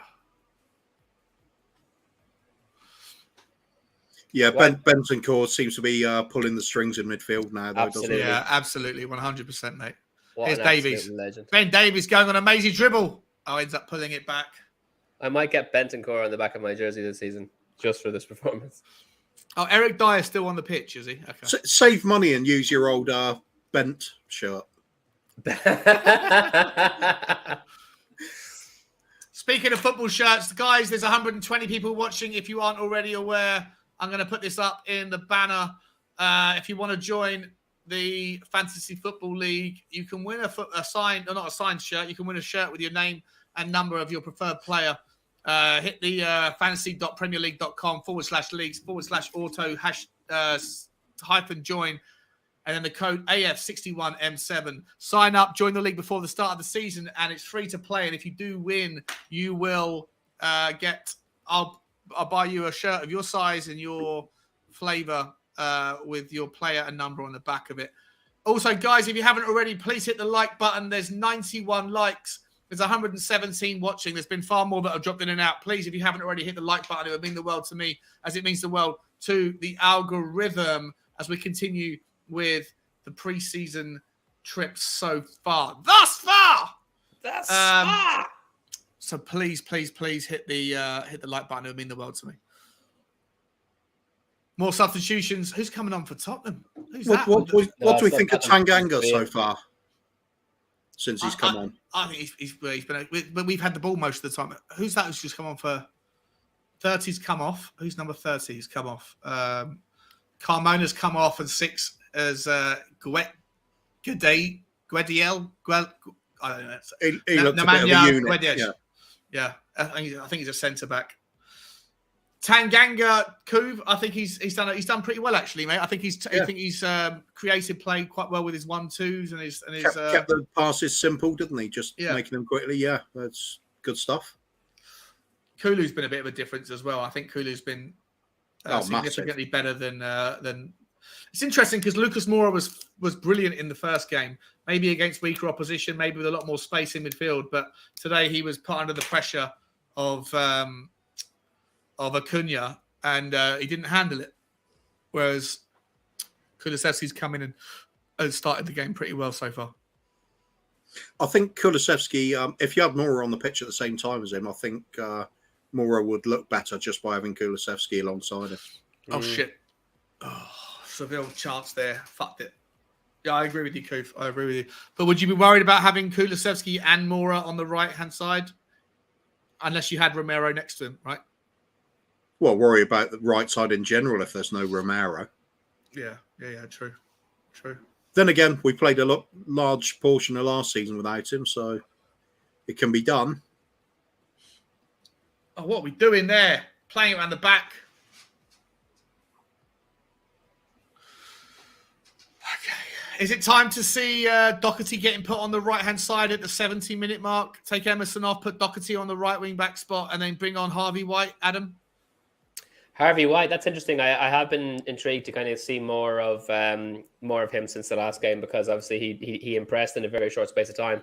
But I think the fact that we've got Doherty, we've only just got Doherty playing this half, and we do really want to see the stint that he can put in. Like we were saying before the match even started, I said I thought Doherty was going to play on the left wing after the first 45 minutes, and this is what we're seeing. I'd like him to stay on for the rest of the game, to be honest. As much as I do want to get another opportunity to see White, I think Doherty has to stay on for the remainder of the game, just so we can see just what he can do on that side. If he's able to, I would be very, very comfortable knowing that Perisic and Doherty are our rotation players on the left hand side. If Doherty's able to prove that he's at the same level he was before his injury. Yeah. So the right side of the pitch is the one that's absolutely frightening still, because hopefully Spence can come in and do a job. But we can see that Emerson's just not built for that position. As much as I don't dislike the guy and I wish he could stay, again, you've got to be ruthless. Oh, look at the press. The press from Sevilla is insane. The press from Sevilla is absolutely insane. They just won the ball back there. Come on, Ben Davies, do something nice, calm, composed. Love that. Go on, Ben Davies does a 1-2 with Sonny. Oh, he gets tackled. That was wasteful. Seville do everything right, and then they win the ball back, and then they rush their final choice. But you got to say, our defense has been absolutely top notch. We haven't conceded. They've been really, they've gotten as far as the final third and then gone nowhere every single time. To be fair. Well, I don't know. Towards the end of the first half, we were looking more and more ropey. It looked like if that first half had gone another 5-10 minutes, I think we would have conceded. You think so? Yeah, they were generating more and more chances. They were getting more aggressive. I think maybe that when one of their players took the elbow to the face and lit a fire under them. should do that more often and made it really exciting for a while. Highlight of the first half. Well played, Sonny. Navas, shot to Seville! What an absolute screamer! Oh, an absolute screamer! Oh, it's Rakitic. Rakitic, yeah. Oh, Navas does well on the right-hand side. He jinks it back, puts it into the middle of the edge of the 18-yard box, and Rakitic just looks up. He's got space. Acres of fucking space. Acres of fucking space. Look at that replay. Look at this. Navas gets the ball here. He pulls it inside, puts it there, and Rakitic, bang! Oh, yeah, nobody near. Sweet strike, though, from... And who's turned their head again? That's Dyer again, turning his fucking body. Yep. It's the standard Dyer disco move. Oh, Eric Dyer. I love it. It is, though, isn't it? Just needs to point his finger up as he does it. A glitter ball comes down. Yeah, it's night fever. It is. Yeah, someone needs to do that. Someone neneeds to someone who's good at After Effects needs to just suddenly get the disco ball going at the shot as he turns and goes. Oh, 100%. This the bit I don't get with so many of the fans. How many examples do you need of the likes of Eric Dyer not doing well at something? He's terrified of getting the ball smashed at his player. He's terrified of getting the ball smashed at his body, for sure, or his face. Yeah. And for a central defender, that's unbelievable. Here he comes again. Here's Rakitic again. Oh, he's going to turn. Oh, this time Højbjerg manages to win the ball. Oh, referee! There we go. Good man, Dockers. You got me saying it now. It's not Docherty, and I'm getting used to saying that. It's the. Yeah. How do you actually say his name? There's no C in the name at all. It's just Doherty, isn't it? The H is pronounced like a H. In Ireland, we pronounce the letters the way Doherty. Yeah, Doherty. Okay. Yeah. Here we go again. Here's Luis Cruz. Finds the ball from two people there. Fuck's sake. Torres crosses the ball in. It's cleared well. Seville recover it. Second to the ball once again. Interesting. Sevilla have got their tails up now again. They're looking to pass it around slickly again. Press Tottenham. Press. Interesting. There hasn't been any more substitutions yet. Interesting. We're treating this game a little bit more seriously by the looks of things. Bentancur. Terrible first touch from Bentancur. Loses the ball. Oh, no. Here we go again. Seville man crosses the ball in. Oh, Sonny gets back to have to defend it. For fuck's sake. Kane getting dragged back. Yeah, just need to get a foot on the ball again. Just take the sting out of this little passage of play where Sevilla think they're dominating again. Just get our passing going again. Fun fact from Will Stewart. Did you know that Doherty is 1/4 agent? I didn't know that. Doherty. We should call him, should we? What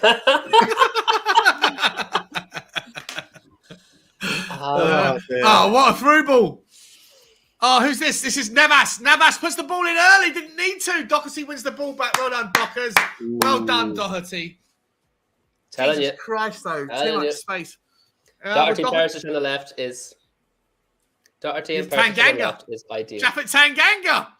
He's trying to do a... Go all the way. Harry Kane puts the ball out to Kulusevski. Do that something good. Extends it. Kulu. Oh, it's just wide. That was Emerson, not Tanganga. What was it? Emerson, was it? Yeah. Oh, sorry. Sorry. My Spurs play is really fuzzy.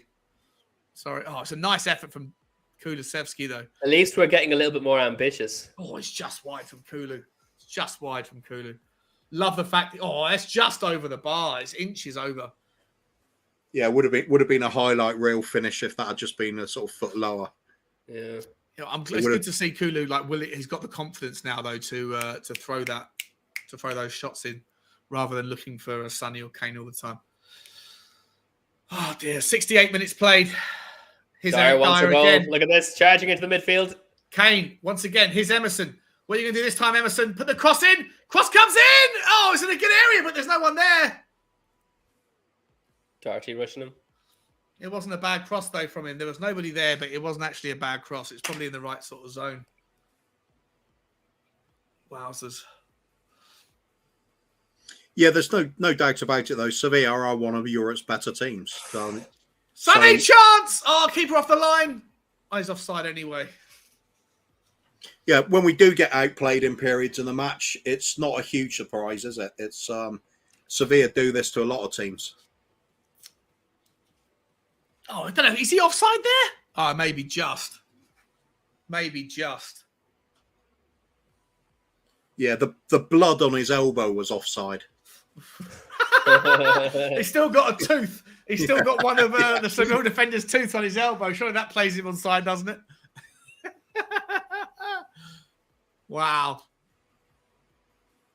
69. If you're looking to sync up people, it's 69 minutes and 13, 14, 15. As there's another player, Munir El Haddadi, coming on for number 27, who is Luis Cruz. Presumably forward, is it?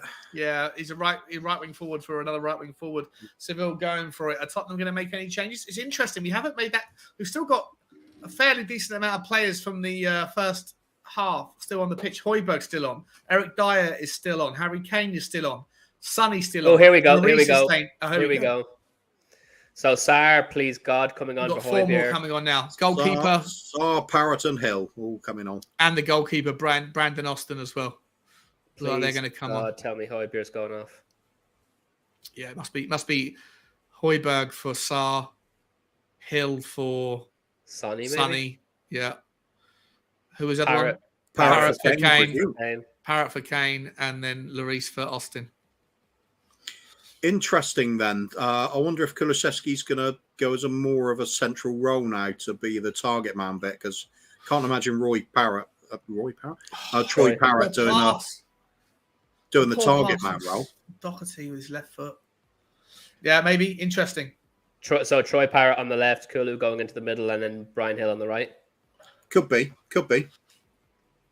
Højbjerg's down, staying down. He drew a foul there. He's calling the. Just get off, boys. I'm going to take a quick wee break. Take over. Kula. No problem. Yeah, little pause in play just for the substitutions and probably a drinks break around now. I would have thought. So it is Kane just for coming Troy up. Parrott. 71st minute coming up right now. Brian Hill for Son.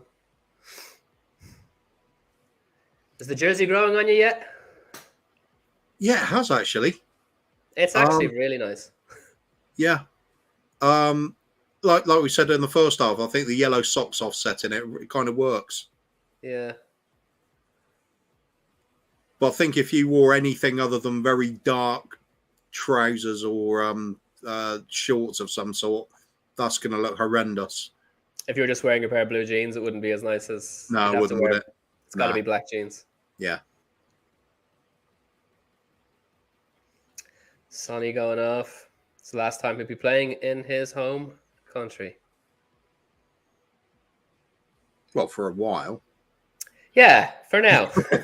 Not ever. It's a bit of a claim otherwise, isn't it? For this season. Right, play's just resumed again. Conte's barking a few instructions. Obviously not happy with formation.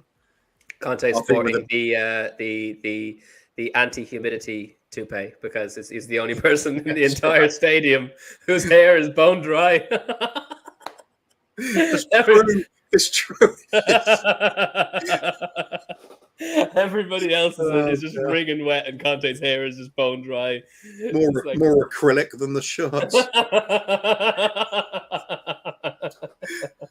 That's why he never puts one of them on. If we pulls that off, there's going to be a Velcro effect.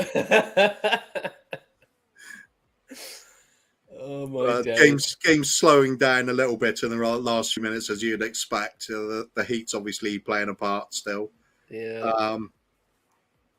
We're passing the ball around fairly comfortably, and then I say that, and then just a wild punt up the pitch again. Who was that? Couldn't see who it was. No. You would hope that now that this is the last game in this kind of climate, that going to the Ibrox next Saturday is going to be, they're going to have a lot more, please God, have a lot more energy, because playing in this kind of heat obviously is taking it out of them. It's the gas tank depletes much quicker. Please God, against Rangers, we'll see a far more effective and domineering side.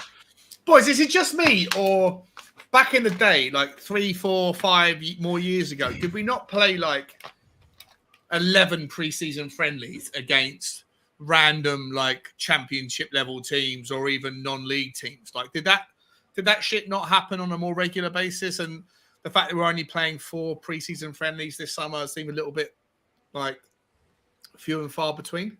I honestly don't remember. This seems par for the course for me. Really? Okay. It used to, going a lot longer back than 3 or 4 years, but it used to be a case of we didn't have European football for a start. So you'd pack the pre-season out with a lot more friendlies against lower division opposition for sure. Yeah, okay. Local teams especially, because you don't want to be travelling everywhere at that point. You just want literally just the topping up the physical side of the game, getting the physically ready for things, bit of match fitness that way. And of course, it will benefit local teams having a big name like Spurs come into play here. So nowadays, corporate sponsorship, you've got to get out there and play your the teams in your sponsors part of the world, haven't you, with AIA at the moment? So times have just changed really. Nature of the beast, prominence of Premier League clubs, and so much money flying about. People don't want to watch us playing Leyton Orient at the moment, do they? Yeah. Yeah, 100%. Yeah, makes sense. Guys, ladies and gents, there's 15 minutes left of the game plus injury time. We're going to carry on going here as long as necessary afterwards. I've just put the link up into the community section. So, hang on a second. I made a mistake there. I need to change that to the... hang on a second. Let me delete that post. Drinks break being taken again now anyway. Just seeing the crowd seem a little bit subdued at the moment, don't they? Yeah, 100%. They're just waiting for that Sonny goal. That's all it is. Oh, they got themselves excited by the 6-3 monster last time. Come on, have your say. If you are a member of the channel, ladies and gentlemen, then you can find the Spurs Publishing Hire. The link, you can come on and have your say, have your opinion on the game. I'm sure there's a lot of people that are going to want to get their thoughts off their chest regarding how Tottenham have done today. We're going to start off by putting that into the members section. So if you are a member, whether you're a puppy or a pony, you can come on and the first dibs are yours. If no one wants to come on, or if there's only a couple of people, then of course we're going to put it out there after the game to the rest of the people in the overall comment section in YouTube. 76 minutes and 25 seconds have been played. Listen, we're going to have to go through some fucking marks out of 10 pretty soon.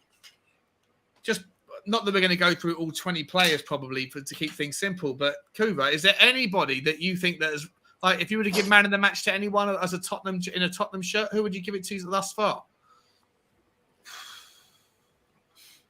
Wow, that's actually pretty difficult because it's been such a change in halves, hasn't it?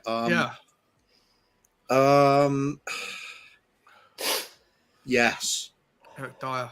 Pull it. Eric Dyer wins the ball back again. Here's Brandon Austin. Looks right towards, I think that's Tanganga. Tanganga, he pulls it inside. That's well played by Kulusevski to Bentancur. Bentancur with a long flowing pass out to Matt Doherty in space. What's he going to do? He's pulling it inside. He's pulling it inside. Brian Hill does nothing with it. Pulls it back. Here's Bentancur again with a long pass in towards. Oh, Troy go on, Parrott. Decky. Is that Troy Parrott? Oh, it is Troy Parrott. Yeah. I think out of everybody, I'd probably have to say Romero. He's the one that's been there, consistently at a decent level right the way through the match. But he's been nothing special either. It's he did what he needed to do when he was in the right places when he needed to be. So other than that, about man of the match so far. Yeah, probably. Oh, I give it to Bentancur. Yeah, Bentancur's only just been on for a little bit, though, hasn't he? He changed the game. The instant Bentancur came on, he changed the game. If that's not man of the match material, I don't know what is. He came on and changed everything. Or we could say Romero's helped keep things quiet at the back. But he's not been on. Sanchez was the best defender of the three in the first. Exactly, half. Yeah. I would agree with that as well. Started off dodgily, though, didn't he? I don't remember. I don't know. I think Sanchez was definitely the do best. you remember those wild challenges he was flying into at the start? Yeah, but we love that. If it was Romero that was doing that, we would be Premier League game. He could have been off by that point. Brandon Austin under pressure. He gets away with it. Well done, Brandon Austin. That's good for you, mate. Good for you, buddy.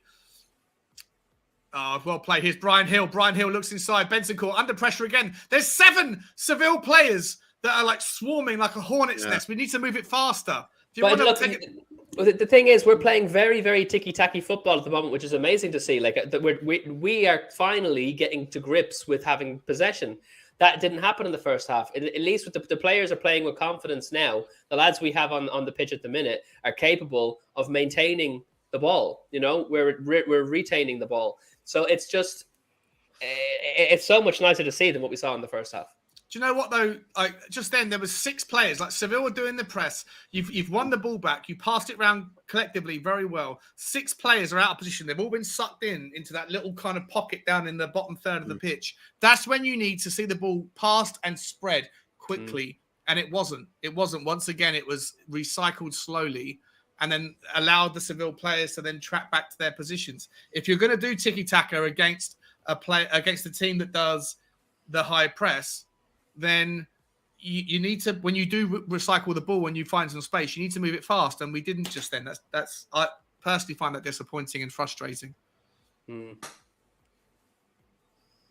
Yeah, fair.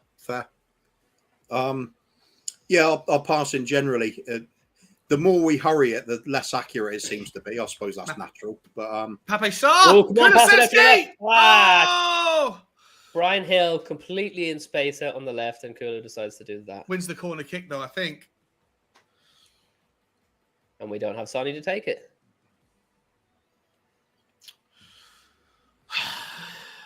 10 minutes left. Perhaps Hill will take it. I'm not sure how I feel about this one. Yeah, I think Brian Hill will take it. Not sure how I feel about this game thus far. I feel like it's... Kulusevski does well there, but... Yeah, you're right, Brian Hill. You're right, Adam. Brian Hill was in miles of space and was frustrated. Acres of space. Yeah. Wow. Corner kick coming in. It's lofty. Back post. Oh, well defended. Who's number 39 for Tottenham? Troy Parrott. He's tall. He's bigger than he's quite big, He's great with the headers as well. So it would have been. I've always thought he was a lot smaller than that as well. He looked big then, didn't he, mate? He looked like a big fella. He's been working substitution out. For tall, certainly, yeah. Yeah. Is mask mandate still a thing in Korea? Is that why they all have to wear masks? Do they? But they were doing that before COVID. That's just what they did in Korea a lot of the time. When they're in cities. Preparation's key. Preparation is key. 20 years of it. 20 years preparing for a pandemic. I suppose as well, you could say Korea, they're big on social responsibility as well. So if somebody says it's a good idea, they'll do it. Yeah. 100%. Standing next to Hill, Sean looks big. I am big. I am a big guy, both wide and tall. I'm 6'1.5". Not as tall as you, Will. I can attest to the fact that I was that when I first met you, Sean, I was blown away by how big you were, because I thought when I only seen you on the camera, I thought that you were a short guy. You're not. You were towering over me, I think. Yeah, big fella. Yeah. You're a tall guy. I'm 6. I'm sorry, 6. I'm 5 and 9.5. Yeah. So you must be easily over 6 foot. How tall are you? I'm 6'1". How tall are you, Kuv? Oh, I'm 5'8". 5'8". Who's down injured? Is it a Tottenham player? Oh, Ben Davies has got in there and smashed someone. Actually, thinking about probably closer to 5'7" nowadays. You're on the shrinking stage. In every direction. Gravity! Oh, no, Ben Davies is down injured here. He's hobbling off. Oh, That's not what you want to see. Is that Lucas Moura helping him off? It looks like him. It's Emerson, isn't it? The light caught his hair, so it must be Emerson. Wow. Thank God we have Clement Langley available for the Rangers game. If he's going off. Yeah. Mojo Matsi is 6'8". 6'8". No, you're not 6'8". He's kidding. Everyone's kidding.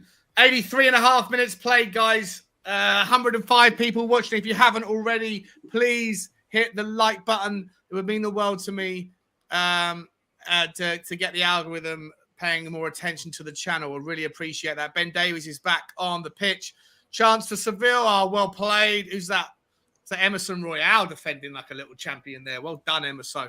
Well done, Emerson. I don't know what to make of this.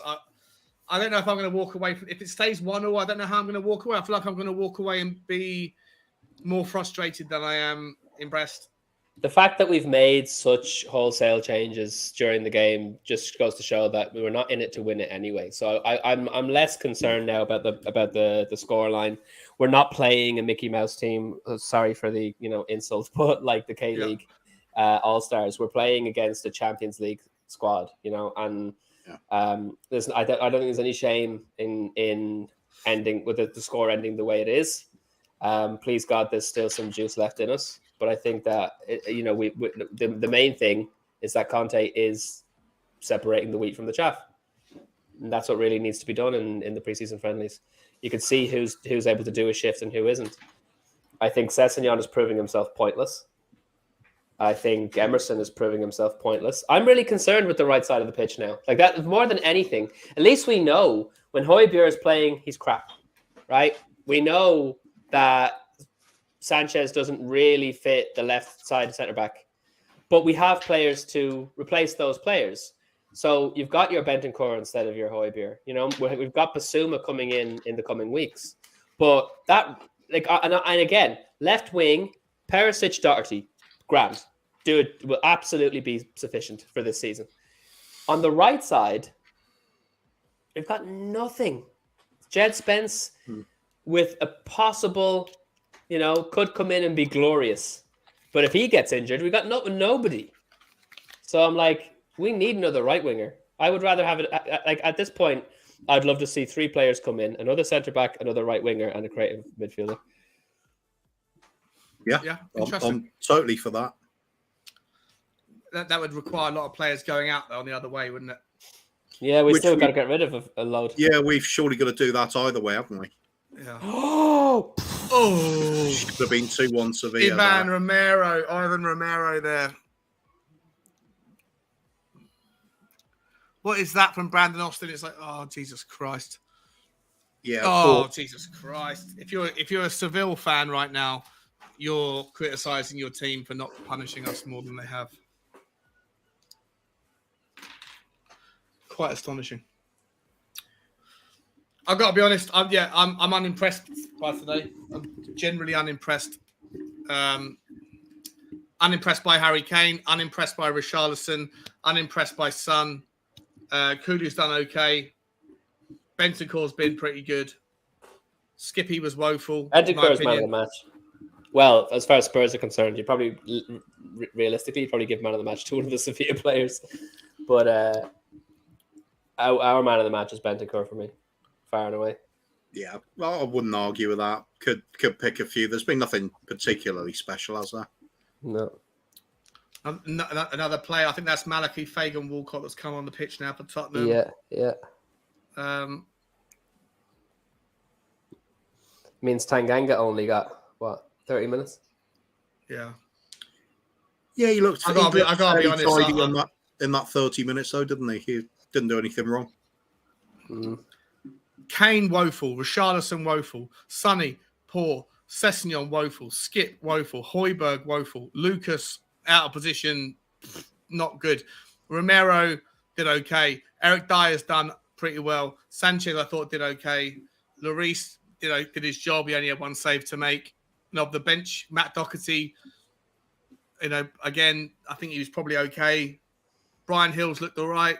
Royale's looked okay. Kudus looked okay. No Perisic. Tanganga's been okay. No one's been great. Bentancur's probably been. Is Brian Hill again? Brian Hill does offer something with his ability.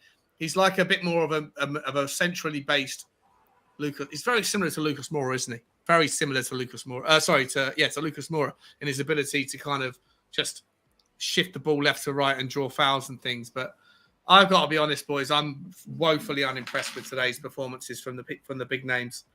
Matt Doherty there just gets nutmegged. Oh, Tanganga's still on. Absolutely nutmegged. Tanganga must have moved to the left. Bentancur, pass the ball. Oh, who's that? Who just gets fucking hit? Oh my god, that was Troy Parrott, I think, who received the ball and just gets a tap in the ankle. Oh, there's so much to digest. Ladies and gentlemen, the game's almost done. If you are a member of the channel and you're still watching, and if you want to come on, then you're more than welcome to. The link is in the community page, and if nothing happens on that regard, then I'm going to put it out there anyway into the YouTube page to get people on to give us your thoughts. Surely some of you guys are going to have some pretty. Brian Hill again loses the ball to the press. Here's Torres. Torres looks inside. Oh, the ball gets fouled. Well done, Brian Hill gets back and cuts the ball out. What can we do with it from here? What can we do to recycle the ball? Nothing at all. Fucking hell. Jesus fucking Christ. I'm putting the link up. Come on, have your fucking say.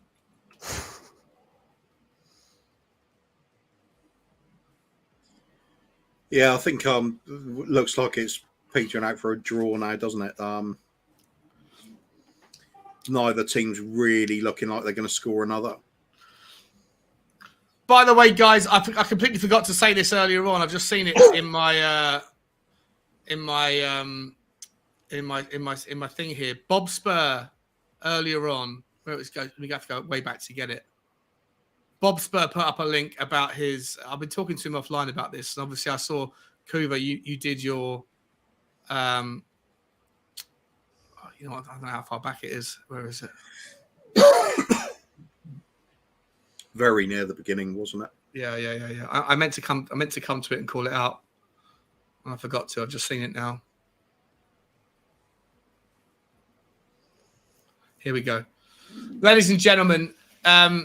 The other day during the week, Bob Spur TV, a friend of the channel, did a show. Obviously, I'm sure everyone knows his health issues that happened at the start of the year, and were consistent throughout. And he did a really important show about the struggles of coma sufferers with him and another friend of the show, Luke 169 Spurs.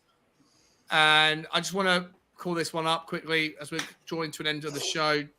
Quick shot, massively wild shot there from Pape Sarr. Goes completely over the top, unnecessary. If you are interested in this one, it was a brilliant channel hosted by the man Kuva himself, and it was a fantastic show that talked about the long-term struggles of coma sufferers. And I'm interested in healthcare. My marketing agency works with healthcare companies more than anything else, and especially American ones. And I did a little bit of research to try and help it and see if Bob Spur had any ability to find people that were specialists in coma recovery. And I found a couple of websites to help him, but unfortunately, like everything in life, they're like, American based and money oriented. So, but having spoken with him about it, it's important that we draw attention to it. There's a lot of people that will be either sufferers from it or indirect sufferers from it if your family or someone that you know has gone through it. And it was an amazing show that Kuva put together. So I'm just bringing it up for Bob Spur. And if you haven't already, please go over to Bob Spur's channel to watch what Kuba did. Kuba, do you want to talk about it for a quick second? Yeah, I don't want to big myself up on that part of it. So it's getting the likes of Bob and Luke to talk about things. That's all I was there for. It's people just see the sort of Hollywood version of what a coma is. Somebody goes to sleep, they wake up again, everything's back to normal.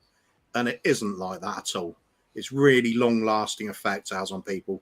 Very traumatic experience. It affects not only the people that are in the coma, but close friends and family as well. Yeah. And it's something that doesn't go away. It's a life-changing experience for anybody involved in it. And speaking to them, obviously the mental health issues that go with it are long-lasting, as well as the physical side of it, because there are big drawbacks to being in a coma for a month, other than just the fact you're deprived of what's happened during that month, and you've lost touch with the news and everything that's been going on in the world. Physically, it takes it right out of you. I mean, Bob was saying you can't talk for several days for a start. Something you expect to be able to do easily, but it's one of those ones we said after the show. We had several people come back stream afterwards and talking about mental health related issues as well. It's something we're looking at doing again, that kind of show along with others. I know Brian Daigle's keen to get Tottenham on tour to do some men's mental health issues as well. There have been things happening behind the scenes for a few of us that we want to talk about and raise awareness for.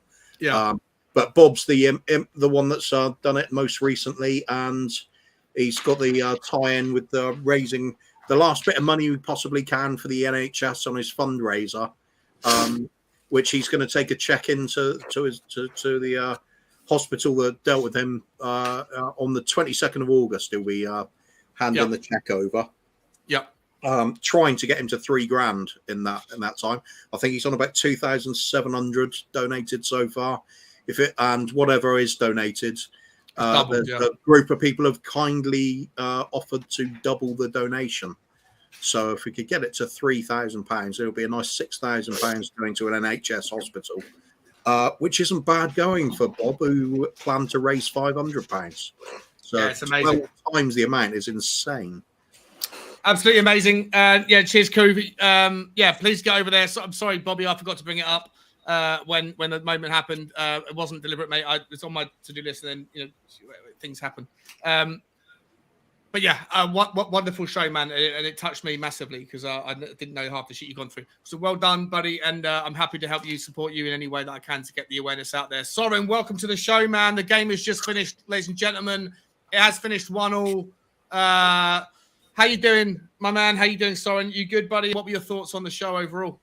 Yeah, doing well. Thanks, Sean. Hi, Adam. Hi, Guva. Hope you're okay. Yeah. Good here. Thanks, mate. How are you? Yeah, I'm all right. I thought I'd better come on and give Højbjerg a bit of support. Come on. No, I mean, look, first of all, we've got to remember it was a friendly, second game of the season. It was never going to be a great game or a great showing from us. But I think the one thing I will say about Højbjerg, I think he needs Bentancur at the side of him. He doesn't play as well with Skippy, and other players. He looks more solid with Bentancur at the side of him. That's all I'll say. And what did you think about the? We can go through the individual players one by one. I guess we might have to at some point, but. Generally speaking, was there anybody that really stood out to you today? For me, it was just like really a frustrating game to watch. Against the top team that looked really well organised. I think that's what we've got to remember, isn't it? Sevilla, they're a good team. It's hard to say unless we've put our proper starting 11 out to start with and tell them to play how we want them. It was a little bit of mix and match. So I don't think we can really dissect it too much. We've got to remember it was a friendly. To be honest with you, I think some of the players looked a bit tired, a little bit lackluster.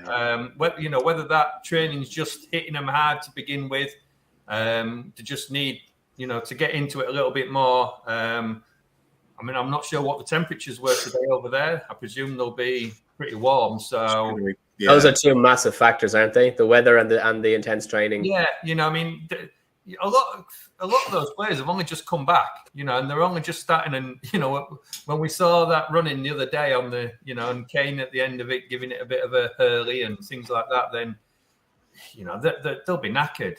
I don't think they had a lot left. How long? I mean, do we know how long Sevilla's been back? Have they been training for a while, or? Well, I'm guessing the same time as everybody else, right? The same players finished the season same time in Spain, so yeah. I you just wonder whether this intense training this early is not doing them too much good. Give it another week or two, we might see a totally different game. But no, I thought it was a bit feisty to start with. The ref didn't do us a lot of favors, did he? Didn't seem as though he'd brought his glasses or whatever with him. There was a bit too much let go. Yeah. I don't think we can be too critical against the team. There was one or two players that weren't great, but the defense didn't look too bad. As much as they did have a lot of possession, they didn't look as though they were always going to score. I think that's the difference. That they had a lot of possession, but they never looked like it was going to be tapped in. I'd say they had a few that were flashing only just wide of the post, and Lamela hit the post as well. But I mean, another day they could have been creeping in. You suddenly look like you're getting stuffed, don't you? But but look at it last year when we were playing City and Liverpool. We didn't have a lot of possession, but yet we came out on top. That's the way Conte seems to play. That we let them have a lot of possession and hopefully try. I mean, didn't look like we were ever going to score on the break today, but whether that comes back down to being tired or not, I don't know. But I don't know. I think that's the way Conte seems to play. That we let them have the possession and hit them. Yeah, I think the weather's probably we're not taking that into consideration enough at times. Both sets of players were looking really drained at some point. Like we were saying in the other match as well, as the humidity bit, isn't it? That's the real killer. I mean, towards the end of the first half, I just thought we were looking for that half-time whistle to come really quick at that point. And you think, they only just flew out there a couple of days before the first match. So, we've not had a lot of time to acclimatise. So, it's for what it is, it's not too bad for me. I'm not worried yet. Yeah. Oh, no. I think overall performance, I wouldn't worry about it either. I just look at some of the, not so much this match, but in the match before, just some of those individual errors. You think you should not be making that kind of error, not when you're at this level of football. But better today. Much more of a workout, wasn't it? But that's been the problem for a few years with us, though, isn't it? It's not that we've not competed with a lot of teams. It's we give those stupid mistakes away. It's just individual errors that generally lead to a goal, and then we just can't get back from it. Yeah, agree with that as well. Yes, there are times where you can see the sort of lack of depth in the squad at times. How much of a difference it makes when you do bring Bentancur on with Kulusevski and everything. It was just complete overhaul, wasn't it? The shape of the team changed. It was like there was more energy about the whole team in general. Not just from replacing tired players, but just the way they play the game. The passing was more sort of forced and more aggressive with looking up forward passes. Emerson again for me shows he's not a wing back. He's a weird one for me. As a person, he's kind of growing on me. It's like you can see that he's getting on with the teammates well, and he's always got a smile on his face and everything. But as a player, he just doesn't fit the bill. Can you compensate for it with having another really attack-minded, right-sided player? Kulusevski did seem to make a difference, didn't he? Can I spice this up a little bit by like just I'm actually a little bit worried. I'm gonna be honest. I'm a little bit worried by the press that they did on us today. I thought in the first half we were absolutely appalling to an absolute man. No one gets an excuse from me. I know it's a friendly. I know it's a preseason friendly. I know some people are going to say doesn't matter. It's irrelevant. To me, it does matter that we were playing against the team, and I'm bringing someone else in now. Welcome to the stream, Mark. Mate, how are you, my man? Good to see you, buddy. Very well, Sean. How are we all? Good, mate. Good to see you, bro. I'm going to come to you first. Let me have my rant briefly. Yes. I am a little bit perturbed. I'm not going to lie. I'm going to try and spice this up. I'm a little bit fucking pissed off, actually, that we were completely dominated by the press. Completely out of our... I know it's a friendly, but it's not a friendly. To me, within 10 seconds of the game starting, it wasn't a friendly. You could see by the spice in which they brought to the team that every single Seville player, to a man, was playing for their position in their team next season and were doing the instructions of their manager's team. And they got a great manager, by the way. And they absolutely pressed us off the park. Now, I want to get back to the thing we spoke about at halftime. I know things changed a little bit at halftime when they made substitutions and we made substitutions, and for about a 10-minute spell, 15-minute spell, we had the better of it when Bentancur came on. We didn't, and I'll give him a bit of a pass. But in the first half, we had probably 80% of our first team on the pitch, and we were absolutely dominated with the press. And it wasn't just Højbjerg and Skippy's fault for being outplayed. There was no backward support coming from Richarlison, none from Kane, none from Son. None of them get a pass for me. They were all really, really poor today. And the defense had an easy time because most of the time the ball was in the midfield and their forwards came back to support their midfielders and our defenders didn't come up, didn't press. Lucas Moura didn't step in field when necessary. Neither did Sessegnon. To me, I want to focus on, if we're going to play against the press, we need to assume that this is what the friendlies are for, to measure whether or not we're going to be able to compete. And for me, I felt like we literally left Højbjerg and Skip up Schitt's Creek without a paddle, and it really annoyed me. And a lot of people are going to criticize one player or two players. Some people, Adam, I know your opinion of Højbjerg isn't based on today; it's based on before. But for me, nobody helped those two players out today, and in the first half, and it wound me up. Mark, how you doing, man? First of all, tell me how you felt about the game. Secondly, tell me how you think about my opinion on the midfielder. Yeah, well, I only watched probably half of it because my stream kept going in and out. But okay. I can see what you were saying. I can see what you were. Yeah, definitely. They just seem to have. They were all over us. With the two of them just sat there. Even Eric Lamela played quite well in the first half when he was on. From what I saw. I thought, Eric Lamela had a really good game, I thought. Yeah, he hit the post. He hit the post. I saw that. Yeah. Yeah, so, it's like you said, that all these teams, they'll stick 3 or 4 people in the midfield and outnumber us. And that, I caught a part of your scream at halftime when you were saying about the Wolves game, and I completely agree with that. And the other games that we lost. Yeah, Southampton away, Southampton at home. Not Southampton, Southampton at home, Wolves at home, Brighton at home. Yeah. Brentford away. Yeah. There's lots of games where we were dominated in the midfield, and it was because we go with the 3-5, the 3-4-3, but the 3 at the back and the 3 up front don't come back and help the midfield when you're dominated. Yeah. Yeah. And you could see parts of that today, I thought, because they were just all over us. So what's the takeaway? Do we? Who should we be? Let's go through it if you want. Oh, well, before we go through it, I'm gonna let Kuva and Adam and I'll come to Soren first. Mate, how do you feel on what I've just said, my friend? And then once I've got everyone's opinion, we can go through the player ratings on everybody. But do you understand where I'm coming from, Soren, or do you think I'm overthinking it? No, I think you're spot on, Sean.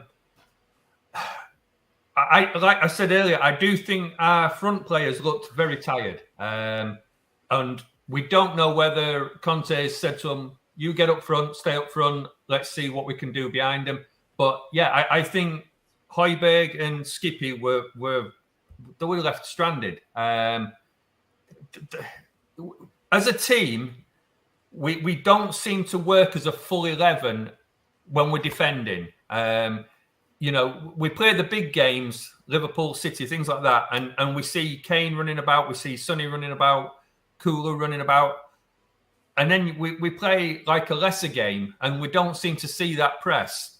And it's kind of just left to those behind them. And like I said, you put Højbjerg and Bentancur together, and they seem to work better as a defensive team. They seem to do a little bit more solid, whereas today with Skippy, and Skippy's a brilliant player. I'm not taking anything away from him, but he just doesn't seem to have gelled with Højbjerg the same way.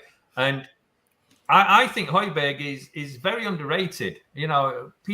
I think he does a lot of things that he doesn't get a lot of praise for. To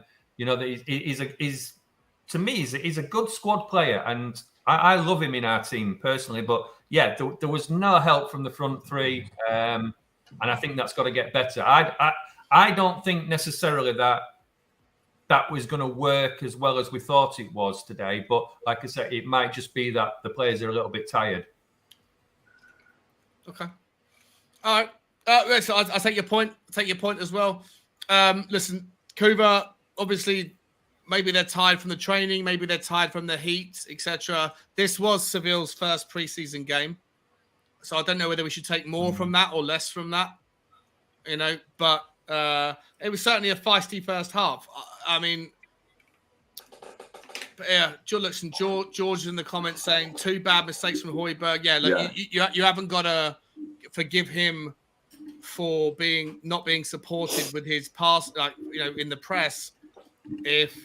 When they did have space, Skippy's passing in the first 40 minutes was awful. He was trying to find the passes going forward. He missed. You know what? I'm not even sure if SofaScore will have these, but let me get them up. See if they make any sense. What are your thoughts, man? Do you think, Kuv, that we am I a little bit over? Am I over the top with this, or am I worried? Am I right to be worried that there was no ability for the teams, for the players to be a bit dynamic and realize, where we need to come back and help the guys in midfield? Well, they shouldn't have to come back and help them in midfield there when you're being pressed on the edge of your own box. I mean, we're going to have all 11 players around our own area. For me, it's to do with the fact that we have a certain amount of defenders and midfielders who are not comfortable on the ball when put under pressure. Now, that is a quality issue. That is the likes of Dyer. I'll even include Hugo on this because he is not good on his feet when you put him under pressure. We do not have that. We're severely lacking it. There's 2 ways to get around that kind of press. You're either so comfortable on the ball you can ping it around more quickly, which you should be able to do, than the opposing player can come and close you down, which is what Man City do. It's what Barcelona always used to do. Other teams can do that. Sevilla are good at doing it as well. They're very good at moving the ball quickly and accurately. If you can't do that, then you've got to be able to hit the ball long and accurately to hit the front players, where you need your target men, then where you need your Kanes, your Richarlisons to step up and be there to be that target. But we seem to be doing neither. We were trying to pass our way through it, failing badly and getting torn apart. So for me, it's a big quality issue, and you've got to debate whether it's a good idea to be passing out from the back when playing against a team like Sevilla, which will capitalise on it. They did to us exactly what we used to do to other teams under Pochettino, looking to swarm them in their own half of the field and turn the ball over in dangerous areas. That is exactly what Sevilla were doing to us. Happened time and time again. We're lucky coming away from that with a 1-1 draw if you base it on the first half. But, of course, things changed after half-time. You start bringing in players that are capable of picking the ball up and playing it a little bit more directly. Bentancur was a little bit better on the ball than what we had in the first half. it aided us, but eventually Sevilla managed to start asserting their dominance again in times. They're just good at what they do. So, Sevilla is a very, very classy outfit. They are right. They are. They've been winning European trophies on a regular basis over the last few years, as well as forced their way to comfortably perform in the Champions League. So I don't see it's necessarily time to panic about it as such, but we've got to also accept the fact that some of our players are not up to this standard, and some of them are not good enough on the ball, not good enough passing it, and we need to upgrade in a lot of positions. That remains a fact for me. Well, you still think we need to upgrade? Yeah, of course we do. In a lot of positions. Yeah. If we're going the plan, if we've got Conte as a manager, surely the plan has to be challenging for the league season after season. For me, you need a squad of at least 18 outstanding players for that. I'd say we're still a long way short of that, surely. Coop, let me take this opportunity quickly to make a segment in the show. I'm gonna play the game Make the Case, and I'm gonna segment this later and put it into a clip of the show because it's already 3.5 hours long. And then everyone's gonna get their chance right now. Okay, so let me just play the segment and I'll come around the house with the answer. Right.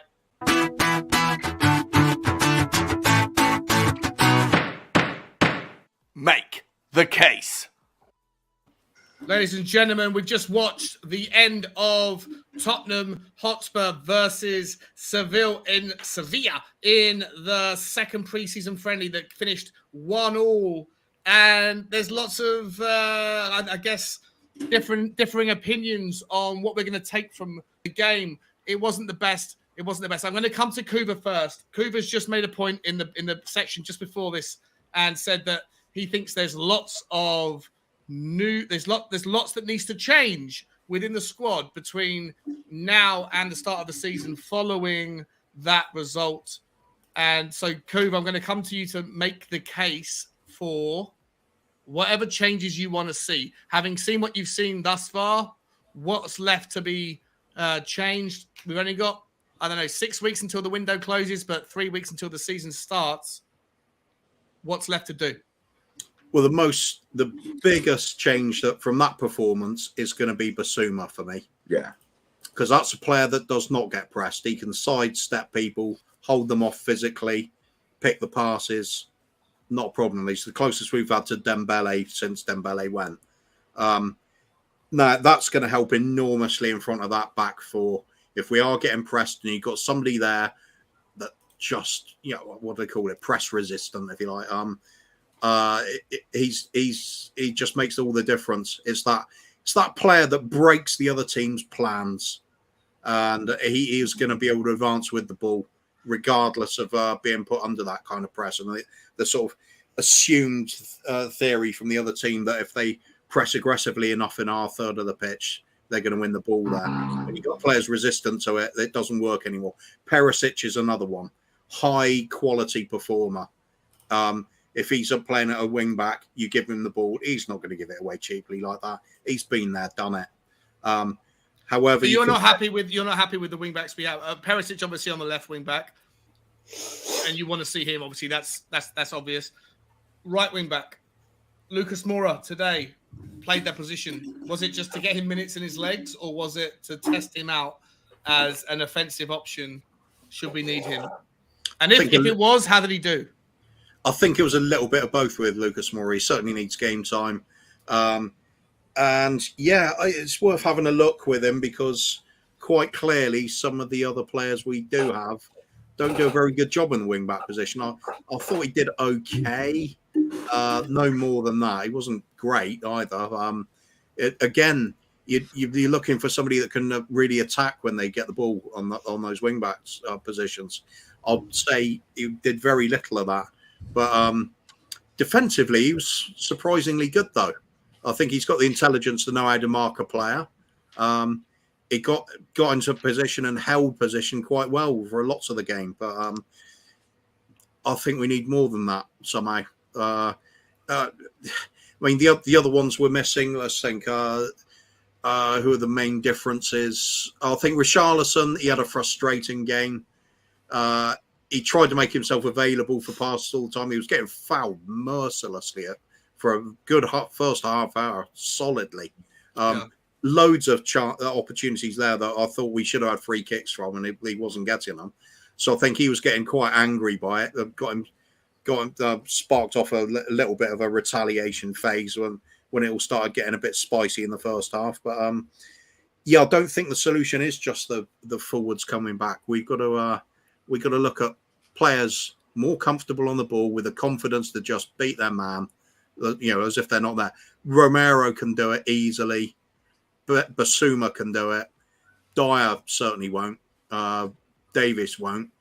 And I'm not confident on the likes of Sessegnon, Emerson, or Doherty even. I think we're still short of players. We need that. It's a long-term plan, that one, though. We're certainly not fixing all of that before the season starts.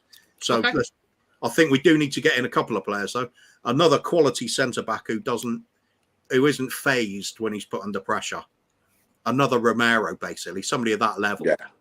That'll be a big one. I think Longley will be the one that can do. We haven't seen him yet, have we? So we're going to see him.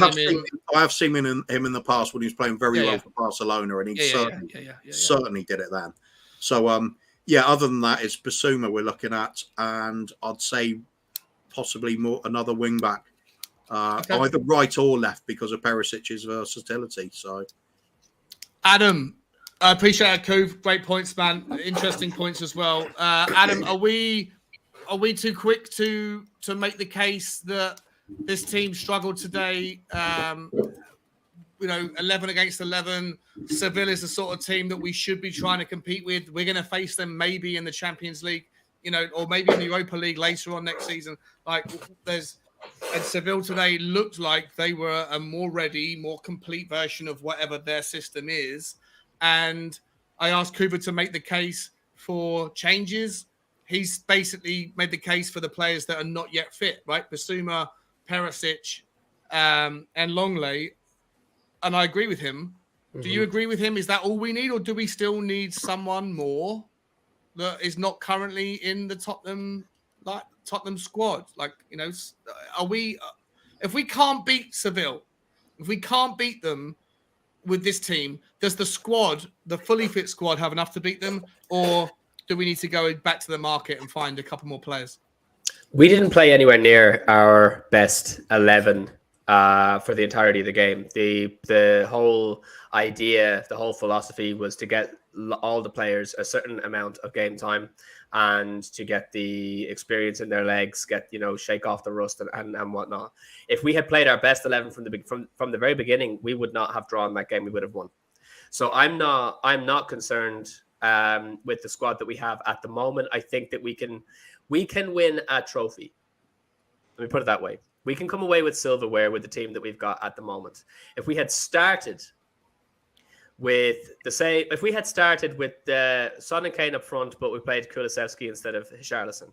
If we had started with Doherty on the left, Basuma was available, and Bentancur, so the two of them in the middle, and we had Jed Spence playing out on the right. If we had started with Romero, Dyer, but also Clement Lenglet, who we haven't seen yet, we walk all over them. So I don't have 100%. They won the game in midfield. They won that game on possession in midfield. But I'm telling you now, Basuma and Bentancur bossed that midfield significantly more than Højbjerg and Skip do. Also, enough to win the ball back from 5 Hornets. Yeah, 100%, 100%. Because again, it's a combination of you've got Basuma and Bentancur in the centre midfield. Clement Lenglet is a progressive centre back, so he is going to go forward and not great defensively.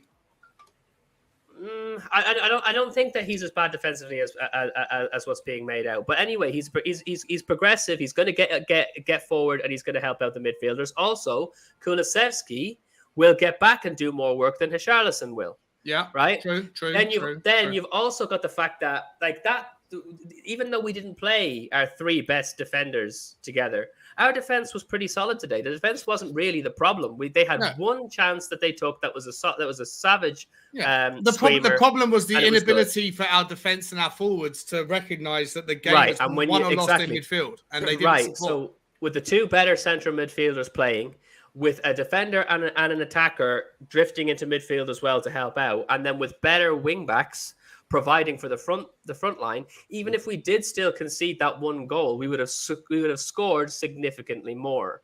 Okay. So I think that we still, and that doesn't necessarily mean we're going to go out and win several trophies this season, but can we go out and win one trophy this season? Absolutely, we can. What do we need to do to make sure that we're in the position to actually challenge for the Premier League title and potentially do significant damage across 4 competitions?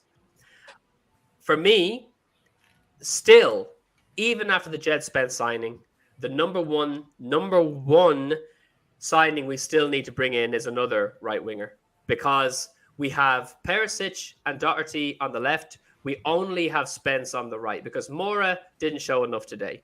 Emerson cannot cross a ball, does not do enough when he's got precious seconds necessary to do something in the final third. He wastes time.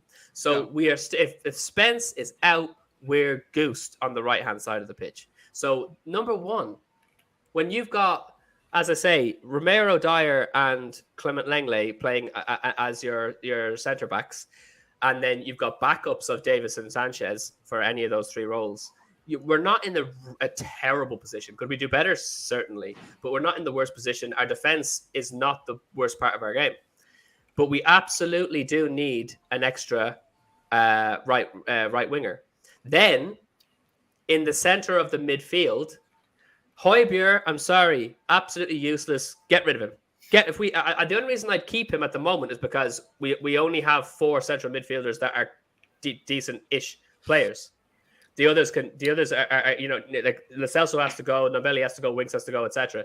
So we need to bring in a central midfielder who's able to do a shift to take some of the pressure off the other players, and then Højbjerg is he's 5th choice then. Do you know what I mean? So I would first of all bring in a right wing back, then I'd bring in a central midfielder, possibly a Madison would help sort out that, because what we need is a progressive midfielder. I think defensively our midfielders are more solid, and then we need another centre back.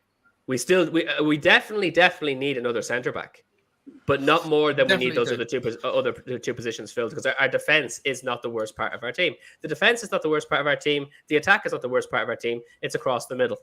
So we need a right winger, a central midfielder, and then we need a centre back to do a shift when Dyer is either out of form or injured or whatever. Okay. All right. Great take as well. Both you and Kuba have great takes on that one. I'm going to come to you on this one. Soren, my man, how do you feel about the whole conversation, buddy? Like you just said, I think them two summed it up pretty well. Adam can talk a lot of sense sometimes until he gets on with Højbjerg, and then I love it. I love the banter. Love the banter. It's good fun. What he just said was spot on. Well, I mean, let's just step back a little bit. It's pre-season. Conte still hasn't had a pre-season with that team. We've got to give him a little bit of time. We've got 3 or 4 players that we still haven't seen that we've just signed. We need to give them a chance. And I can't remember whether it was Kuve or Adam said, you put this game in another month or 2 and we'd have probably beat them. We'd have looked a lot different if we put our full starting team out. Yeah, but they didn't have their full team out either. But that team's been together a lot longer than our team has. You know, we've not had a proper pre-season with Conte yet. We looked poor. I'm not saying we didn't look poor, but we've got to remember it was a friendly. It was early on. We need to give this team a chance. We need to get them new players in. Bissouma in there makes a big difference with Bentancur, like we said earlier. You go back to our front 3 of Kane, Son, and Kulu. That's going to look a lot better than Richarlison in there. Richarlison just needs time to bed in. He's only been with us for a week, 10 days, whatever. You know, these players have this team needs time to gel now. Like you said, Mora looked He looked okay. He's not going to play that position. The one thing I was going to say, but Adam's gone now. Are we not? No, he's still there. He's just gone to get a beer, I think. Yeah, But, Are we not playing Dirty as a right wing back anymore? I know this 100%. This is what's annoying me. He's been played at left wing back twice now in 2 games. No, but I mean, like Adam was saying, we've got that security of him on the left. Well, hang on, he's our right wing back. He's a right wing back. Perisic on the left and Dirty on the right. That's a big difference as well. Yeah. What that tells me is Conte doesn't trust Sessegnon at left wing back. He doesn't like Reguilon. He doesn't trust Sessegnon. So we're going to be using. Listen, what I've said it before the game. Like I understand the need if you're going to like test a guy at left wing back. If you need him at left wing back in a needs must situation, then I get it. But he's played pretty much 90 minutes of the 112 minutes that he's played at left wing back. Yeah. He's not a good left wing back. If he's good at anything, he's good at right wing back. Why aren't we testing him at right wing back? It's madness. Maybe it's just Conte trying to see more as to whether Emerson is going to do that job. He maybe still hasn't made his mind up about him. I don't know. But, defensively, Emerson's not bad. He just can't. He just doesn't seem to think when he's up front to put that cross in straight away. He's always got to take a touch or two and come in. And that, for our right wing back, them balls should be zipping in there. And that's where I think our problem is. I mean, everybody's writing Jed Spence off. I mean, let's give the kid a chance first. Let's see what he can do. It's actually amazing. It's amazing, Soren. Like I'm someone that's been pretty harsh on Richarlison and the signing that I'll stand by it because I don't care if people think I'm being negative, but I stand by my opinions. All we have is opinions in the day. I didn't think Richarlison was going to be a good signing. The other day, I thought he was better than I thought he was going to be, but my bar for him was low. Today reassured me that my opinion wasn't mad. I thought he was woeful. But Jed Spence is someone that I think that a lot of other people give us little credit to. I'm more willing to give this guy a chance now the more I think about it. And because I think that I don't know, he's a lottery ticket as well, but he's a cheap lottery ticket. 12 million quid versus 60 million quid. Like there's rationale to the opinion. So you're a big fan of him, are you, Soren? Yeah. Not some. I mean, we've just got to give these people a chance. I mean, Richarlison. I get exactly what you're saying about him. But come on, again, he's only been with us a week or so, 10 days. They're not gelled in together. These players are going to need a little bit of time just to understand what each of them's doing. And one thing I will bring up, and I know it's nothing to do with this, but one of your previous shows, we was on about the flops that we'd had. And Soldado came up. Now, the one thing that nobody seems to ever mention with Soldado is he made so many runs, and our players weren't good enough to spot them runs. So he was always classed as a flop. And, that wasn't fair on him. And it's same with this team now. You see one or two of our players, we need that creative player. We need that player to put these balls in. And we're not getting that. And that's where, For strengthening, I still think we do need a creative player, although I don't know whether he'll get many chances because of the way Conte plays. But we definitely need that another centre-back, whether it's left-hand side or middle. The disco ball dancing, as you were saying earlier, with Dyer. He's got this problem, hasn't he? He likes to do this. He likes to look away, just as the beat drops. You watch him and you just as you start to think, he's progressing again, and then it's a little mistake like that, we definitely need another defender. I think personally, I'm not too worried about our midfield because I think we've got enough defensive type players in there. We definitely need to see what Jed Spence can do. Otherwise, we need another right wing back. We don't need another striker for me. I think we've got enough up front, personally. I think we need to spend that money on defence. And whether it's right wing back, centre defence or left centre back. That's where we need to do it. And if we're not looking enough at Sessegnon, then we need another left back as well. Then left centre back, wing back. Sorry, left wing back. Yeah. Because I mean, to me, I think our right wing back should be Jed Spence and Doherty. Yeah. We get rid of Emerson. You know, he's a great guy. I love him to bits, but unless he's only going to play when we need a defensive right wing back, then he's not the guy we need, because he hasn't got that attacking mentality. Yeah. And that's where he's lacking. That's where his game lacks. But he wasn't bought in to be that type of player. Yep. No, I agree with you, mate. I agree with you, mate. I agree with you 100%. Before I come to you, Marky Buddy, Alex THFC, I now know that you are Big Boss Man with a second pseudonym, because you're the only person in the entire Spurs community who writes my name as Seun. So I now know you came at me earlier for having a crack at Richarlison under the pseudonym Big Boss Man, and you're coming at me now for having my same opinion under the pseudonym Alex THFC. So I now know who Big Boss Man and Alex THFC is. I figured you out, bro. It's all good, man. I still love you. But did Richarlison cost me a bet or something? No, he didn't. He didn't cost me anything yet.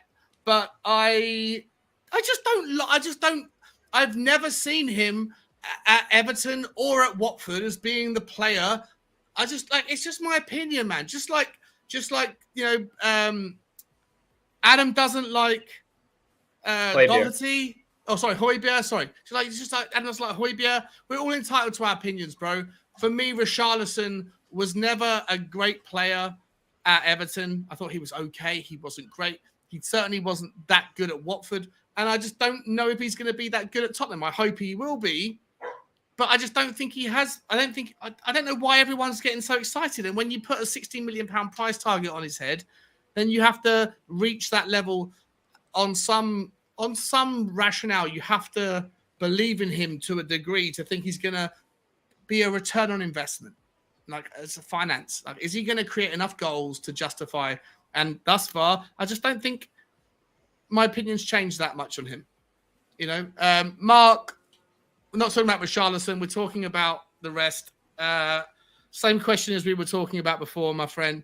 Like, where do you see Tottenham needing the changes? Where do you see Tottenham needing? Do you still think we need signings? Do you think that the difference between what we didn't do today and what we need to do against Southampton on the first game of the season is hidden within the players that are unfit? Bissouma, Perisic, etc. Or do you think we still need something more in the transfer market to get it done? Now, what I saw of the game, I actually quite rated Lucas Moura on the right wing back thing, because as soon as he was out on the wing, and as soon as he got the ball, he flew it in the box. There was 2 or 3 times he did that. As soon as he got the ball, he's looking to cross it. And once he did nearly pick out Richarlison. Once he did. And have we definitely signed Jed Spence now? Yeah, Jed Spence is 100%. I mean, there's an image of... It's done, is it? Yeah. There's an image. They haven't officially announced it, but it's definitely, like, we got the Here We Go from Fabrizio Romano. And then we also... there is an image that someone took of Spence in his Spurs shirt in the Tottenham locker room getting interviewed. So, I mean, can you imagine Jed Spence on the right and Danny Rose on the left? I do not want Danny Rose back at the club. Not a bloody hope. What did he fucking hit? And is it true that Danny Rose played in a game for us? Yeah, the other day, on the 21 game, or something. Yeah, he's just training. Yeah, he's still under contract, isn't he, with whoever it is? Watford. Yes. Yeah. I think he's still under contract, but just not wanted. And you got to remember as well, probably our main midfielder at the moment has got COVID. That Bissouma. Is that true? He caught COVID Yeah. And he's staying in Bissouma and Foster are staying in Korea, I think, until like Monday or Tuesday. And they won't get back until Wednesday, and the next game is on Saturday. So it'll be interesting to see whether or not they play, if they're fit enough, how their health is recovering for the game on Saturday. Can I ask, can you guys hear? There's someone outside gardening. Can you hear this? Like, you can hear it. Can you? Dog barking. I can hear the dog barking. Wait. No, I heard a dog going, man. Oh, I didn't hear anyone with a lawnmower. No lawnmower, just the dog. Dog. Anyway, Adam, you're taking heat about the Højbjerg thing still, but I'm going to back you up on it because I don't think he's good enough either. No, nice one. Højbjerg was awful. I saw Højbjerg do was give this isn't a pre-season thing either, though. This is over the course of time. This is him in general. When our team was in the center was Winks and Sissoko and people who were, either useless or at the end of their time. Højbjerg seemed like he was the man going to come in and completely revitalize our midfield, and perhaps he did in that first season because of how shite we were. But we are not that team anymore. We are aiming to be a title challenging team, and you will not be a title challenging team with Højbjerg in the center midfield. You won't. I think where I disagree with you there, Adam. I don't think he's a starter. No, I don't think he's a starter for us, but I do think he's a good squad player for us. And when we're, whether it's the early games in the cups or whatever, if he's there with a solid partner, then he's not that bad. But he's not good enough to be the lead midfielder. I get where you're coming from, mate, but I'd question your ambition on that. Like, I don't think Højbjerg is getting us anywhere in even the Carabao Cup. He's not going to get us anywhere. But we're not going to get another player now to go in that midfield and an attacking midfielder. That's not true. That's not true. If we play a 3-4-3, if we brought in one midfielder, Højbjerg is surplus to requirements as long as nobody gets injured. Leave him on the bench, and if someone gets injured, fine. Well, this is what I'm saying. We don't need him as a squad player though. If we have Bissouma, Bentancur, Skip, and let's say for example we brought in a James Maddison, right? Højbjerg is not necessary. He's not, and he's not going to do us any favors. I always look at it. Why persevere with somebody that I don't think will clearly isn't going to be good enough for reaching the peaks of what we're looking at? Why not just rely on the likes of Harvey White to come in when he's needed? Just have a stronger first. You will not challenge for anything against the big teams if the players you have can't get into the big teams. So Harry Kane walks into any team that are better than us. Son walks into any team that are better than us. You could say that about Romero. You could, to a certain extent, say it about Lloris. You could say it about so many of our players. But Højbjerg wouldn't get into any side that are above us that finished above us in the Premier League. He wouldn't. They wouldn't even look at him. Yeah. There's sort of answers. No, you're right. You're right. Højbjerg would not make the Chelsea team. He wouldn't make the Man City team or the Liverpool team. 100%. Yeah. But would Bentancur? Yeah. No. What I would say, he would. Sorry, I didn't mean no to that. What I would say is, though, it's not always about an individual rather than a partnership. And we were pretty solid with Højbjerg and Bentancur as a partnership last year. We weren't that bad.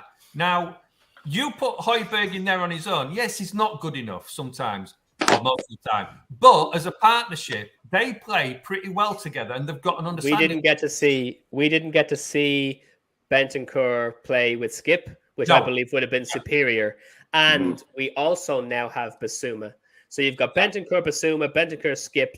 And Bentancur is he is the one that is the of the elite ilk of the Højbjerg Bentancur partnership. So you put Bentancur with Skip or you put Bentancur with Bissouma, you have a better team than Bentancur Højbjerg. Who's the one that you leave out? Højbjerg. And again, we bring in another central midfielder. Højbjerg is completely and utterly superfluous to requirements. But it's like today, we look at Skippy and Højbjerg together, and we were poor in the middle. We were poor. Skip was rubbish today. He was rubbish. He was just back off injury, though. That's what I'm trying to say. Adam, you're now, with respect, mate, you're excusing one person's performance because of one thing, but he has an excuse. He's got to dust the rust off. Do you think maybe doesn't? Do you think you maybe have a positivity bias towards your opinion? You don't like Højbjerg, you never have. Therefore, his poor performance was. I would divert to what Kuva's poor performance was excusable. I would divert to what Kuva said. I don't like Højbjerg not because of the two performances that he's put in the last two games. I don't like Højbjerg because he's been shit ever since post first season for us. Whereas Skip has been savage ever since he joined us from Norwich, and he's only had he's not been savage, mate. He's not been savage. No, he hasn't. Because I remember 6-7 games at the start of the season not the start of the season, when I was on the Irish Hotspur doing the Watchalongs, and I only started doing that in January. Before Skippy's injury, there was 4 or 5 games where I remember vocally saying, like, there's Skip again with a fucking peripheral vision blind spot where he's not looking where he's passing. He thinks he's passing to Romero or he's passing to Dyer, but he's passing slowly and not aware of what's happening left. He's not losing he never ever lost the ball, and he's an amazing at getting the ball back. He's an incredible tackler. He's probably the best tackler that we have. Listen, I'm not a critic. I love Skippy. I'm using this as an example to challenge the. Sure, but they're worlds apart, though. I'm sorry, they're worlds apart. Last year, Højbjerg was terrible, and in these 2 games, he was abysmal. Skip all last season. He may have had games where he wasn't as superior as he was at the beginning of the season, because he was starting to slow down with his injury. But the guy, Skip, is a great player. Højbjerg is bang average. See, I'm a little bit with, I'm going to call you Big Boss Man, because I know that's your other pseudonym. I figured you out, Alex. Mate, I genuinely think, listen, I love Skippy. I think he's going to be a fantastic player. Yes. But he doesn't deserve to get a free pass just because he's Spurs through and through. No, I don't care that he's Spurs through. I know you don't. But for me, Højbjerg deserves a little bit more credit than you give him, and Skip deserves a little bit more critique than you give him. Yeah. Look over the wider range of games. Yeah, the huge difference for me is Højbjerg is old enough to have plateaued already. Skip is still developing. Skip could become something far exceeding Højbjerg. That's why I'm not going to get on his ceiling. Skip's ceiling is far Skip higher. Right at this moment is not ready to be a top 4, a player capable of getting us to win league title, Champions League.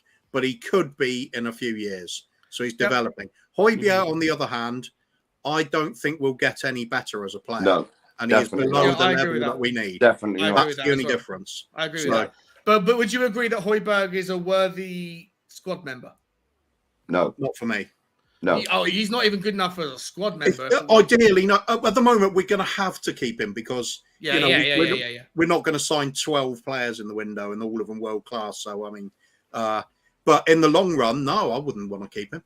If we assume that every single player on the team, if you could replace them with a better player, you would. Doesn't matter about your affinity for the player or your love for the player. If you could replace any player on the team for a better player, you would, right? So when we look at the midfielders that we have, when you exclude Winks, Lo Celso, Ndombele, right? Take them out of the question because we know we're selling them. When you know that we've got 4 central midfielders in Bissouma, Bentancur, Højbjerg, Skip, the next time that we bring in someone new, the first one out is Højbjerg by a country mile. Yeah. Okay. I think everyone here in the comments is somewhere in between the two. I think am I right in saying? And I'll come to you first, Soren, quickly. Is it fair to say that everybody's ideal starting 2 against Southampton, all being well with fitness, is Bissouma and Bentancur? Without a doubt. Yeah. I mean, but Adam's kind of hit it on the nail in the head at the end. That if we're going to upgrade him, fully agree with you. We get rid of Højbjerg first. Can't disagree with that. But unless we've got other areas in the team that we need to strengthen first, in my opinion, and that's why I'm kind of sticking up for Højbjerg, because he didn't have a shit season last year. He had a good season. Yeah, I mean, You know, well, he played. Hang on, mate. He played literally every single fucking game, and he got us to finish top 4. Yeah, there's a reason. He got us to the semi-final He of didn't get one us to cup. finish top 4 because we wouldn't have finished top 4 if we didn't get Bentancur and Kulusevski onto the team. No, I think he was part. He was part. Oh, hold on. He was part of the 11. Yeah, that got us there. Yes, he Bentancur came in to help. injured. Bentancur came in to help him. Skip got injured, right? And Winksy was woeful. But injuries happen. You can't. Adam, I love you to pieces, man. But like, that's like it's like saying. We'd have finished with more points if Skip played instead of Højbjerg, is what I'm saying. If it had been Bentancur, Skip. Really interesting. Let's do this way. That's interesting. There's been a couple of managers in now. That's actually interesting. Get Nuno because but they've all played Højbjerg, and there's a reason for that. He's reliable. I know he never gets it. He never gets. We didn't have better players at that point. Well, we had Skippy. Yeah, well, they played Skip and Højbjerg as well. We played it was Skip and Højbjerg were the central two at the beginning of last season. Yeah, and because I'm a good cause, there was nobody else. Even going forward, Brad Winksy and all them lot, he still played Højbjerg because he was better of the midfielders that we had. And he's one of those players that he doesn't do anything flash. He doesn't, he's not going to go up and score us loads of goals, but he does a job for the team. And we can't overlook that. We've got to look at him and think he's done the job that he's been asked to do. And yes, if we go out and get a better midfielder, if we could get another Basuma or something like that and replay, I fully agree with you. But for what we've got, he's not that bad a player. If you compare him, if you were to rank our team now compared to what our team was in the period you're talking about, Højbjerg was second best because Skip was there too. He was second best in a team of shit midfielders. We are now significantly superior in practically every dimension. Højbjerg brings us down. Yeah. You're only as good as your weakest link, and Højbjerg brings us down a peg. No. He is not the weakest link. Interesting take. He is not the weakest. Who's the weakest midfield link we have? Soren? Not so much midfield, but right wing back is our weakest point. And No, I get that. But that's what I'm saying. I think Adam's talking about the midfield. Well, I know he is, but what I'm saying is though, we know Basuma and Bentancur is probably going to start if they're both fit. We know that, and that's obviously the strongest part of our midfield. You put if Basuma's injured or Bentancur's injured, you put Højbjerg in there. He's going to put Skip in there. Oh, yeah, but all right, then let's say Skip is in. He's going to do a job that we need.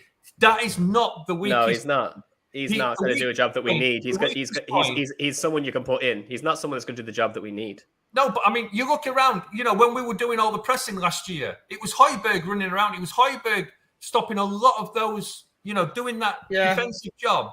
That I remember. I'm with you. Sorry, I personally, I don't feel the same about Højbjerg as you do, Adam. I love you to pieces. I listen. I always respect everyone's take, but for me, I thought Højbjerg was a massive part of last season's success. Scott M saying in the comments here, we finished top 4 because Arsenal blew it, not because of our quality. Even if they did blow it, our quality got us to be in the conversation. I will just say something to that thing from Scott though. Don't forget we were actually above Arsenal coming into the latter end of the season as well. So we blew it to start with. Spursy thing. Once again, Scott M, in the comments, you come across as like the most negative man in the world. And then if you were to come on right now, you'd convince me of your opinion with a little bit more time to say it. Yeah. But like those little hot takes of yours are there is some truth to what he said there, though. Yeah. Definitely. Yeah, why did Arsenal did blow it, but we blew it what Soren's saying. But we were ahead of them for the majority of the second half of the season, and we blew it, which let them in, and then they blew it. I don't know. Brighton, Southampton, Wolves. That's where we chucked it away. Yeah, losing them. Yeah, we tried to chuck it away. Arsenal possibly would have done it if we hadn't have battered them like we did at home. Yeah. That's where they lost it. I was talking to someone last night in the pub, who was at that game, and he said it was absolutely mind-blowing. He said it's the best game he has been to at the new stadium. Which game was that? Shadow of a doubt. The Arsenal game. Oh, yeah, it was phenomenal. Yeah. The atmosphere was phenomenal. Yeah. But no, I do think, I mean, with Adam, I've said it before that one listened to him, he talks a lot of sense. I do think he's blinkered on the Højbjerg. You watch him for his national team, and he's always dependable. You can say that about Harry Maguire. Harry Maguire is an absolute shitbox that plays very, very decently for England. But for Man United, he doesn't deserve to wear the shirt. Never mind the captain's armband. True. Yeah, true. But I don't think you can put Højbjerg in that thing, because I think Tottenham, he's played well. I can put him in that thing in the sense that he's one of the players that performs well for his country and not for his club. It's the same as he has played well for us. He has played well for Tottenham. He has played well for Tottenham. Not in a long, long time. What, Adam? Come on, bro. No, the guy flatters to deceive. This is why I keep using that phrase. He will do things from time to time to convince you that he's decent, when actually 75% of the time he's an absolute knob. Maybe you're right. I don't know. I don't agree personally. I think he puts in a shift every time he comes on the pitch. I do think ball the way he did today. But then Skip passed the ball like an absolute knob today as well. No, he didn't. He did. He didn't have great passes. He didn't lose the ball the way Højbjerg did. Skip gave the ball away every time he passed the ball today. Every time. You told me one player today, then, Adam, that was absolutely outstanding. But that's the argument. We're not talking about just today. But you can't just say, Højbjerg was crap today. I'm not. Højbjerg was awful today. What I'm saying Skip was also awful today. Yeah, everyone was awful today. They were all awful today. But as a whole, unless this is the same as the argument we had with all those people saying Ben Davies was shit last year. No, they did a job for the team. And as a team, they played. But Davies did do good last year. I know he did. I know you were. Davies was good last year. Højbjerg did not do a good job for us last season. He had a decent season. Adam, you are verging on getting the sort of heat that I got from my Richarlison take. You're going to get fine. it. I don't care. Your Højbjerg take. When you're right, you're right. When you're right, you're right. Exactly. Thank you, Kuba. Honestly, I'm not like Højbjerg. I'll say it again. The players that are worth keeping are the players that could at least get into the squad of the players above us. Højbjerg couldn't get into any team.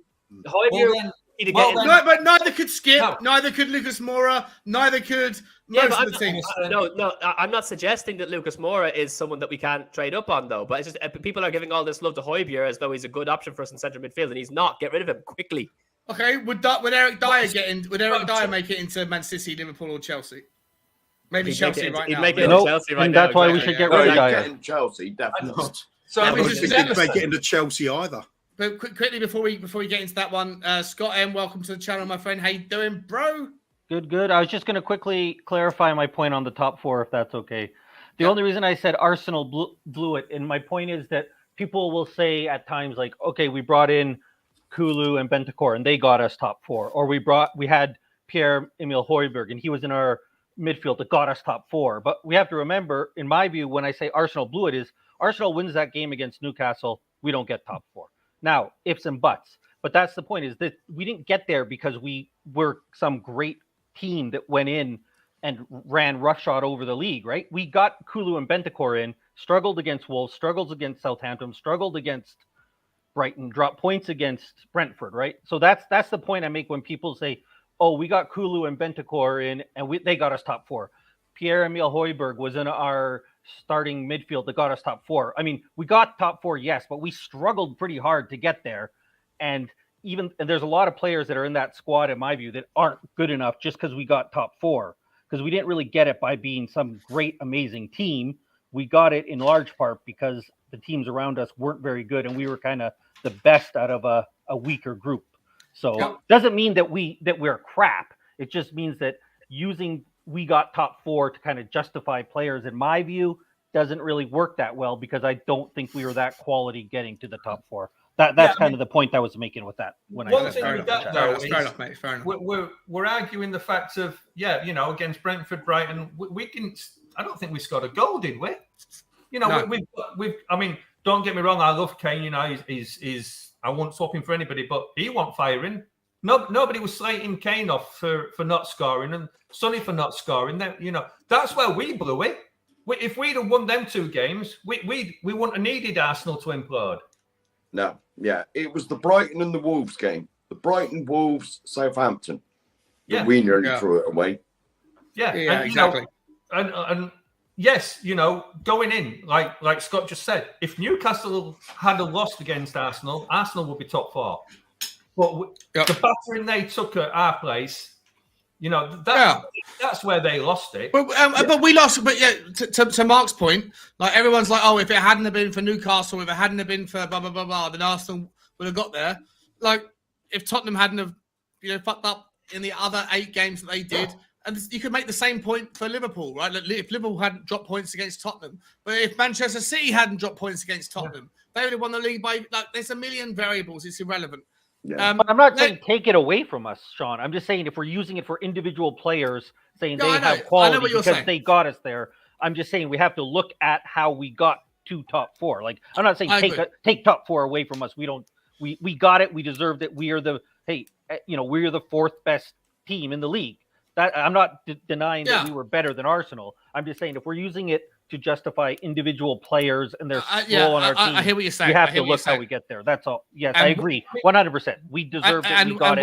Once again, Scott, your point is more well received in my mind when you have the chance to explain it, bro. So, one thing I will say, Sean, is going back to the Højbjerg thing. Playing against Liverpool and playing against City and Chelsea, there wasn't a lot coming through that central. It was all coming down the wings. Yeah.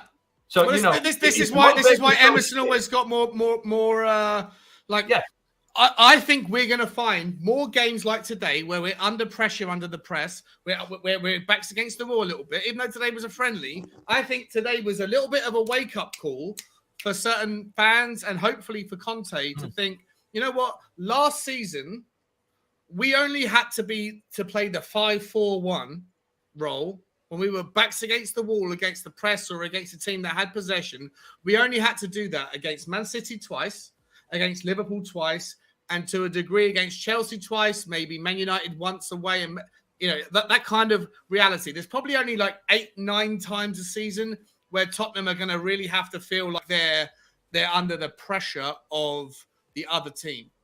The other 30 games of the season, Tottenham are probably going to have the better of the possession to be able to have to figure out the low block or figure out the press or figure out the way to score goals. Today was an example of why this season, playing in the Champions League, it's not going to be just the 8 league games. It's probably going to be at least 4, at least 5 games in the Champions League, maybe more if we progress further in the Champions League, or even if we go up go down into the Europa League. And then have to play against tough teams in that space where you're going to have to also figure out that you don't have possession that much of the time and work out how to do it. And so for that reason, I think today was a massive learning curve and take away from it what you want. I know how some people feel about certain players, but for me, I think today was a massive disappointment and hopefully a fucking wake-up call. Because for me today, I know it was a friendly. I know everyone's saying it's just about fitness minutes. I don't think it was. I think today was the first serious test to see how we can compete. And Question for you then, Sean. Question for you then. Yeah. If we played our best 11 against them and we only substituted based on tiredness or change of strategy rather than doing it so that everybody gets minutes, do we win that game or not? But they didn't play their best 11, Adam. But if they did. But they didn't. They didn't play their best 11. Our best 11 versus their best 11. What do you think would have happened? Well, this is it. I think it would have been a fucking tough game. A really tough game. I think we the fact that the 4 across the middle for us at the start of the game were significantly inferior to the 4 that we could have put out. Yeah, they weren't playing 4 across the middle. They were playing like 7 across the middle. They were bringing players up from the defense, and they're bringing players back from they the did attack. the high press. But we didn't do that. We didn't in any way change our formation. Richarlison, Harry Kane, and Sonny, not one of those 3 were found at the centre circle any part of that first half. Again, and that to me was our best 11 though. Mm-hmm. Put Basuma in that team, he's not getting pressed like that. No, he's still gonna get pressed like that. He's still not going gonna to get bossed pressed. around the way He might not have lost the ball as much. I've got a question for you. How many new players have Sevilla bought this season? Two this summer. They've let go of 5, right? So they're actually weaker than they were before this. But a pretty settled team still. So we're coming into you skip forward a couple of months and both our team is settled. Both we're settled there. No, settled. I get it. Both teams are fit. I think we win them. Yeah, I hear what you're saying. I hear what you're saying today.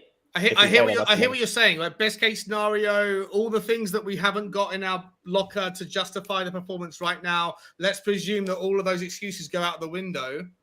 But none of us are explaining, Seville's. None of us know, I guess, deep enough Seville's works, their plans, their weaknesses. None of us understand. I mean, I don't. Maybe you guys do, but I don't certainly know what Seville's plans are. They always maintain a style of play like we saw today. Right. Even with everyone throughout their entire squad plays that system. I'm not trying to sound negative. I'm just trying to sound realistic. Yeah. I just think that whether it was Højbjerg and Skip, if we're playing against a team that plays a press the way that they did, where they suck people back from their forward line and they suck people up from the defense. I don't care if it's Basuma and Højbjerg, Basuma and Bentancur. I don't care if it's just those 2 and you don't get the support from the people coming back to feel, to recognize, to watch, to be like aware and awake to what's going on in the game and to adapt. Like 2 people can never compete with 6 people that are swarming them like a hornet's nest. But they did, Sean. It was 1-1. What I'm suggesting to you is that if we had a Bentancur and a Basuma in there and we had better wingers, so Doherty and Spence were there, not only would we have only conceded the 1 goal, but possibly not even that. Well, we would have put way more in the back of their net. Well, then put it this way, then, Adam. Which is the better team, Sevilla or the Korean team we played the other day? Sevilla. And how many did we concede against the Korea team? 3. And how many did we concede today? Yeah, exactly. But this is what we were saying at the beginning of the match when we were doing the commentary. We were saying that we were treating this game more like it was an actual game to go out and win, as opposed to the Korea game if this was a Champions League game and we came out of it 1-1, would we be devastated, knowing how good Sevilla can be?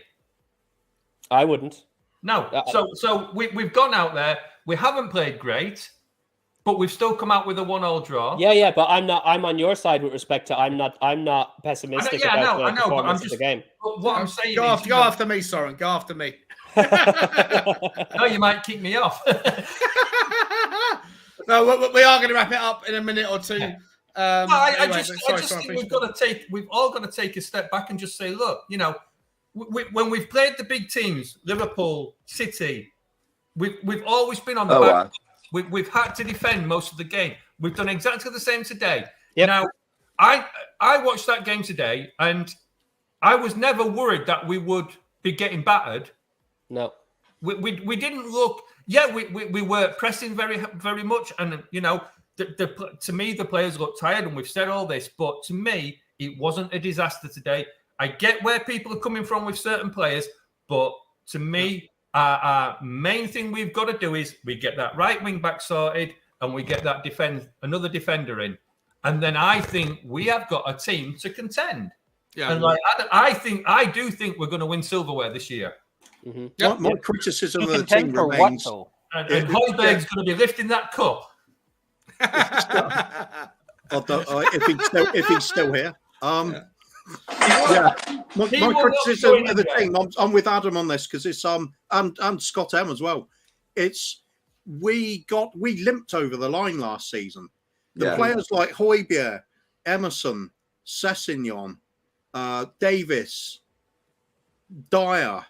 These are not the quality players that we want to go and challenge for trophies with. These players are duct tape. They are the players you put over a broken exhaust. It gets you there, but you replace the exhaust when you can. Yeah, but you're saying we limped over the line. Look at the start we had. We didn't have a manager to start with, and we had Nuno in who couldn't put a team out there if he tried. We got over the line. It was a good thing. Yeah, but you don't start saying the duct tape that held the exhaust together is good enough for the next season, do you? Sometimes it's got to be. Well, we're going to have to face that anyway, aren't we? Because we're not buying 12 players. We can't expect a miracle of a night. You know, I mean, thus far, nice. This transfer window has been fantastic. Is absolutely brilliant for me. You know, absolutely. I'm worried now. I'm going to have now to do one transfer deadline day. What the hell do we do? We've got all our players in nearly by. We come on to Spurs Talk Show on transfer deadline day for a 15-hour game of I don't know, roulette or poker. We'll play something instead. We'll twiddle our thumbs. Make the case run Dumbele starting because we couldn't sell him. Look, let's just look at it like this. Second friendly of the season. I don't think Conte was bothered. To me, it's an exercise of just getting some minutes in them legs. Okay. Come the season, 2 or 3 games into that season, we're going to know whether we've got it right or not. And I think he will have got it right. Okay. And sorry, Lucas, mate. Hang on, one second, boys. Mark, 1 second. Sorry, that's a fantastic way to give your final state because we are going to wrap it up. We'll be going for 4.5 hours. It's a perfect way to go around the houses for the last thoughts. Soren, is there a link, a website, a YouTube channel, anything you want me to plug for you, buddy? No, just Twitter if anybody wants to follow me, OCD Whiskey. That's it, really. Okay, perfect, man. I love you as always, man. OCD Whiskey on Twitter. Ladies and gentlemen, there's still 140 odd people watching on all different socials. Amazing. Thank you, everyone. If you haven't already, please hit the like button as well and the subscribe button. But also follow OCD Whiskey. There's no E in whiskey. Oh, is there not? Oh, shit. Sorry. We're not Irish or... OCD Whiskey. Is that right? Oh, is there no... It's an Irish and American from, yeah. Holy That's shit. the American way. I didn't know that. Yeah. I've been spelling that all my entire life. Thank you. The E is put in whiskey to differentiate it from Scotland. Interesting. There you go. You learn something new every single day. Mate, amazing, man. I really appreciate you coming on as always. Sorry, you're an absolute legend. Mark, I'm going to come to you, buddy, for your roundup. Anything you want? Also, obviously, I'm going to get your channel up. But anything? How do you feel about today? Just kind of summarize where you're at and how you feel about what happened today and what we need to do to change things. If you think it was all good, I think that Lucas at right wing back was okay because all he kept doing is putting balls in the box. Whatever Bob says. Whatever, you know. Yeah. All he kept doing. That's all he kept doing. As soon as he got the ball, he pinged it in. And I don't want to hold you up too long because I am going to a barbecue and I will show you. I have some friends coming with me. Where are they? Oh, the beers, the Fosters. The Fosters. Oi, oi! Foster's on the barbie. Very good, man. Very good. Yeah. You're trying to show off to a man that's got shelves of whiskey behind him. Yeah, I know. I don't have shelves of whiskey. I have shelves of... Oh, you mean sorry? No, sorry. All right, cheers, Mark, as always, my friend. Thank you for coming on. Ladies and gentlemen, Tottenham Gold is his channel alongside of Dermot and Ellie and Izhan, I believe. And it's a wonderful channel, so make sure you go over and hit that link as well. Tottenham Gold is in the YouTube. It's in the link there. Scott M, my man, just give us a quick take on your final. I feel like you're more like not bothered about it. It's just minutes on the pitch. It doesn't matter, kind of thing. I mean, one of the reasons I didn't come on right after is because I didn't really take much from the game. I thought it was kind of there wasn't really much to go on, and then you guys created quite a heated argument. So it was kind of good to listen to. But I will say, I don't think that raising concerns from these preseason games means that people are panicking or being over the top. I mean, Sean might be because that's what he does, but for the rest of us, we're just bringing up some concerns. And the only concern I'll say that I have is when we see the things that we've seen in the past. So we've seen Højbjerg not be able to handle the press. We've seen Skip not be able to handle the press or dominate the game. So I'm not taking that just because it happened today, but because it's an ongoing issue, similar to last game where we saw the mistakes defensively from Dyer and Sanchez. It's not just because they happened in a preseason game. It's because these are mistakes that we repeatedly see them make again. So it's not the end of the world. It's a preseason game. It's fun to get back watching football again. But when you do see some of the same problems that we're continuing to have, I do think it's fair to raise those concerns to see whether they'll get better. I do think it'll be much better with Basuma and Bentancur as a pair versus Skip and Højbjerg. So let's hope that happens. But really, at this point, it is still a little bit of hope that it'll work rather than actually seeing it. So let's hope that, like I said, once the season starts, we see that all of our concerns can kind of be tossed to the wayside, and hopefully we get another center back and a better right wing back, so some of those concerns get met as well. So thanks very much for having me. I don't have anything to promote, so no, thank you. Continue Scott. watching this and everybody's channels that are on the show. 100%, my friend. And as always, bro, love it when you come on to explain your takes, because they always make a lot more sense in real time than they do sometimes, I guess, from the messages when you only have 100 characters or whatever it is. Love you, Scott. Thank you so much for coming on, my man. Let's go to Couva Groove, mate. Your summary, your paraphrasing of however you have felt about this the whole game so far, and then a channel that you'd like to plug or a show you'd like to represent for this evening. I'm guessing I know where it's going to go. Let me know. Yep, you do know where it's going to go. So it'll be Bob Spur TV tonight for In the Wall. A bit of silliness at the end of the week. The X-rated wind down to all the stuff that's been happening in the football world, and we just go crazy, off topic and everything. Otherwise, bigging up Bob's channel just for the fundraiser for the NHS, as mentioned 100%.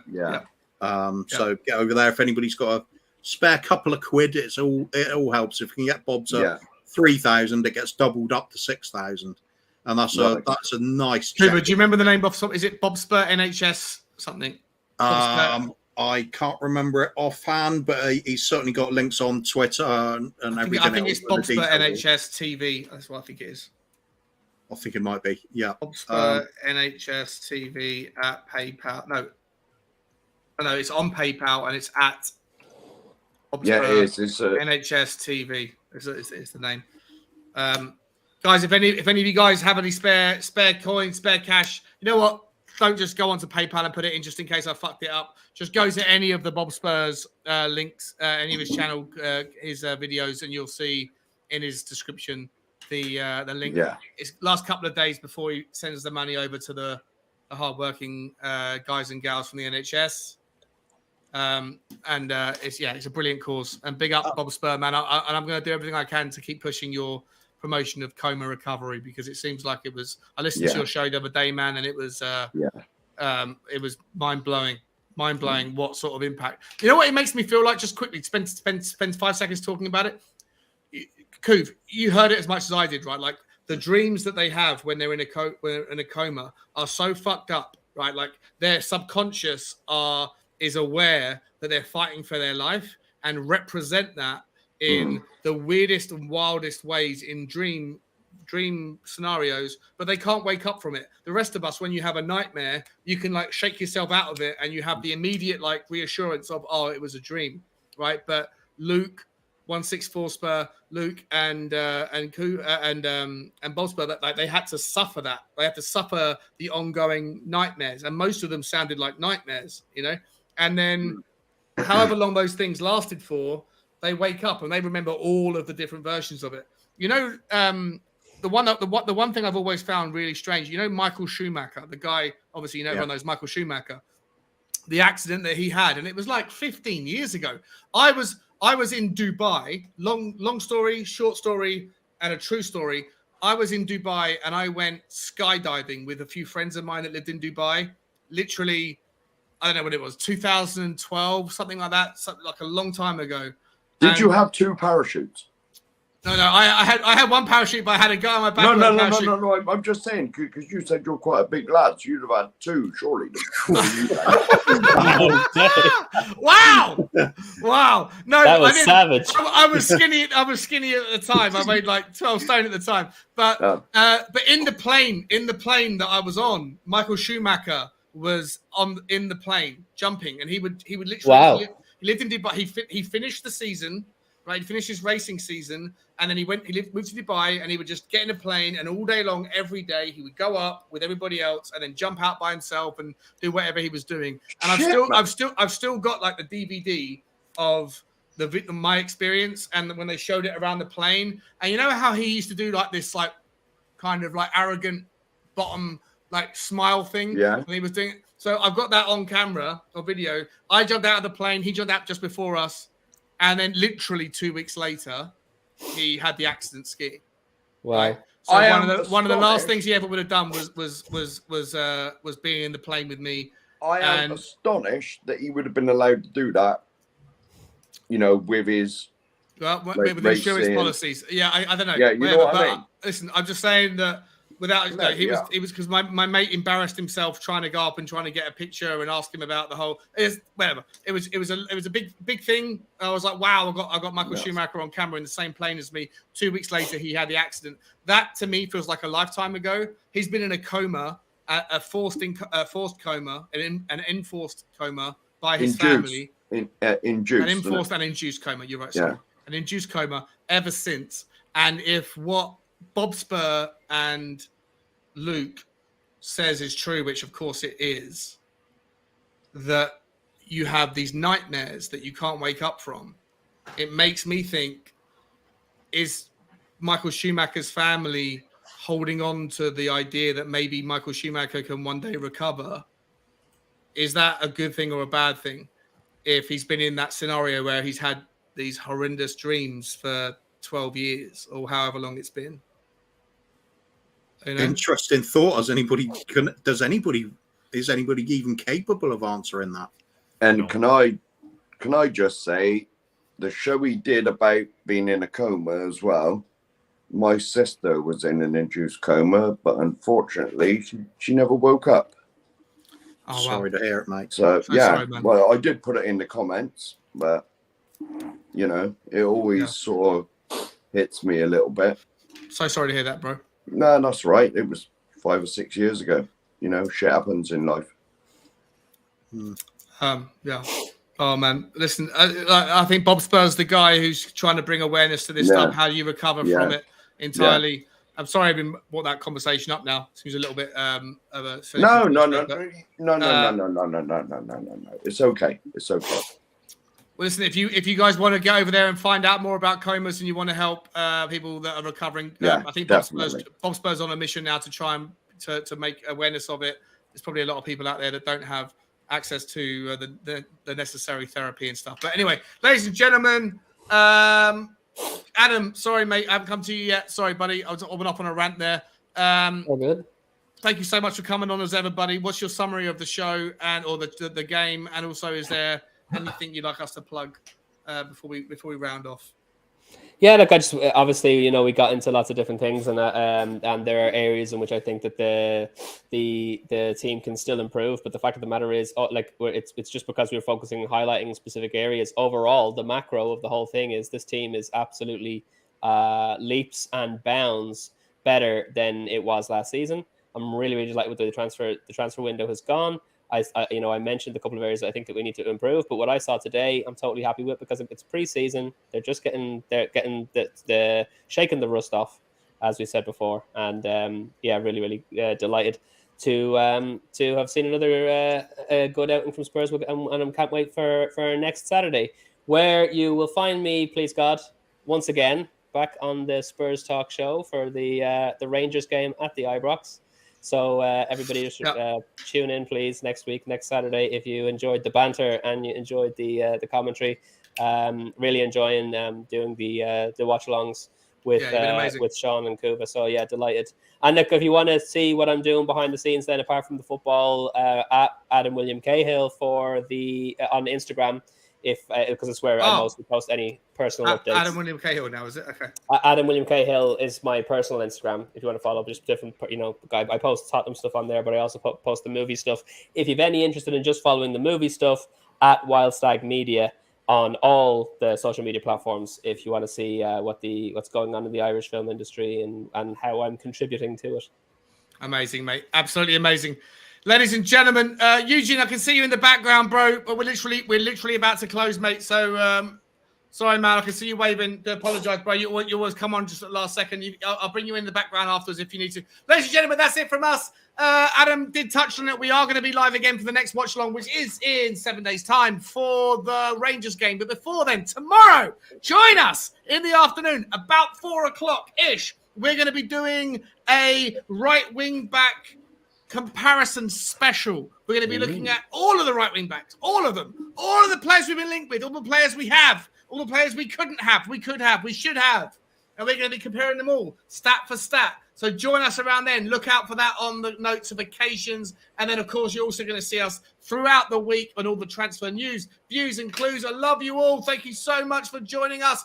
Thank you to Nigel Watson, the new member, and to Yoongi Hong, the new member. I hope we're going to do you guys justice. Ladies and gentlemen, we're done.